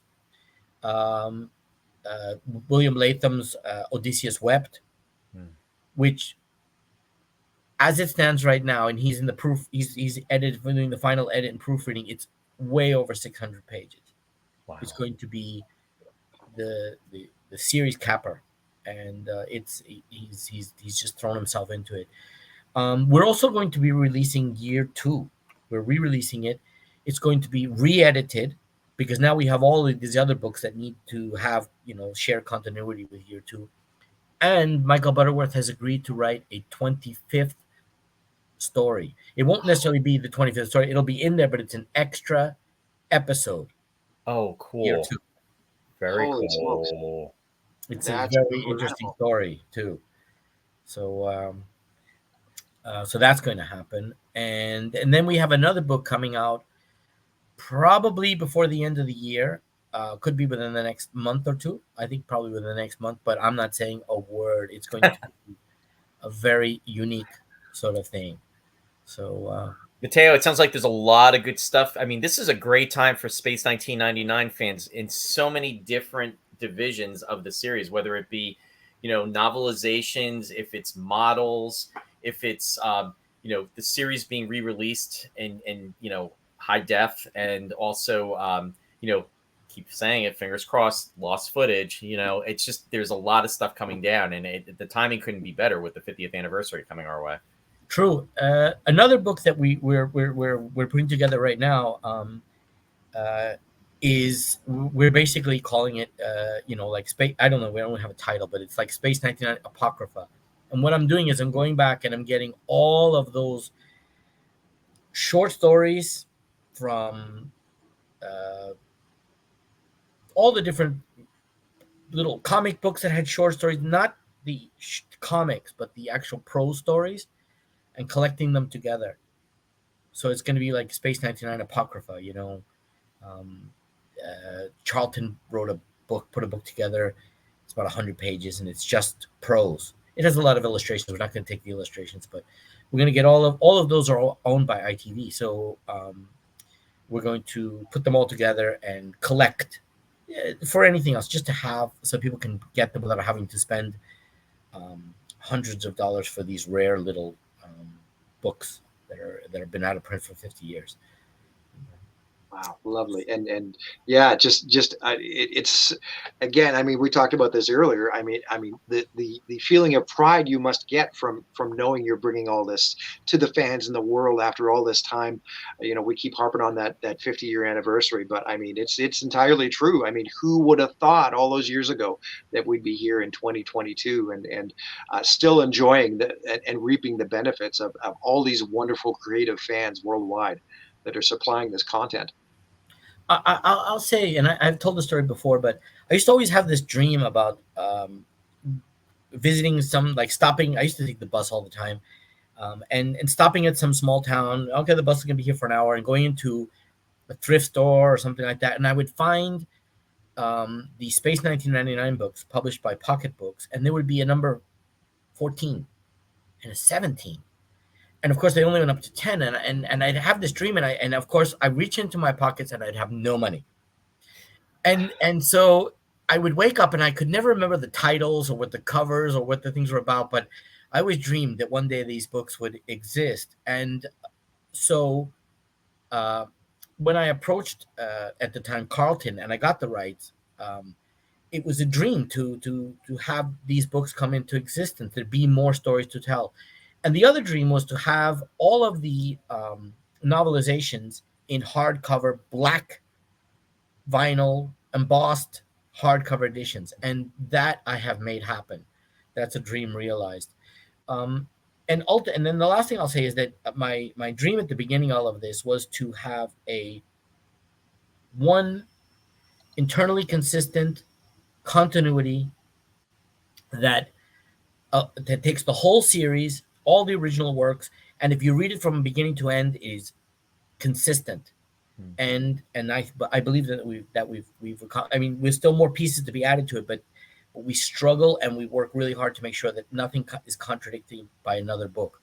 And if it does, we go back and we change it. Yeah, no, well, nice. I know, and even the three of us, thinking back on it now, we all met in Burbank, because I remember, Mateo, you were there in the dealer's room. We were right beside each other.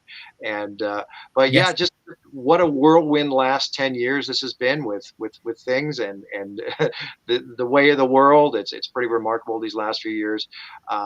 It is nice, though, as Roy mentioned earlier, that we can still do this virtually and you know, still prep and all hope and pray that we're going to be able to get to London in a couple of years. I'm very positive, and I think it'll happen. And yeah, of course, it'd be good to see you as well, or even next year. Maybe you could make it up to Canada for the little mini con. Oh yeah, well, hey, that's a possibility. You know, Roy and I go back even further. Now, I don't know if we met in 1999 here in LA, but I do know we met. I believe we were together in New York City. We were together in New York. 2000. Yeah. Yeah. And at that time, I was pursuing the rights, and but we were close. You know, I think I probably told you a story about how we got the rights, and it was all Johnny Byrne. You know, we did a market. You know, basically a plan on how to market the books and everything, but Johnny Byrne was enamored with the idea, and he had a long-standing relationship with Carlton, having written television series for them, and he went and he pitched the series to them personally, the book series. Oh wow! And at the time, the rights were going from, I think it was Polygram or to Carlton. They were just taking over. And so they couldn't do anything for a while because they had to sort through all the legalities. And when we were contacted by Carlton's licensing agency here in the United States, which I didn't even see the email for a month because I stopped checking it. And next thing you know, I checked it and I realized, oh my God, I'm a month late on this thing. And I called them and they said, yes, when we got the licensing job for Carlton, we had one brief: contact you and set up a license. Wow. And that was all Johnny Byrne. You know, I remember him being at the '99 convention in LA, and I have a recollection of late at night, it was maybe about 10 of us just sitting around at the table, and it was so wonderful hearing him tell his stories. And I'm thinking you were there. Prentice was there. Lou Place was there, and some other people, and Linda from Canada, and just you know, he was just such an advocate. And I remember him telling the tale of about Dragon's Domain, about him walking his dog. I mean, we've all heard that story, but he told it at that you know time on at the lot of Pinewood. But it's amazing how much has taken place in that that time frame, and it's kind of an irony because that's 23 years ago, and if you go from 99 back 23 years, it's 76. So it's almost like that was like the midpoint of then to now, right? Because of the time that's gone by. Well, Mateo, I know we're running out of time, so don't worry about it. Oh, no. You know what? We're okay because we're just going to run some videos for the next 45 minutes. But I was just going to chime in. There was a very interesting question that Jenny Lobb had. If I can find it, I'll bring it up on screen. Here it is. Has there been any thought of publishing translated versions of the original German novels? To be honest with you, I'm not going to pursue that. Those novels have been republished. Michael Butterworth, at least Michael Butterworth, I think all Michael Butterworth novels, the German translations of them have been republished recently. Okay. In the last 2-3 years. Do you have any information on where people can find those? I don't, but I believe that they're like ebooks. Okay. And so I do know that that's happened. Now, I know that there were original novels that took place after the translations of his original novelizations. But it's not something that I'm because I've set up a continuity, the Powers verse. Yes. And even though we're publishing things like Earthbound and Earthfall, I'm not going to go into other continuities from other foreign languages. I'll let other people do that. I just wanted to say, I was lucky enough to get to know Johnny Byrne. We would talk a lot on the phone.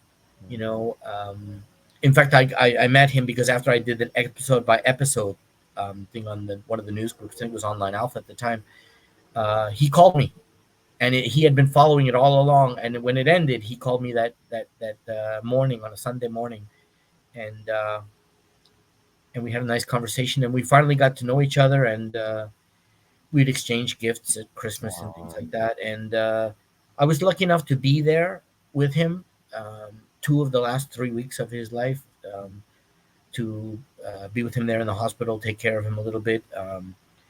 Sandy was she was so busy trying to find a care facility for him when he got out of the hospital, that she didn't want to leave him alone. So me being there just allowed her to know he wasn't going to be sitting there by himself or be in bed by himself. You know, there was someone in bed, but you know what I'm saying? He was, you know, not laying there by himself. And we got a chance to really talk, and it was funny. He was so gravely with his people would come to visit. He came 5,000 miles to visit me, and I was thinking, no, I'm nobody. I'm happy to come to visit you, you know. And he was so pleased, and we discussed during that whole time Children of the Gods, and how he was sorry that it had never been produced. And while we wound up coming up with the story, and I took notes and notes and notes, and eventually came out as a novel. So it was an interesting experience. And Sandy Byrne wrote the foreword to it. So, you know, it's funny how things all come together. Wow, very nice, very nice. Well, Matteo, we're gonna see you again tomorrow, I believe. Correct? Yes, with John Kenneth Muir. Yeah. Well, lovely. So we look forward to that, and thank you so much for everything. It's always a pleasure. And we'll say farewell for now then until tomorrow. You guys are doing a great job. It's good to see you. Thank you so much. Take care. Really appreciate it. Really appreciate it. Thank you. Bye. Okay, so Roy, how we doing? Doing good. How you doing, Warren? Good. Great stuff. And you know, wonderful people just you know, being a part of this. Yeah, no, fantastic. So we are at a point where we're going to run some videos. I think over the next 45 minutes, I'll definitely queue up the Hayward Morse interview that Bob Wood did the other day. That's going to be fantastic. Give me a second here, because there's somebody still here. Mr. Hirsch. Hey, I was actually just typing a note to you, because I would love to join in with Matteo and John Kenneth, since I wrote the intro to his book. Oh, tomorrow. You're more than welcome. Yeah. What time is it going to be tomorrow? That's going to be, I'll tell you in a flash here, you're Eastern, correct? Yes. Yeah, of course you are. 9 p.m. No, I'm sorry, 4 p.m. Eastern. 9 p.m. AM or PM? Okay. Well, yeah, no, for sure. I'll make sure you get the proper info. Yeah. And apologies with Chris on the previous segment. I think I might have sent the wrong day to Bob and Chris. The email did say the 11th, but for some reason the link is sort of a little glitchy, because so it's not Chris's fault, because I had the same trouble getting on initially. I couldn't get on the first half hour. It's StreamYard's been doing some funny things all morning. Roy can attest that we had problems even getting Suzanne and Justin on first thing in the morning. So. It's modern technology. Yeah, I mean, hey, we got lots of backup here, and we're all doing this in honor of Clifton Jones, so he doesn't feel like he's the only one who can't master technology. Wasn't that simply amazing? Just to have that organically flow into getting Clifton on the phone, and that was wonderful. I mean, because I remember when we had him at the last convention, and it was a disappointment that he wasn't there, since he was at the first convention, and I had some wonderful times visiting with him whenever I was in London. He used to always go out for a beer, and we talk for hours. So I was really disappointed when he couldn't make it, but even more crushed when I heard he was sick. Yeah. But luckily Suzanne was able to get him on the phone, and we got him on that very bizarre video where he looked like he was in the Professor Victor Bergman in Space 19. Yeah, we made it work. We're almost ready. See, technology. There you go. All right. Oh boy. I just wanted to, and I'm going to do a couple things here over the next minute or so. So we are going to run Hayward. And I just want to point out that, I mean, everything today has just been so fortuitous.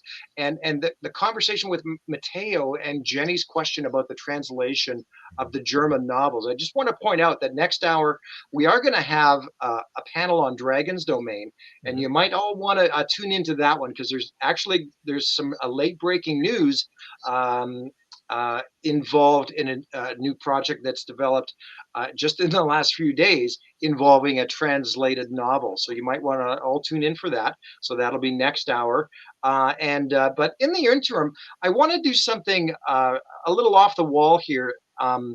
But it's something that, again, was born out of events that happened this very week leading into this weekend.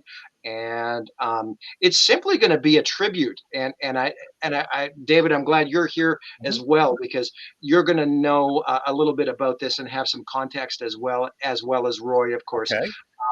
But there's been some things happened with a couple of people who were at the last two Space 1999 conventions. Really? And it's two very good friends of the community and of myself and Roy and David, the entire family. And their names are Vinny Foti and Rob Cash. Oh yeah, I know about Vinny from Yeah. So there's been some unexpected health-related issues this last week or two with the two fine gentlemen. And if it's okay, I'll just cue up a quick little video. And I'd like to basically dedicate the broadcast today to the two of them.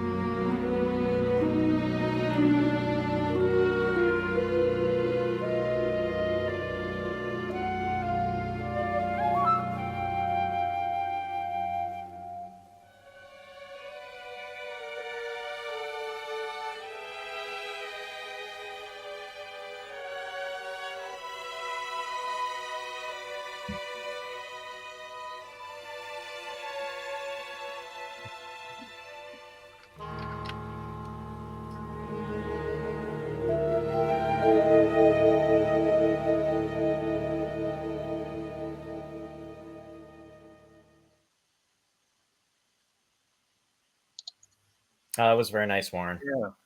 Very I know nice. about Vinny. What happened to Rob had some heart issues. He had he's out of the hospital, but he had a that's good. heart attack on Sunday. We really wish them both the very best. And Roy, yeah, please, I know they're dear friends of yours. And go ahead if you had a couple words to send out to both gentlemen. No. I will pass your sentiments along and let them know that what you did with that. So thank you for that, Warren. And it's much appreciated. Yeah, and I know they will appreciate it as well. We old. Yeah, speedy recovery though, boys. Yeah, onward and upward. And you're in all our thoughts worldwide. You were such a big help at those last two events. You were there to support Roy, and we can all attest to some how much support Roy needed. The pressures of organizing an event like they were, right? Because his head would have exploded. It would have been Space 1999. It would have been Scanners. No, for sure. So no, very nice. So we'll get right into that Hayward video, and it's about 26 minutes long. That'll still take us before the top of the hour, and if there's time, we'll run something else there quick before we get into talking with Jeffrey Morris. Okay? Sounds good. Awesome. Thanks, guys. Thank you.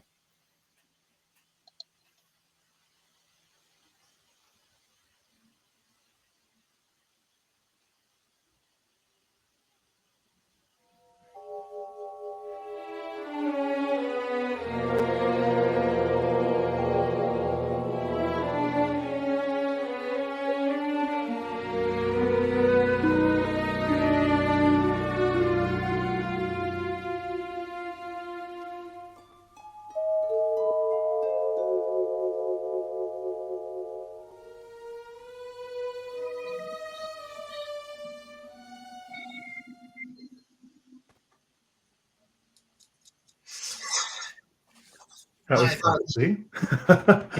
Hayward, it's great to see you.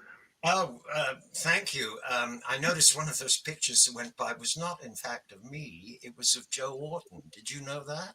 I didn't put those pictures together. So okay. Well, just so people know that that particular one, I thought, well, that's not one of mine. And then I recognized an old still of we'll I'm sure Warren has already heard about that. No one of those pictures with you and me and Tony was taken in Portland, Oregon.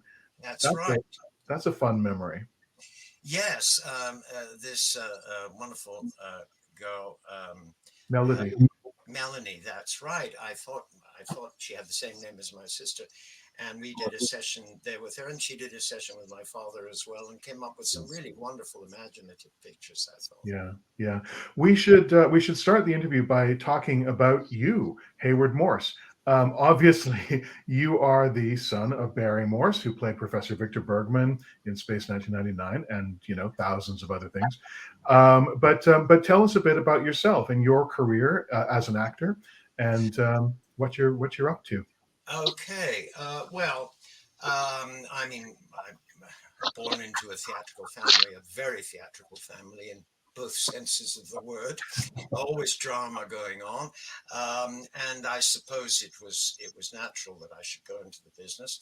I certainly didn't want to at first. I can remember the very first time my father said to myself and my sister, "Would you two kids like to be in this radio show I'm doing?" I think my sister was 5 and I was 3. And I didn't want to do it at all. And oh, well, if you don't want to do it, you don't. And Melanie went and did it. It was just some children's voices in the background or something. But just the idea of sort of showing off myself in any way was terrible. Anyway, I got used to it over the years, and I got more courage. And so so I started very young. I worked as a child in North America and in Canada and the US, and I came back to London to go to the Royal Academy of Dramatic Art. And then I went into regional theatres in this country, back to Canada again for various stage, mainly stage work. Then I was lucky enough to get a job in a Broadway play, which we played on Broadway and then subsequently in San Francisco and Los Angeles. A play called Butley, a very English play. And it was a great hit of the season. And I was lucky enough to be nominated for a Tony Award for my performance in that. And sorry, Warren can edit that out for a second. Dave is supposed to be taking control of the dogs. I see. All right. Sounds like he has. Somebody was saying, stop showing off. Yes, that was a great thrill to be on Broadway when I was fairly fresh out of drama school and doing that play. And then back to Canada for a while, then back to London. Then I did virtually every English-speaking theatre in Europe. I did 2 English-speaking theatres in Germany, Frankfurt and Hamburg, over a course of about 2 years. I did tours to Vienna, Belgium, all over really. And then I came back to London and I started doing a lot of audio work through friends of mine. I read a lot of audio books, some classics, both American and British classics. Quite hard work, much more hard work than I think people realize, to be preparing and reading a book for sometimes 5 days at a time, But I thought it was good for me and I enjoyed it. Since then, I've been back doing a few stage things and a couple of bits in small films, one kind or another. So at the moment, I'm based here, but I'm going back to Toronto in a couple of weeks. I'm trying to straddle both sides of the pond as much as I can. Yeah, keep your opportunities as open as they can possibly be. Yes. Yeah. A couple of those recent films that you just mentioned are shown on your IMDb page now. There's titles "Love and the Radio Star" and "Street Pastors." Is there anything specific that you can tell about those? Well, they're very recent things. Love and the Radio Star was a movie of the week in Canada. And I had a nice little part of a Brooklyn guy who's got very fond of his cat. And it was a little kind of comedy scene, it was about two reporters, I think, who were just interviewing people in the Brooklyn, New York neighborhood. And then just very recently, I did a thing called Street Pastors, which was a comedy, I would say something in the Mike Myers vein of two young men trying to get involved with a religious group so they could meet girls, basically. Okay. And I was one of the head pastors who was interviewing them about their sincerity in joining this religious cult. So that was quite fun to do. Yeah, I mean, I keep myself occupied with various things. I spent today doing some medical role play, which again I got involved with through a friend.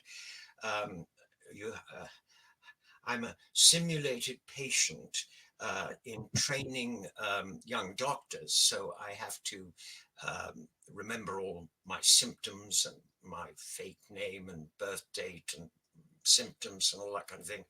And the trainee doctor is watched by an examiner to see whether they ask the right questions and prescribe the right cures. And I've done quite a bit of that. On 20. It's quite interesting and fun, and it feels a bit like one's doing something helpful as well as giving a performance, you know.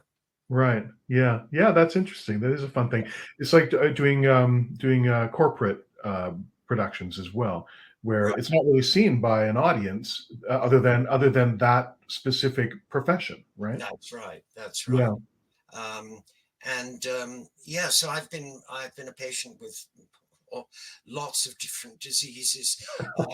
The trouble is remembering what I've got and how it affects me. You know, I'm managing all right so far. Good.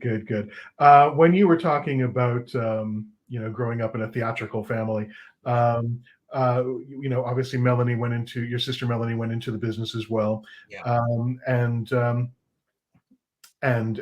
married people who were in the business as well. Well, my sister was at the Royal Academy in London here shortly after me, and she met up with somebody there, and they both went back to Canada, and she continued to act there for a while, and then she became an agent.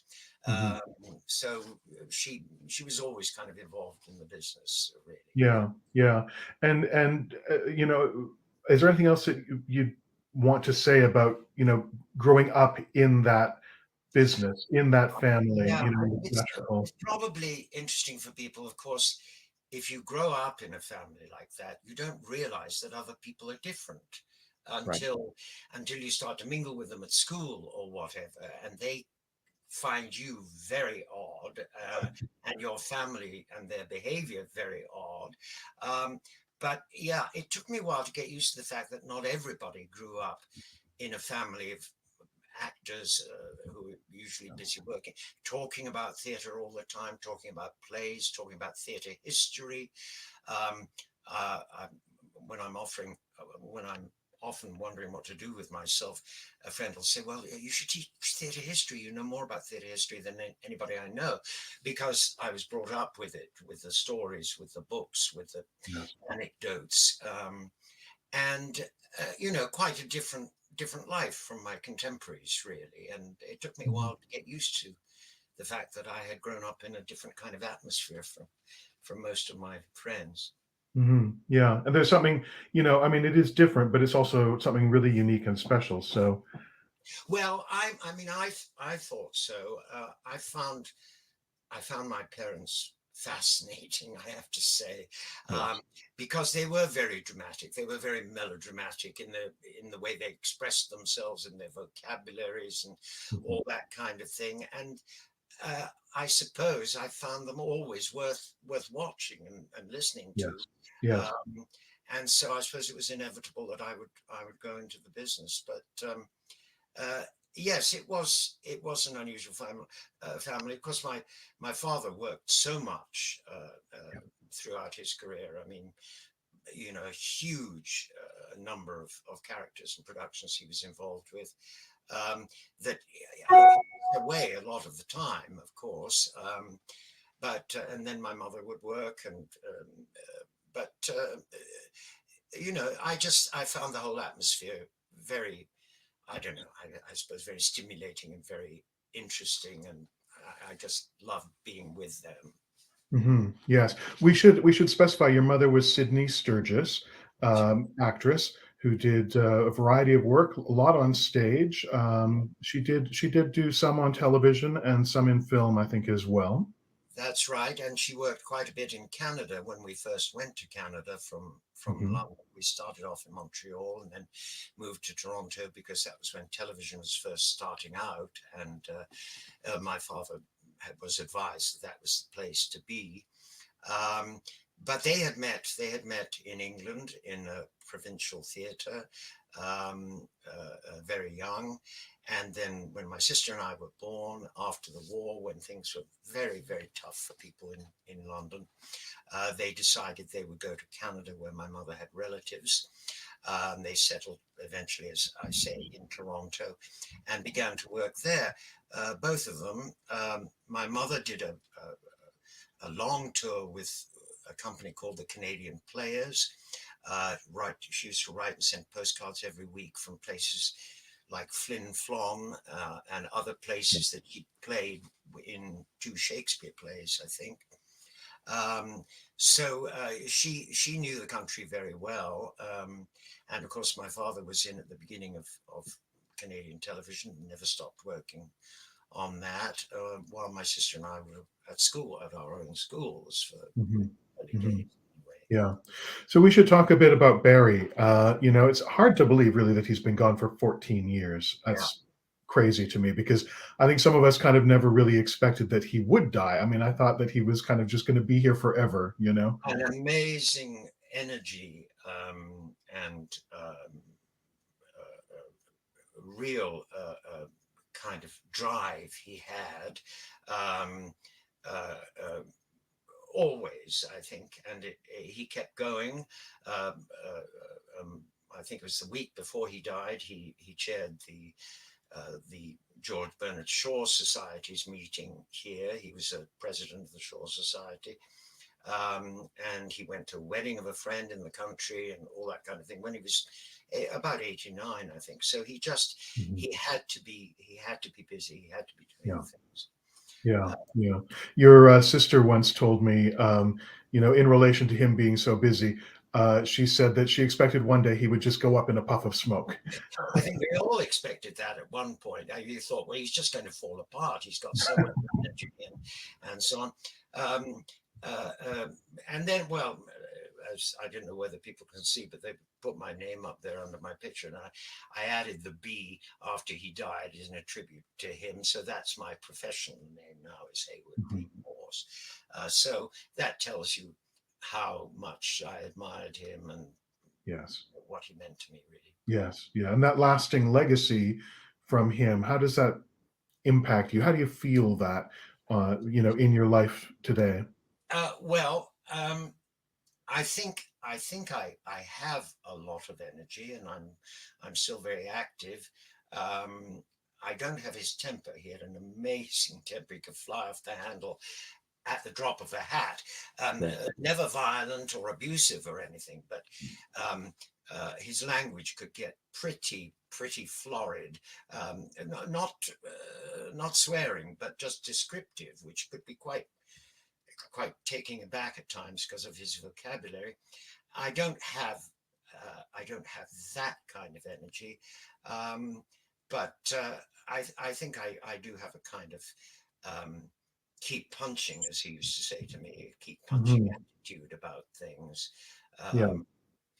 And you know, rage against the dying of the light, all those sort of expressions, which he was very good at doing. Yes, he was always very strong on encouragement and enthusiasm. Yeah. And also that the desire to do something was pretty much all you needed to do it. You know, that's right. Yeah. No, he was very encouraging to me, and always included me in stories of what he was working on and how it was going and how people were behaving and what his part was like and what he was required to do. Was all, you know, was passed on to me, with a lot of jokes usually too about whatever he was involved with. So I always felt very much involved with whatever he was doing if it wasn't too far away, like Los Angeles. Right. Yeah. So Space 1999, let's talk about that old show. You visited the set at least once, because there's a series of photos that were taken of you with Barbara Bain and Barry on the set. So you may have visited more than that as well. I don't know. But what do you remember about visiting Space 1999 set? Well, I think it was rather funny. It was one of the kind things that he did for me. He said, "Would you like to come down and set?" Oh yes, I love that. And I think he had possibly in his mind the fact that if he took me down there, somebody might say, "Oh, you can be in the. We could use him in this episode or that episode or whatever," which they didn't, unfortunately. But I think that was partly in his mind, was he might, you know, I might get a little part in the series, or whatever. It was only the one day, as far as I can remember. But of course, even having grown up in a theatrical family and known how artificial sets and everything were, I think the first thing that struck me as he took me round the set was, because I'd seen episodes of it, was, you know, all these banks of lights and things. They were all cardboard and they were all Christmas lights, and they all looked wonderful in the course of the filming, and they looked like they would work and they would control things and, you know, all that. And up close, you could just see that they were just bits of plywood or cardboard painted to look like metal and all that kind of thing. I think that was the most striking thing for me. And he did introduce me to the rest of the cast, who were very nice. I didn't spend a lot of time with them because I think they were just on a break from working. But I did. I got on quite well with Barbara, and I met her a few weeks later when she was shopping, I think, for something for her child or a niece or something. She was shopping for some jewelry, and we had a nice chat in the market in Chelsea.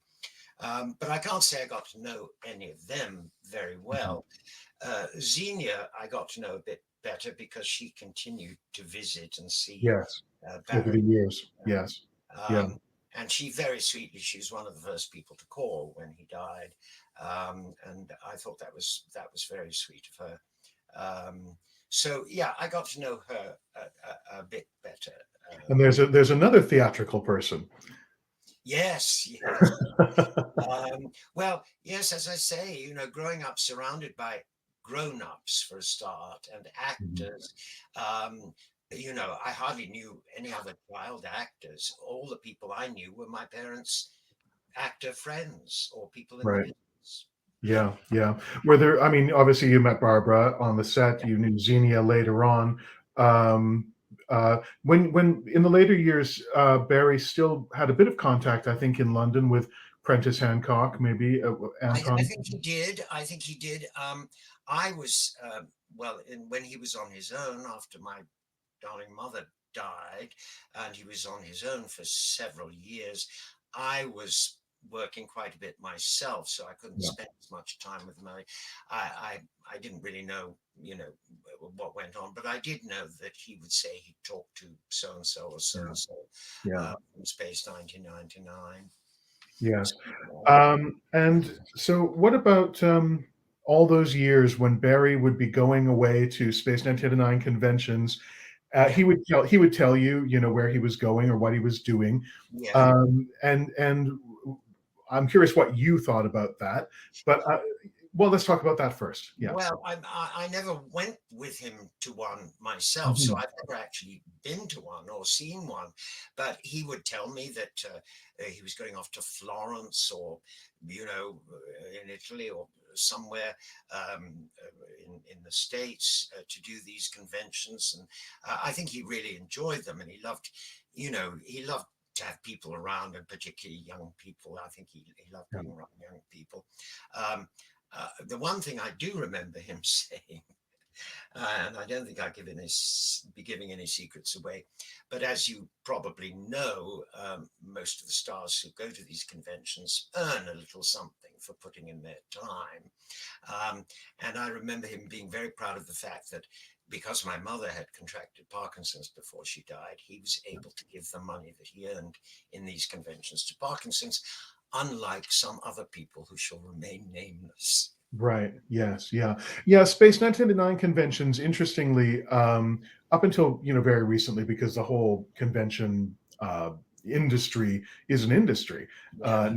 It wasn't in the past. And Space 1999 conventions, particularly, were always done for charity. And that's what this virtual convention and the virtual convention we did last year are also being done for charity. People are paying a small fee to be able to, you know, enjoy the activities, enjoy the talks. And last year, Warren will correct me if I'm wrong, but I think that the number was 3,500. I don't know if it was pounds or dollars. Anyway, 3,500 was the number that was given to Alzheimer's Great. research. Yeah, I mean, I think the thing, he was just, he was having a bit of a go at the kind of actors who would be pocketing the money for these events. Yeah. But no, he was very pleased to be doing them, and I guess a lot of them are for charity. I don't really know, but yeah. Yes. Yeah, we do. We do a lot of things for charity. Oh, there's a picture of Warren and Barry. That was in Portland, Oregon, a long time ago. Yes. Wore that medallion too. This was a sort of like Dionysius. That you always see in the picture, that yes, little coin thing and the chain around his neck. Because he'd been a choir boy and all that kind of thing. I mean, he wasn't a religious person in later life, but that was Saint Dionysius, the patron saint of actors. Patron saint of actors, and so he had his superstitions as well as being a very practical person. Right. Did he ever? He was very, very fond of Space 1999 fans. He often said that, you know, we were his adopted grandchildren, honorary grandchildren. But did he ever talk about that kind of fondness? Oh, yes. I mean, he would say he'd had a wonderful time, and I think, I mean, he had grandchildren who he was devoted to. But I think, yes, as I say, he loved the atmosphere of being around young people and. Who obviously were very kind to him, and I think he got a big kick out of doing conventions, and particularly. Yeah. Well, and everybody certainly loved him. You know, he was probably I would say the number one favorite at conventions. Yeah, because he was so warm and so loving and so approachable, and he remembered everybody that he'd ever met before. You know, he remembered often the names as well as the faces. He had a phenomenal memory. I think that comes. I think people say I have a good memory too, but I think years of committing text to your brain and doing it over and over, or reading things cold for like an audiobooks and things like that. I think you get a facility for memory, for people, for faces, for things which other people perhaps haven't the training to keep things like that in their head. Yeah. Wow, it's been wonderful to talk to you and to remember, Barry. One of the, you know, I edited co-edited with Anthony Wynne, Barry's autobiography, and one of the prominent quotes in there is about freshly remembered from Shakespeare, and that's a lovely quote that I think Barry really liked, where you're thinking about people from your life, from your past who aren't with us anymore, but when you do start talking about them, how fresh those memories are. Well, that's right. And of course, remember with advantages is a quote from Henry V, which is a lovely kind of ironic speech, the St. Crispin's Day speech, where he says that everybody who's taken part in this day will become famous, and they will remember with advantages the feats they did that day, which so many people do in hindsight. They think, and then I did this, and it's a little bit exaggerated. It's a little over the top, but basically true. Yes, that's right. That's right. Well, I think we've hit our time. We should wrap up. But thank you so much for joining us today. I think it's been a great chat, and I hope everybody has enjoyed meeting Hayward Morse. Well, thank you so much for having me, and all my best to you and all the other Space 1999 people. I wish them well. Thank you, Hayward. We'll talk again. All right, thanks. Bye. Okay, bye.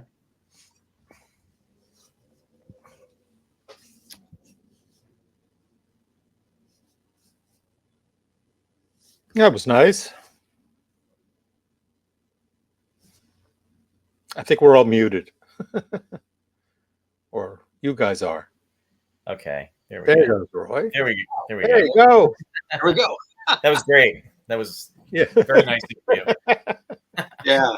Yeah. Sorry, the audio was a little low. We tried to adjust that, and it just wasn't working out. But I think everything came through all right. Yep. Yeah. No problem. No problem. He just seems like a lovely man. Mm-hmm. No, definitely. Okay, so we got 8 minutes. What I was going to run till the top of the hour, that we're going to transition into Jeffrey Morris and chat with him for 15 minutes before we get to that big Dragon's Domain segment, is I'd like to run a couple of videos that Martin Willey submitted from of course, he's the curator of the Catacombs website, very famous, very extensive website. And we had Martin on last year to try and see some of the collection, but it was when we were live with him, it was kind of difficult to see. So what we came up with this year was to see if some of the modelers could submit videos, pre-recorded segments again, just like we watched with Hayward. I think it was like 2:00 in the morning his time when in the video we lost the light and. Yeah, it was very late. So Martin submitted 3 or 4, or maybe half dozen videos of some of his collection, and they're pristine. They're very, very nice. So I'll take a couple of minutes and just run a couple of those. All right. Sounds good.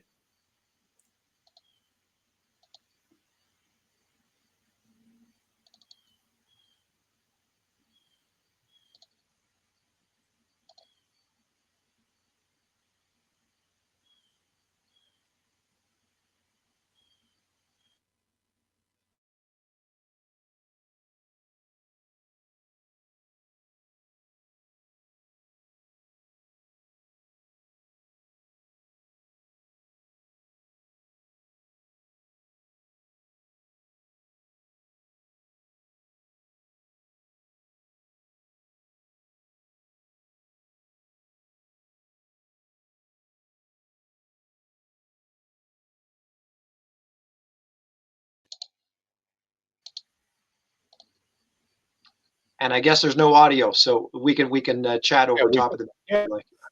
Yeah, this is it's nice seeing the 22. He's got one of the other flatbed modules because I have the other one. Wow. Right. Yeah. Look at that. Hey. Look at that detail. Yeah, because the 22 got more close-ups. Yeah, that's. There we go. Yeah. Wow. His is dirtied on top mine's dirty on top as well, but it's pristine on the bottom because I think mine was the one that you see in the shots where it's sitting alone in the waist area. Look at that. Yeah, that's Martin Bauer created mine. That's smaller one. There was a 22 scale and there was a 44 scale. Wow. Okay, I'll queue up another one. I think that's it. Okay. Like you said, the clarity is much better. Yeah, oh yeah, very nice. Yeah, I now we really got enjoyed. light. Yeah, I enjoyed this one. I'm not a big fan of the episode, but the Emporium. Watch what he does here. He goes right inside, and it's just a fascinating, literally a fascinating look inside the spacecraft. It's you can see all the old wiring from the 70s, and yeah. Wow.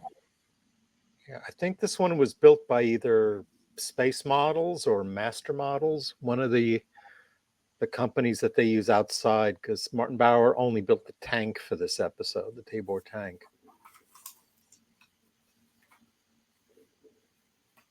Well, there you go. Yeah, because it opened up. Yep. In the Yeah. show. Yeah. Yeah.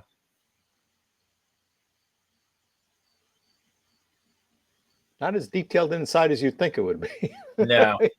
Because you're watching the episode always going, what's inside? What's inside? What are we supposed to be looking at? Yeah, I think it was open on the back side where they controlled everything. oh, okay, yeah, That makes sense. Yeah. Yeah. Yeah, because it's more reliable to control it manually than use motors.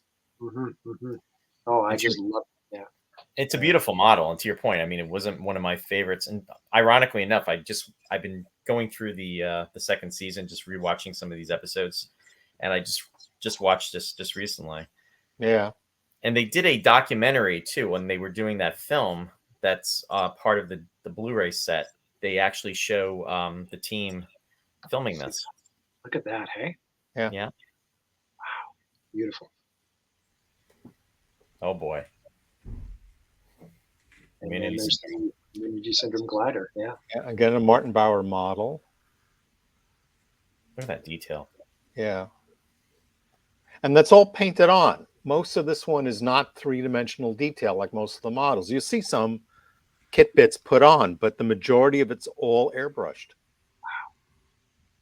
All the paneling and the weathering. That's amazing. Yeah. Well, that's one of Martin's strong suits is just doing that paint job. Yeah. Mixing all these different colors and what a talent. Yeah.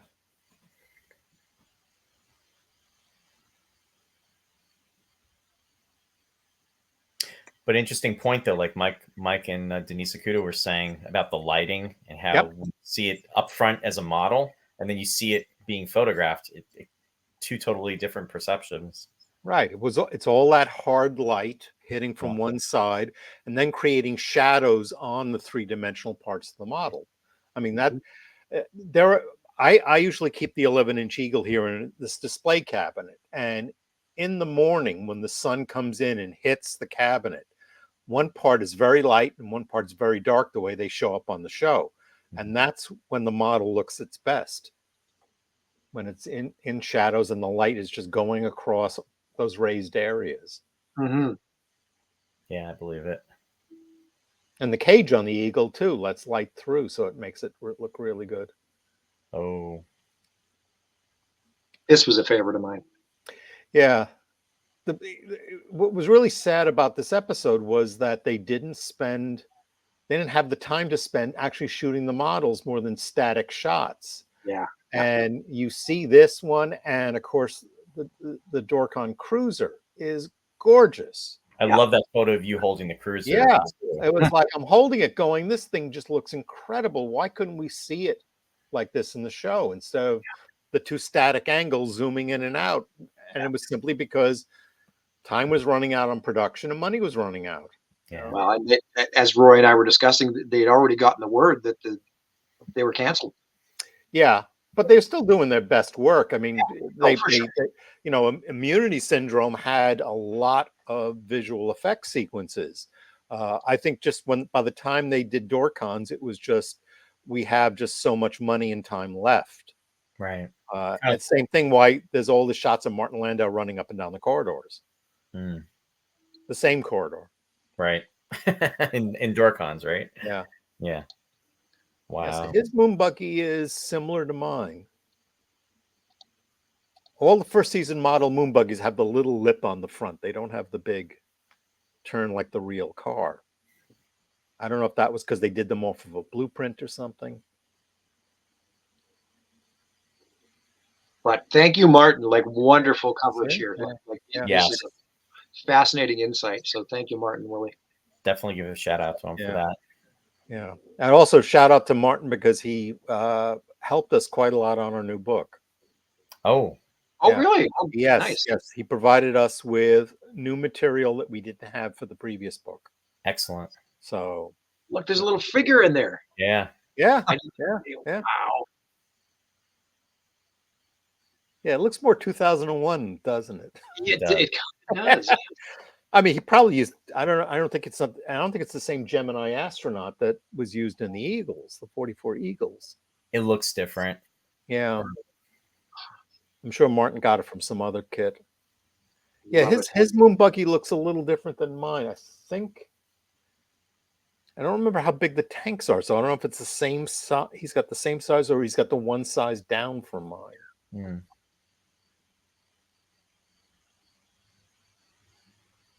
Yeah, it's hard to tell. Oh, okay. Oh, there's a good look at the figure. Yeah, look at that. Yeah, it just comes right off like that. Some may have come out. Yeah, I mean, because this is all these were a little mechanically driven. Yeah. I mean, I know my moon buggy has a motor in it too, but it weighs so much it can't get out of its own way. So I don't know if it ever actually rolled, because when I first got it, I put batteries in it and I hit the button and put it down on a linoleum floor and it wouldn't move. So until you picked it up, then the wheels turned. I'm going to queue up one more, and then it looks like our next guest is having a couple issues, but I'll try and get him in here in a hurry. Okay. Sounds good.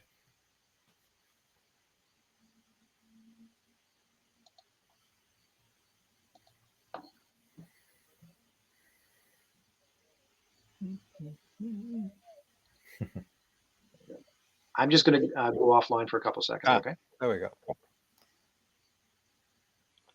Yeah. Wow.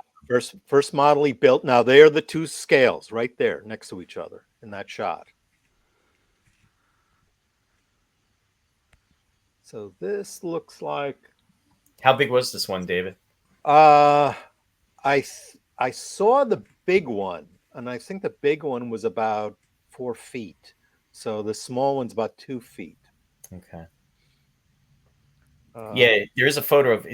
There's a photo of Martin. Martin standing with the full one. Right. And so he just did 2 scales. So everything's just photo reproduction, except for that one shot over Alpha, which is a total in-camera single shot of the 2 models.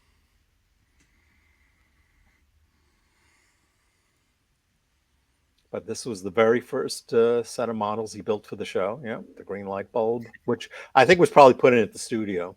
Okay. Yeah, and it's part of the script. Yeah, but they may not have told him. It all depends. So they added it maybe. Because the studio did do a lot of additional work. I mean, the most famous ones, they put the tanks on top of the Swift, which were not part of the original design. There's always supposedly there was a wing on the Sidon ships that was taken off because they didn't like the way it photographed, and some of them were repainted. I mean, multiple times. So things change. Hang on a second. There we go. Okay, we saw this already, Yep. but it's so good. Let's see it again. My bad. Sorry. That's all right. I'm sure everyone was like, "We got a cat. We missed something." Never gets old. No. That one we haven't seen. No. Oh. There you go. What a way to open the first episode of the second season with those special effects. And look at that. And this was made from a vacuum cleaner tank as its basis.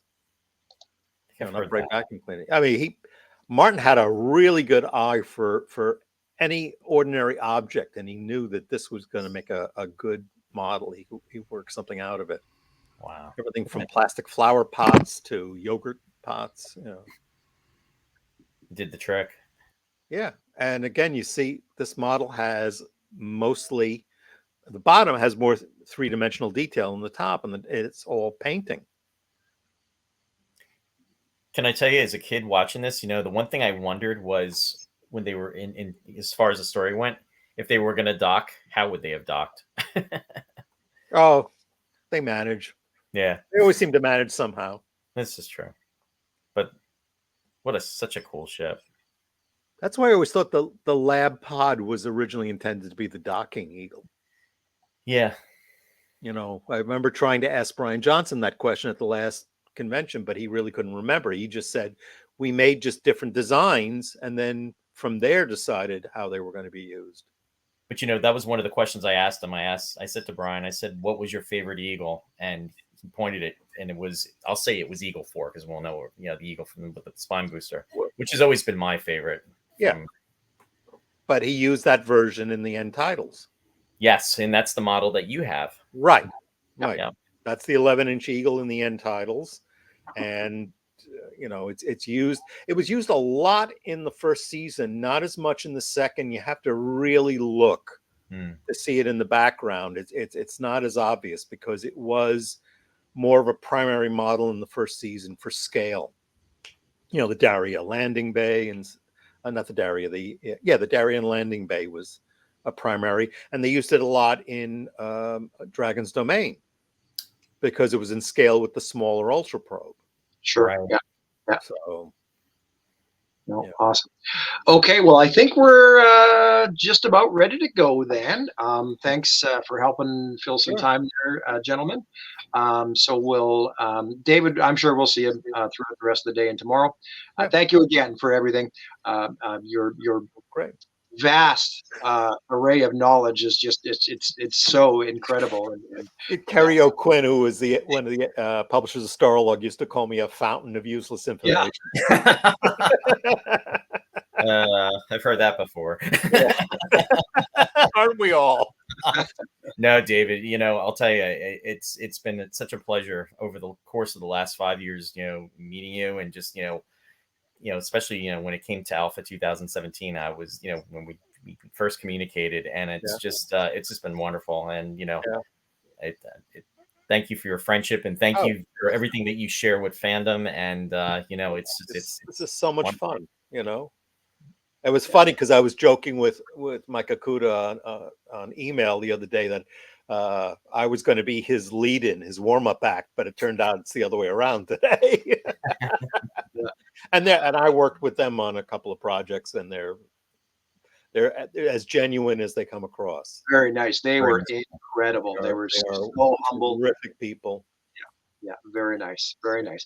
Okay, well, we'll get on to the next segment here and carry on with the last hour of the broadcast today. Who we got next? It is Jeffrey Morris coming right up.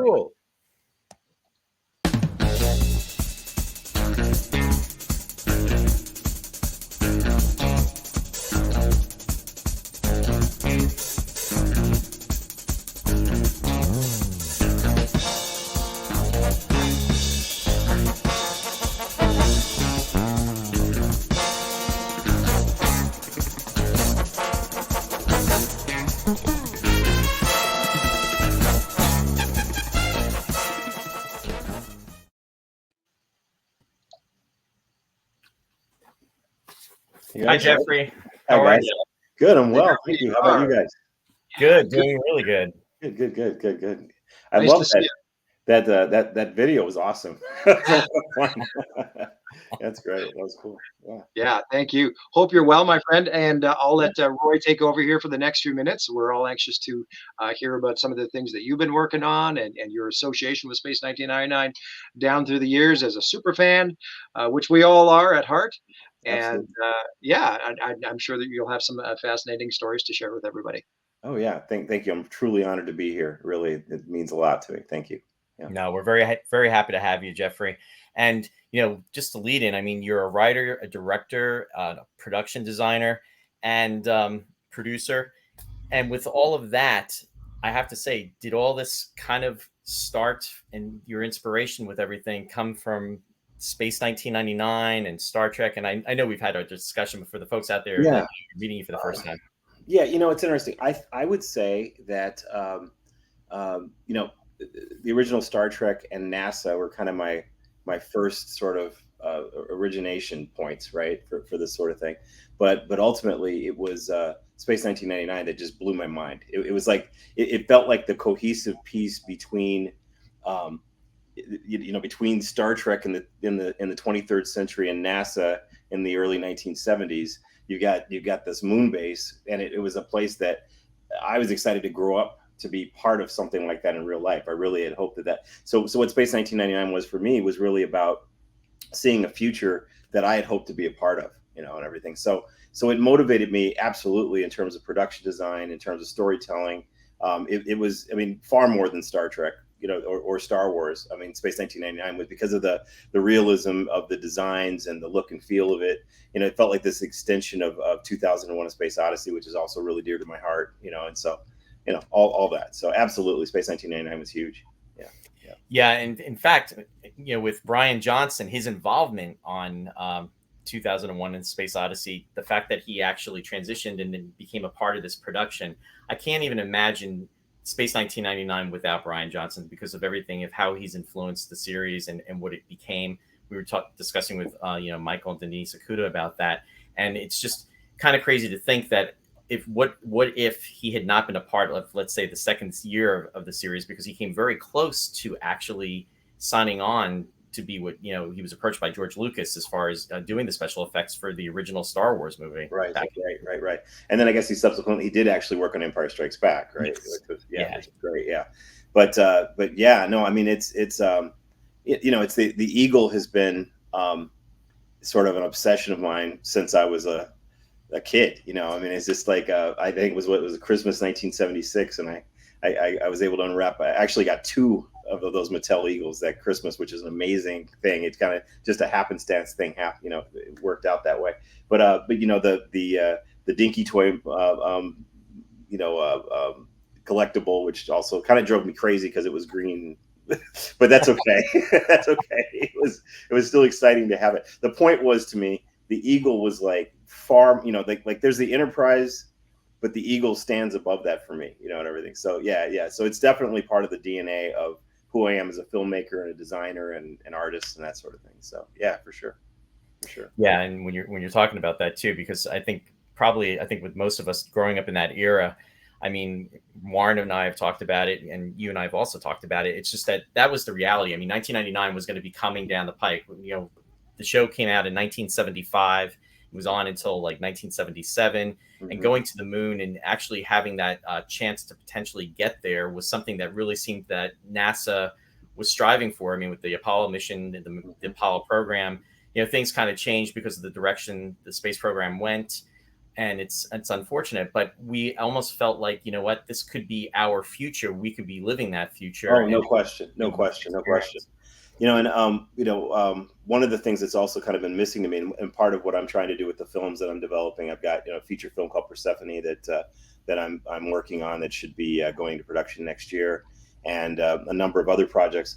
The key to me was trying to tell stories that are set in our near future in a realistic context, and that really give us a chance to see what we could become in our lifetimes. Right. That's what Space 1999 felt like to me, and Moonbase Alpha and that sort of thing. It was like, what could it be like 30 years from now, as opposed to 300 years from now, So, and yeah, absolutely. The projection of seeing the, similar design elements to the limb in the Eagle, the quad thrusters and all the little things like that. It was so cool, and it didn't feel like it had the same sort of,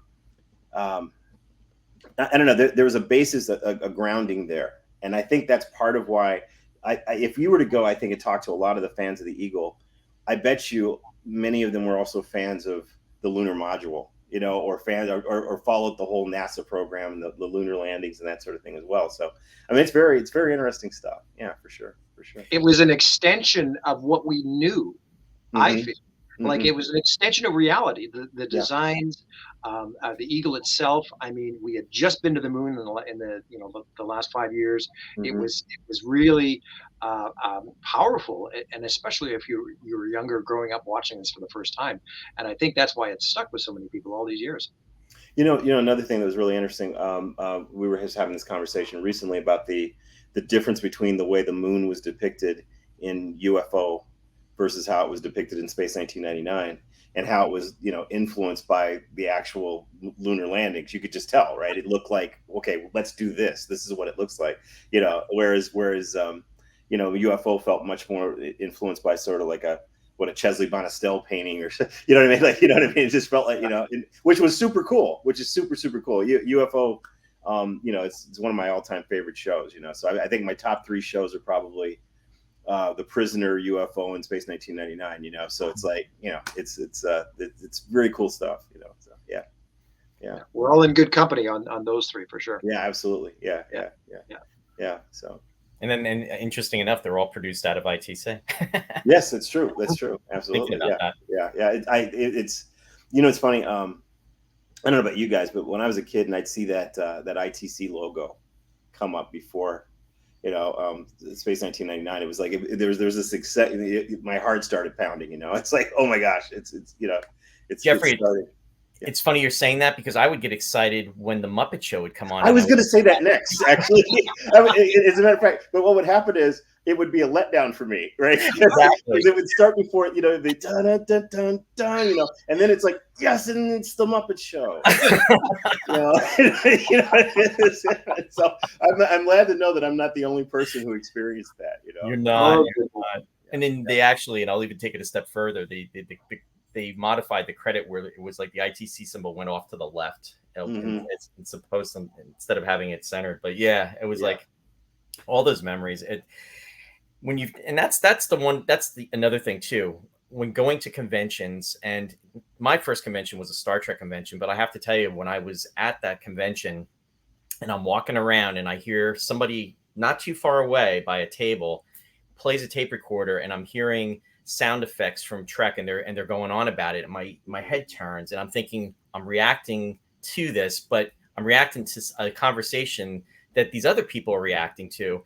And it was like, wow. And the moral of all that is that we all pretty much feel the same way. We grew up with all this, and it all resonates, and it's like a common bond, really. And absolutely. It's funny.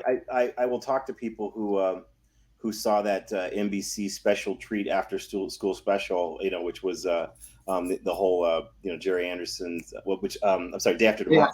Day After Tomorrow. Yeah. And Day After Tomorrow was like, I mean, it blew my mind. I mean, it was super, super cool to me. I was, and the idea of seeing that kind of near future exploration as well.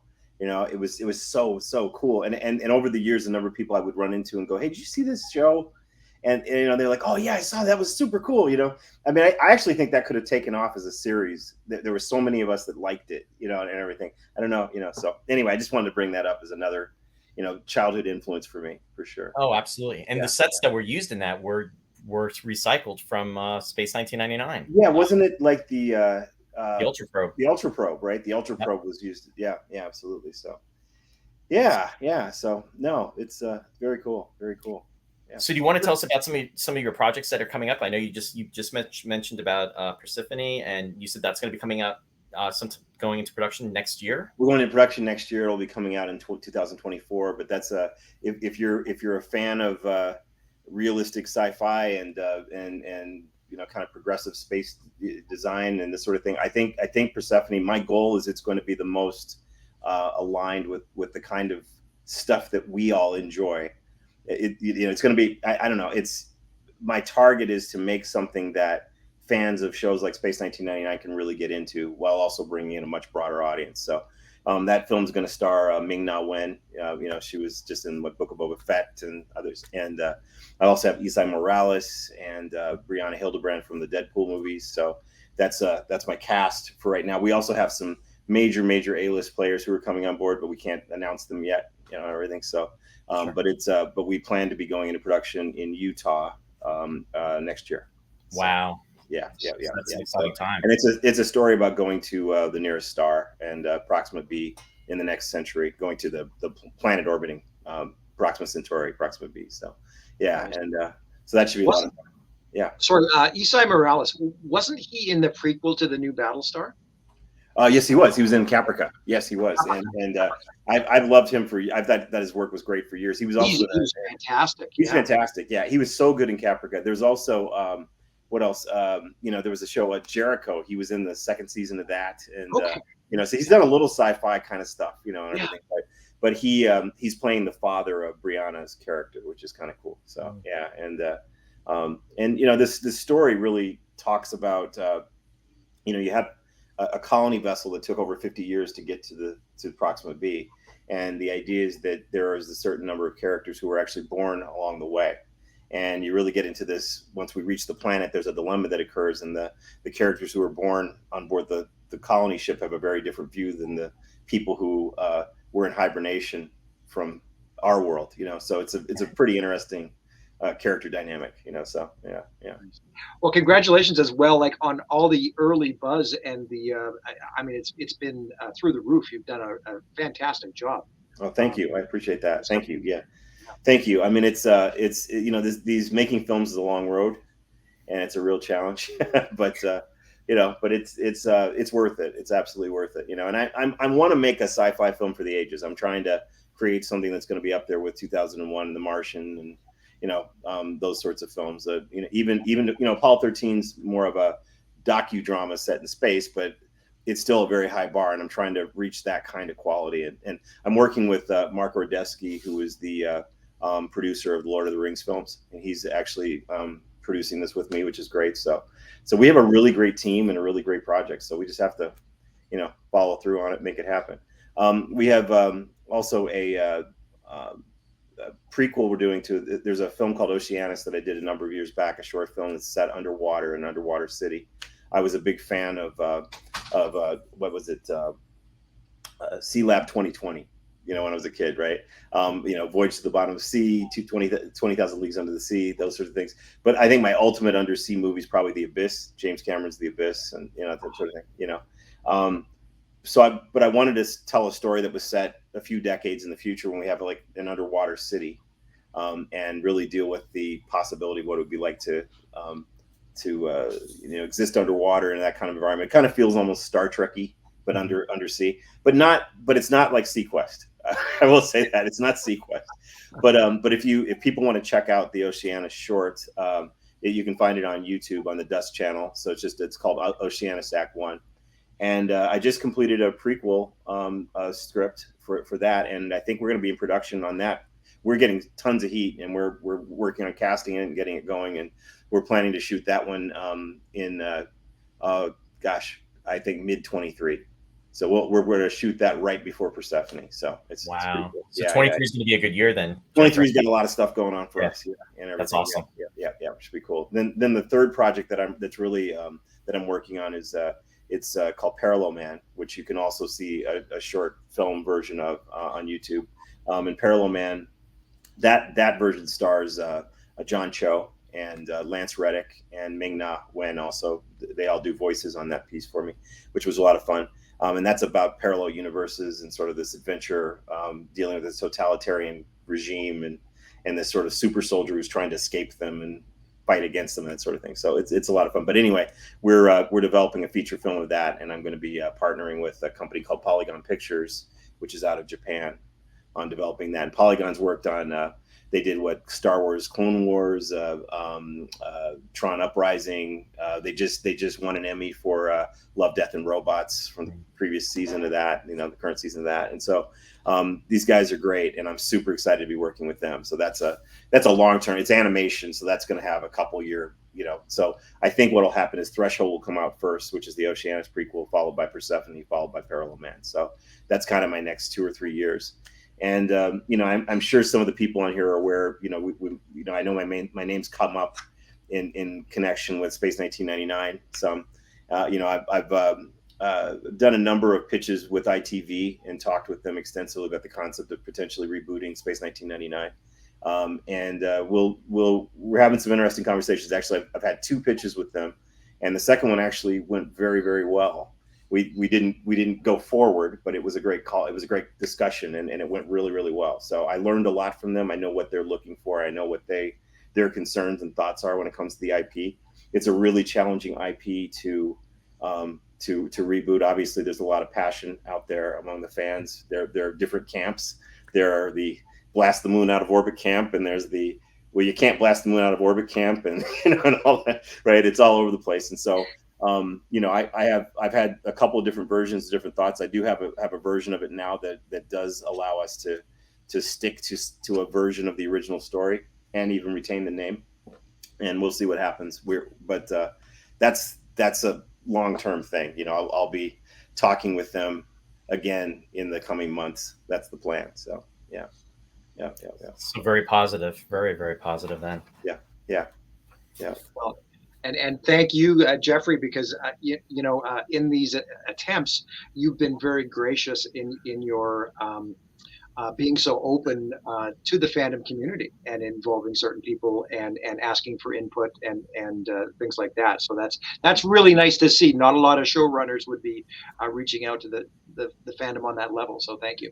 Oh, absolutely. I mean, I think that the thing is, to me, I think it's really, well, here's the thing. It's interesting. There's a big challenge when you do something like this, because obviously there's a hardcore fandom for these sorts of franchises. And there are certain expectations and hopes that people have. And actually, there are a number of people who actually have the viewpoint of, hey, don't even touch this, right? Leave it alone, and you're going to ruin it. Yeah. And I do think there are IPs that have been ruined, no question. And it's been very disappointing to see this at times, and it's something I'm extremely sensitive to. I guess the feeling I have about 1999 is that there's a tremendous potential in the IP. And it's sort of an unrealized potential, in the same way that Battlestar Galactica kind of got off the ground back in the 70s, but then it kind of just didn't become what it could have been, right? And so then so when Ron Moore rebooted it, I know there were a number of fans who struggled with some elements of it, but at the end of the day, he ended up with something pretty epic that really resonated, right? So you've got people like me who love the original and love the new one as well. And my hope would be that if I get the shot at doing another Space 1999, we'll do the same. It's funny, Alan, I feel the exact same way. Yes, V was the one that I thought of at the moment. That was exactly what I was thinking about, was V. And that's very interesting, because the fellow that was involved with the V reboot was at one point on board with a 1999 reboot that went nowhere. Yeah, exactly. And I guess the thing to me is I met with Brian Johnson a couple of years ago and I told him what I wanted to do with it. He actually really liked it, what I wanted to do. And there are things you just don't mess with. If you're going to do this, to me, the sets, the costumes, the look, the feel, the Eagles, you don't change that. That's not what I would do. So like I said, I've got a way to do this that if I can pull it off, I think it's going to blow everybody away. So it's just, let me keep working on what I'm working on. And, as I gain traction and everything, I think we'll be much more in a position. And I would love to have input from fans and love to be able to communicate with everybody and talk. I'd like to talk a little bit about a project that I am intending to do for Space 1999 fans and also for non-fans as well. This is something I am going to do in the near future, which is a documentary about the Eagle. And I want to specifically, and I want to do this at a very, very high quality level. I'm actually working with a team that just did some documentaries with Werner Herzog, and we're targeting Netflix and some other places with this sort of thing. And the quality level will be as good as something like a Chef's Table or the Anthony Bourdain Parts Unknown, that kind of thing. But it's going to be a journey to look at the Eagle and why do so many of us love it when you've got, tens of thousands of fans or more around the world who are still talking about this thing 50 years later. Why? And to do some interviews and talk to some luminaries. I'm targeting talking to people like George Lucas and Elon Musk and others, and also talking to fans, talking to people who are building miniatures, creating art, individuals like yourselves. I mean, there's a community around this thing, right? And it's not really a Space 1999 documentary. It's specifically about the Eagle and about the obsession of the Eagle. And so, I'm even gonna, hopefully be able to show my own collection of Eagles and talk about why I love it, and I think people are going to be really surprised. And I'm hoping that it's something that for the fans, they go, yes, someone's talking about this and celebrating it, but then also non-fans who have never heard of this would go, wait, what is that? And then go, that's pretty cool. You know what I mean? And I think there's a real opportunity, and I want to take it seriously. I want it to be fun, but it's not. It's going to be a kind of an emotional documentary about looking at the past, looking at what was the time like when this all happened and that sort of thing. So yeah, there's definitely a story to be told with that. Yeah, definitely. If you're going to do anything, I think Roy and I were talking the other day, it's got to be the eagle. It is so iconic, and it is so recognizable, even if you're not a fan or if you're a casual fan. There's a picture I posted a few weeks back of John Barrowman. I used to sell merchandise in and around Western Canada, and I had an eagle sitting in my display, and he came along and just couldn't believe it. Just loved it and picked it up, and it's so loved and cherished. I think it's brilliant, Jeffrey. No, thank you. Yeah, I mean, it's a real passion project for me, and it's something that I'm targeting. My goal is going to be to have something ready, like a short version of it for fans by next year this time, and then we'll do a longer, like so that short version is probably going to be 12 to 15 minutes, right? And then it'll be the prototype that we'll use, and then we're going to go out and we're going to blow this up into something that's more like a 90-minute piece. And that's the goal. And then my idea for that is to have that ready to debut for the 50th anniversary. So, and my hope is that we can even do some new visual effects and show what would it look like if you did the eagle now, and that sort of thing, and so it's going to be a lot of fun. I'm really excited about it. We've been outlining it and figuring it out, and I think it's something that I want to be able to invite fandom to participate in. And everything. I think there's two sides to this also. There's like the documentary itself, but I also think you can have a web presence for this where we can have all kinds of clips and all kinds of, submissions and fan art and all kinds of, so create a really cool web presence around this project too. So it's sort of my, it's funny. It's like a lot of the energy I had about wanting to do a reboot.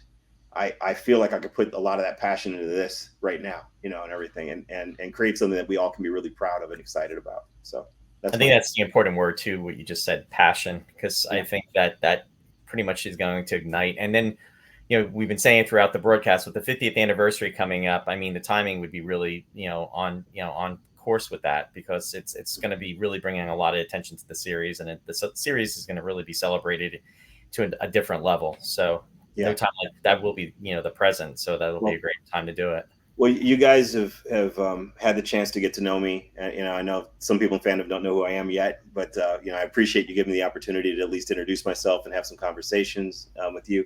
I hope that in your interactions with me, you have been able to see that I take quality very, very seriously. I take storytelling seriously, and we can deliver what we promise. It's very important. So. Yeah, absolutely. It has been wonderful over the last year. I know we tried to get you on last year. It was very last minute, but it's really been a pleasure keeping in touch and going forward. Yeah, I mean, certainly Roy and I are going to host something hopefully in London for the 50th. You're more than welcome to come out and attend. You'd be a wonderful guest and panelist. We'd be honored to have you. Well, I'd be honored to be there. So that's great. Okay. Wonderful. Do you have a few more minutes? We're going to talk for the next half hour about Dragon's Domain. So we'll transition. We'll bring David Hirsch back on. And I can spend a few minutes on that. That'd be great. You're more than welcome. There is going to be a video, but so, if you can stick around or not, but I just figured I'd throw it out there. Yeah. Okay. Yeah. I can stick around for a bit. Awesome. Cool. Thank you for your time. Yeah. Thank you guys. Appreciate it.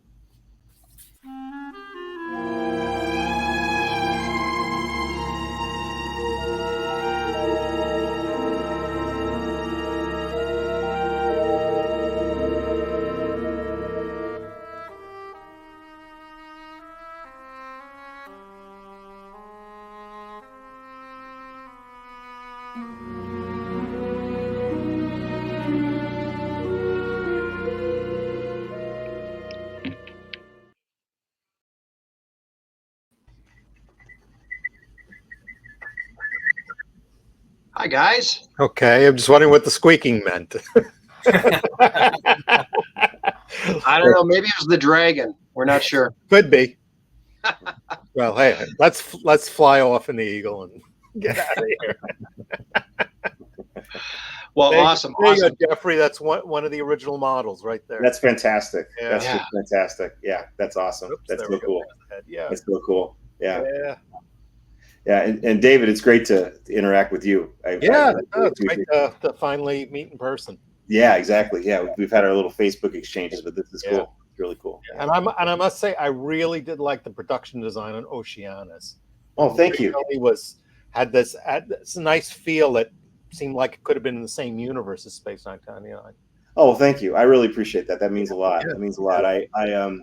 I really try to create cohesive universes, you know, the look and feel, and that probably comes in part from growing up watching stuff like Space 1999, right? And then another influence for me was like what Star Trek: The Motion Picture. That's another one that, you know, there's a way that those universes were kind of laid out and put together, and I think that definitely influenced Oceanus and you know, some of the other stuff. You'll see it in Persephone even more when that comes out. So yeah, cool.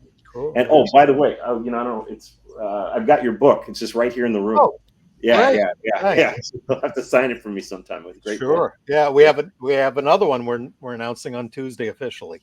Okay. Yeah. Very cool. That's cool. Yeah, I actually would like to talk to you guys, you know, as the documentary move forward, about the MTU and, you know, right, you know, and all the background on that and everything. So yeah. But hey, I don't want to hijack this, guys. I just want to say hi to David. No, absolutely. No No, absolutely. Yeah, things that we've had to juggle a couple times today, so no problem at all. Yeah, it's all worked out, and Now, if we do the documentary, we have to find out who really bought Eagle One. Huh. Oh, that would be very has it. Because it's never even you know, the original owner has no clue, but there's a suspicion it was bought and is on its way to New Zealand. Oh, Peter Jackson. Yeah. Wow. He's a big Anderson fan. So, you know, Mark Ordesky, who I said I work with, you know, he worked on Lord of the Rings he actually got Peter the gig for Lord of the Rings. They worked together on that. You know, let me know if you want me to poke around. Well, I'm sure you'll want to find out anyway. Yeah. I might be able to poke around. That the eagle that we saw earlier that Martin Wiley has and mine are the three principal original eagles that were built by Space Models for the show. No, for sure. And there's one other thing here, guys. So, I mean, and Roy, you and I were discussing this the other day about when people, we just talked about this. A memory of Space 1999 for a casual fan is one of three things: the Eagle, Maya, or Dragon's Domain. Yeah. Of course. And with Dragon's Domain, I just figured we'd dedicate a little bit of time here. Now, the majority, I'll just spring it on everybody who's watching here. I was fortunate enough to record a segment with Johnny Garco a couple of mornings ago. So we're going to run that. And Johnny was on last year. Last year, he was terrific. Yeah. Yeah, things sort of got cut short, so I wanted to set this up again with him. He is lovely, and it was really fortunate because in this segment, he was visiting his daughter Clara, and Clara ended up doing all of the translations for us. So as we go back and forth, they are both really. Roy has seen it, and it's just a fantastic interview, and just listening to Johnny, and then hearing her, and just pay attention, guys. He is so loving and endearing to her. It's really just a nice moment. Very warm. Yeah. Yeah. It's really nice. So we'll just jump right into that. And at the end of things, if we go past the top of the hour, I mean, it's not a big deal. This is the last hour of the day, so I mean, it's flown by. So we could go on forever. Yeah, I know. Well, we are going to flip over into Zoom as well. So we've got a Zoom after party planned. Oh, right. For everybody. So the links are out there in the pages, and everybody's welcome to join in. That's a little more of a social aspect, you know, so everybody can take part. All the fans from all over the world can chime in and say hi. But sure, we'll run this little segment with Johnny, and then I've actually got a news update at the end of it. So we'll be back in a bit. Okay.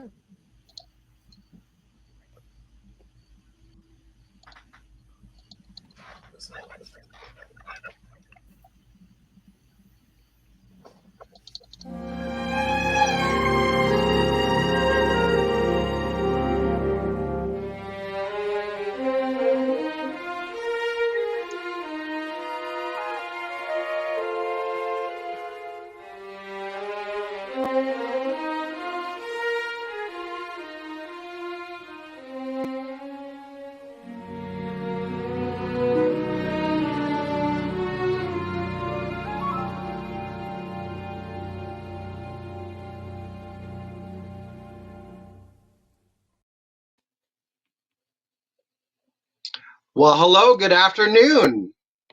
Good afternoon. Hello. Thank you. Very, very honored to have Mr. Johnny Garco joining us today and daughter Clara. Thank you both. You're welcome. You betcha, you bet. And Johnny, we saw you a year ago. Clara's going to do some translating for us. We have 4 or 5 quick questions to run through. And this is going to run during a special segment on Dragon's Domain, the episode itself. So thank you very much and nice to see you. Faranno un po' di domande e sono contenti. Sì, ho capito. Okay, he understood. I have understood. Lovely, lovely. Okay, well, we'll jump right into our first question here that we had, and it was quite simply, Mr. Garco, did you have any idea of the enduring legacy of the episode Dragon's Domain, and did you ever think that 50 years later almost that we'd still be talking and discussing it? No, non immaginavo affatto perché ci sarebbero stati così tanti fans da rendere vivo ancora oggi quell'episodio, grazie a loro, giusto? E poi penso che sia sempre attuale la lotta dell'uomo contro il male.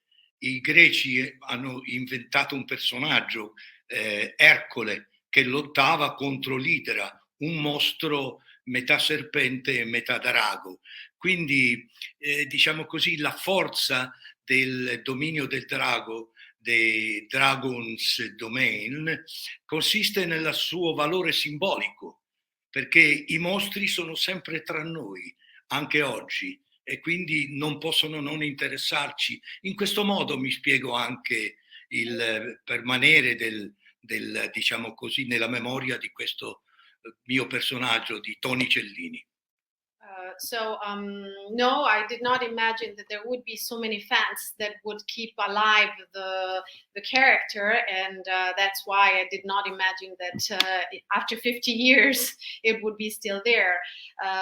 But I think that actually the fight that man has against evil, the monster, is something that's always been there.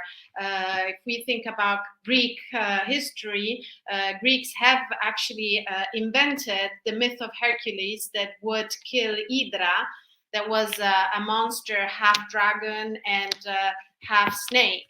So actually the fight against evil is very symbolic within the domain of the Dragon's Domain. And monsters are always among people, and that's why probably this episode is still alive after 50 years. Wonderful. Well, thank you. Yes, it's pretty amazing when you think about it. So our next question was simply, the role was obviously very physically challenging. There was lots going on, but were there any safety concerns or issues in particular in working with the dragon itself? In realtà non c'era del pericolo a lavorare con il mostro, perché durante le riprese della scena non c'erano i rumori terribili, il fuoco, i vapori, i lampi, il grido terribile, terrificante che disturbava del mostro, perché erano effetti che sono stati messi dopo, nella post-produzione. Quindi io lottavo con un mostro che praticamente quasi non c'era. Anche la forza dei tentacoli non c'era, la fingevo io. Quindi ero di fronte a un mostro che non c'era. E quindi la difficoltà enorme era quella psicologica di immaginarsi una realtà che non avevo davanti. Ma questo è il lavoro dell'attore, immaginarsi qualcosa che non c'è e comportarsi come se ci fosse. No, actually, there was no challenge or working with the dragon, because during when we were working, actually the dragon was not there. All the different effects were added late after, so there was not all the defeating hisses. There was not the fire, the vapors, not even the tentacles that were attracting me and then like kind of strangling me. All of this was not there. So it was more of a psychological challenge, because I had to imagine that all these things were there, but I was actually going against a monster that I would not see. But that's the work of the actor. So that's how I had to put it on.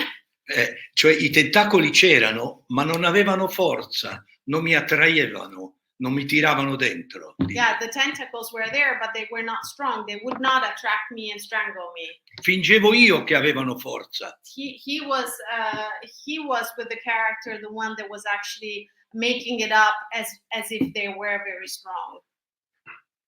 I see. No, well, fascinating. Thank you for that.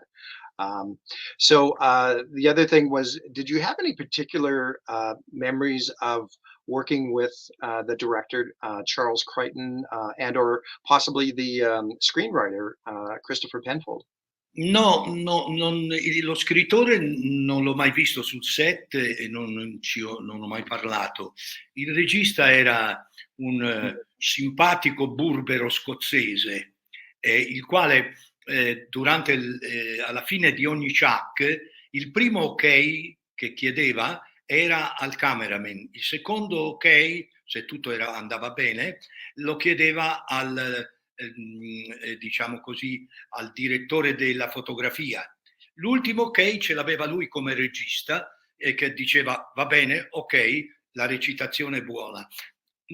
Per me il regista mi fermò un paio di volte, ma non perché la recitazione non funzionava, ma perché avevo degli errori di pronuncia abbastanza madornali.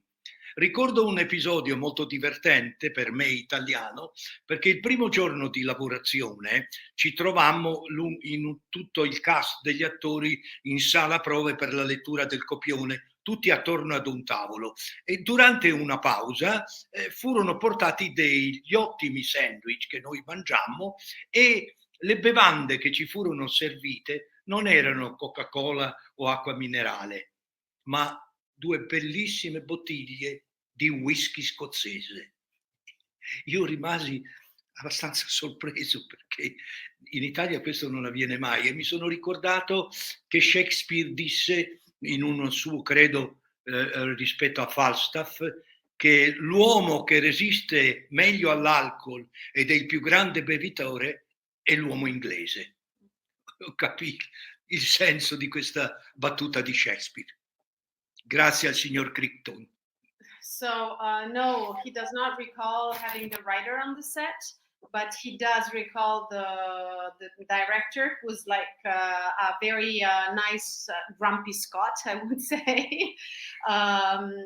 He was a person that at the end of every chuck, before giving the okay to the scene, he would actually ask first an okay to the cameraman, then to the director of photography, and only after he would actually give his personal okay.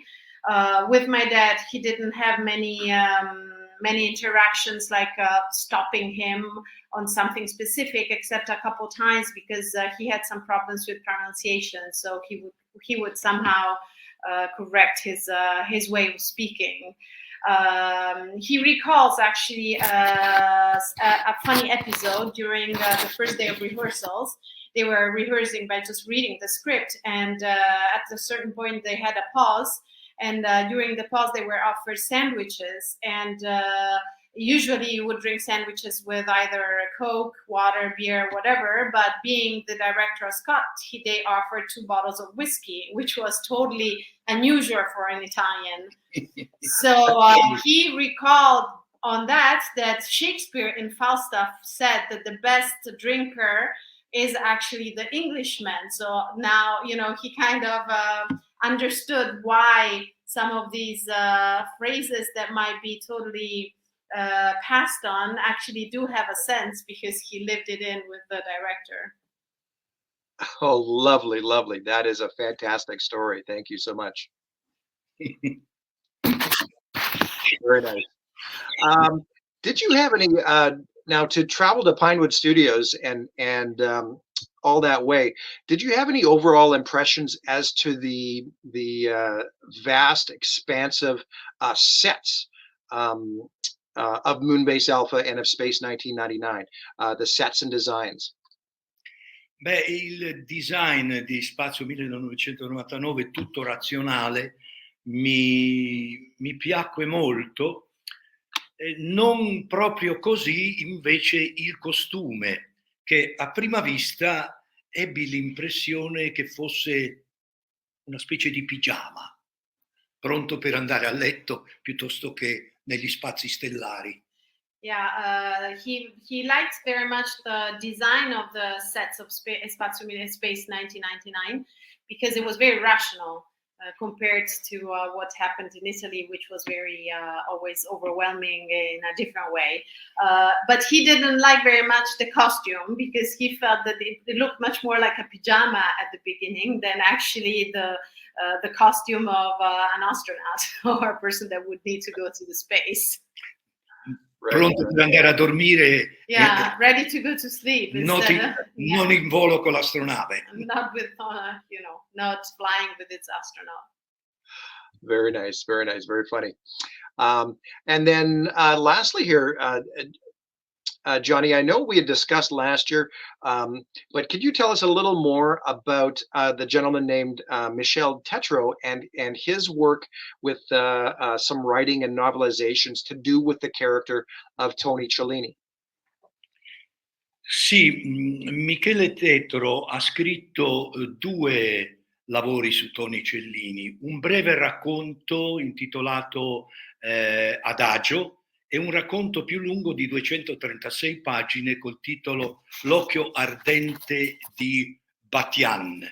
Ecco, nella prima parte del romanzo Tony Cellini si trova in Africa, nel territorio del Kilimangiaro, assieme a un collega astronauta, dove sono arrivati per una partita di caccia. Però quando Cellini si trova davanti un grande elefante, non preme il grilletto, non spara con il fucile, ma abbassa il fucile, perché non vuole uccidere la meravigliosa bellezza di quell'esemplare della natura. Sì. I'm translating this first part so it's not too long. So actually, Michele Tetreault wrote two pieces on Tony Cellini. One was a very short story called Adagio, and the other one was a romance of 236 pages, which was called L'occhio ardente di Batayan, which is the burning eye of Batian.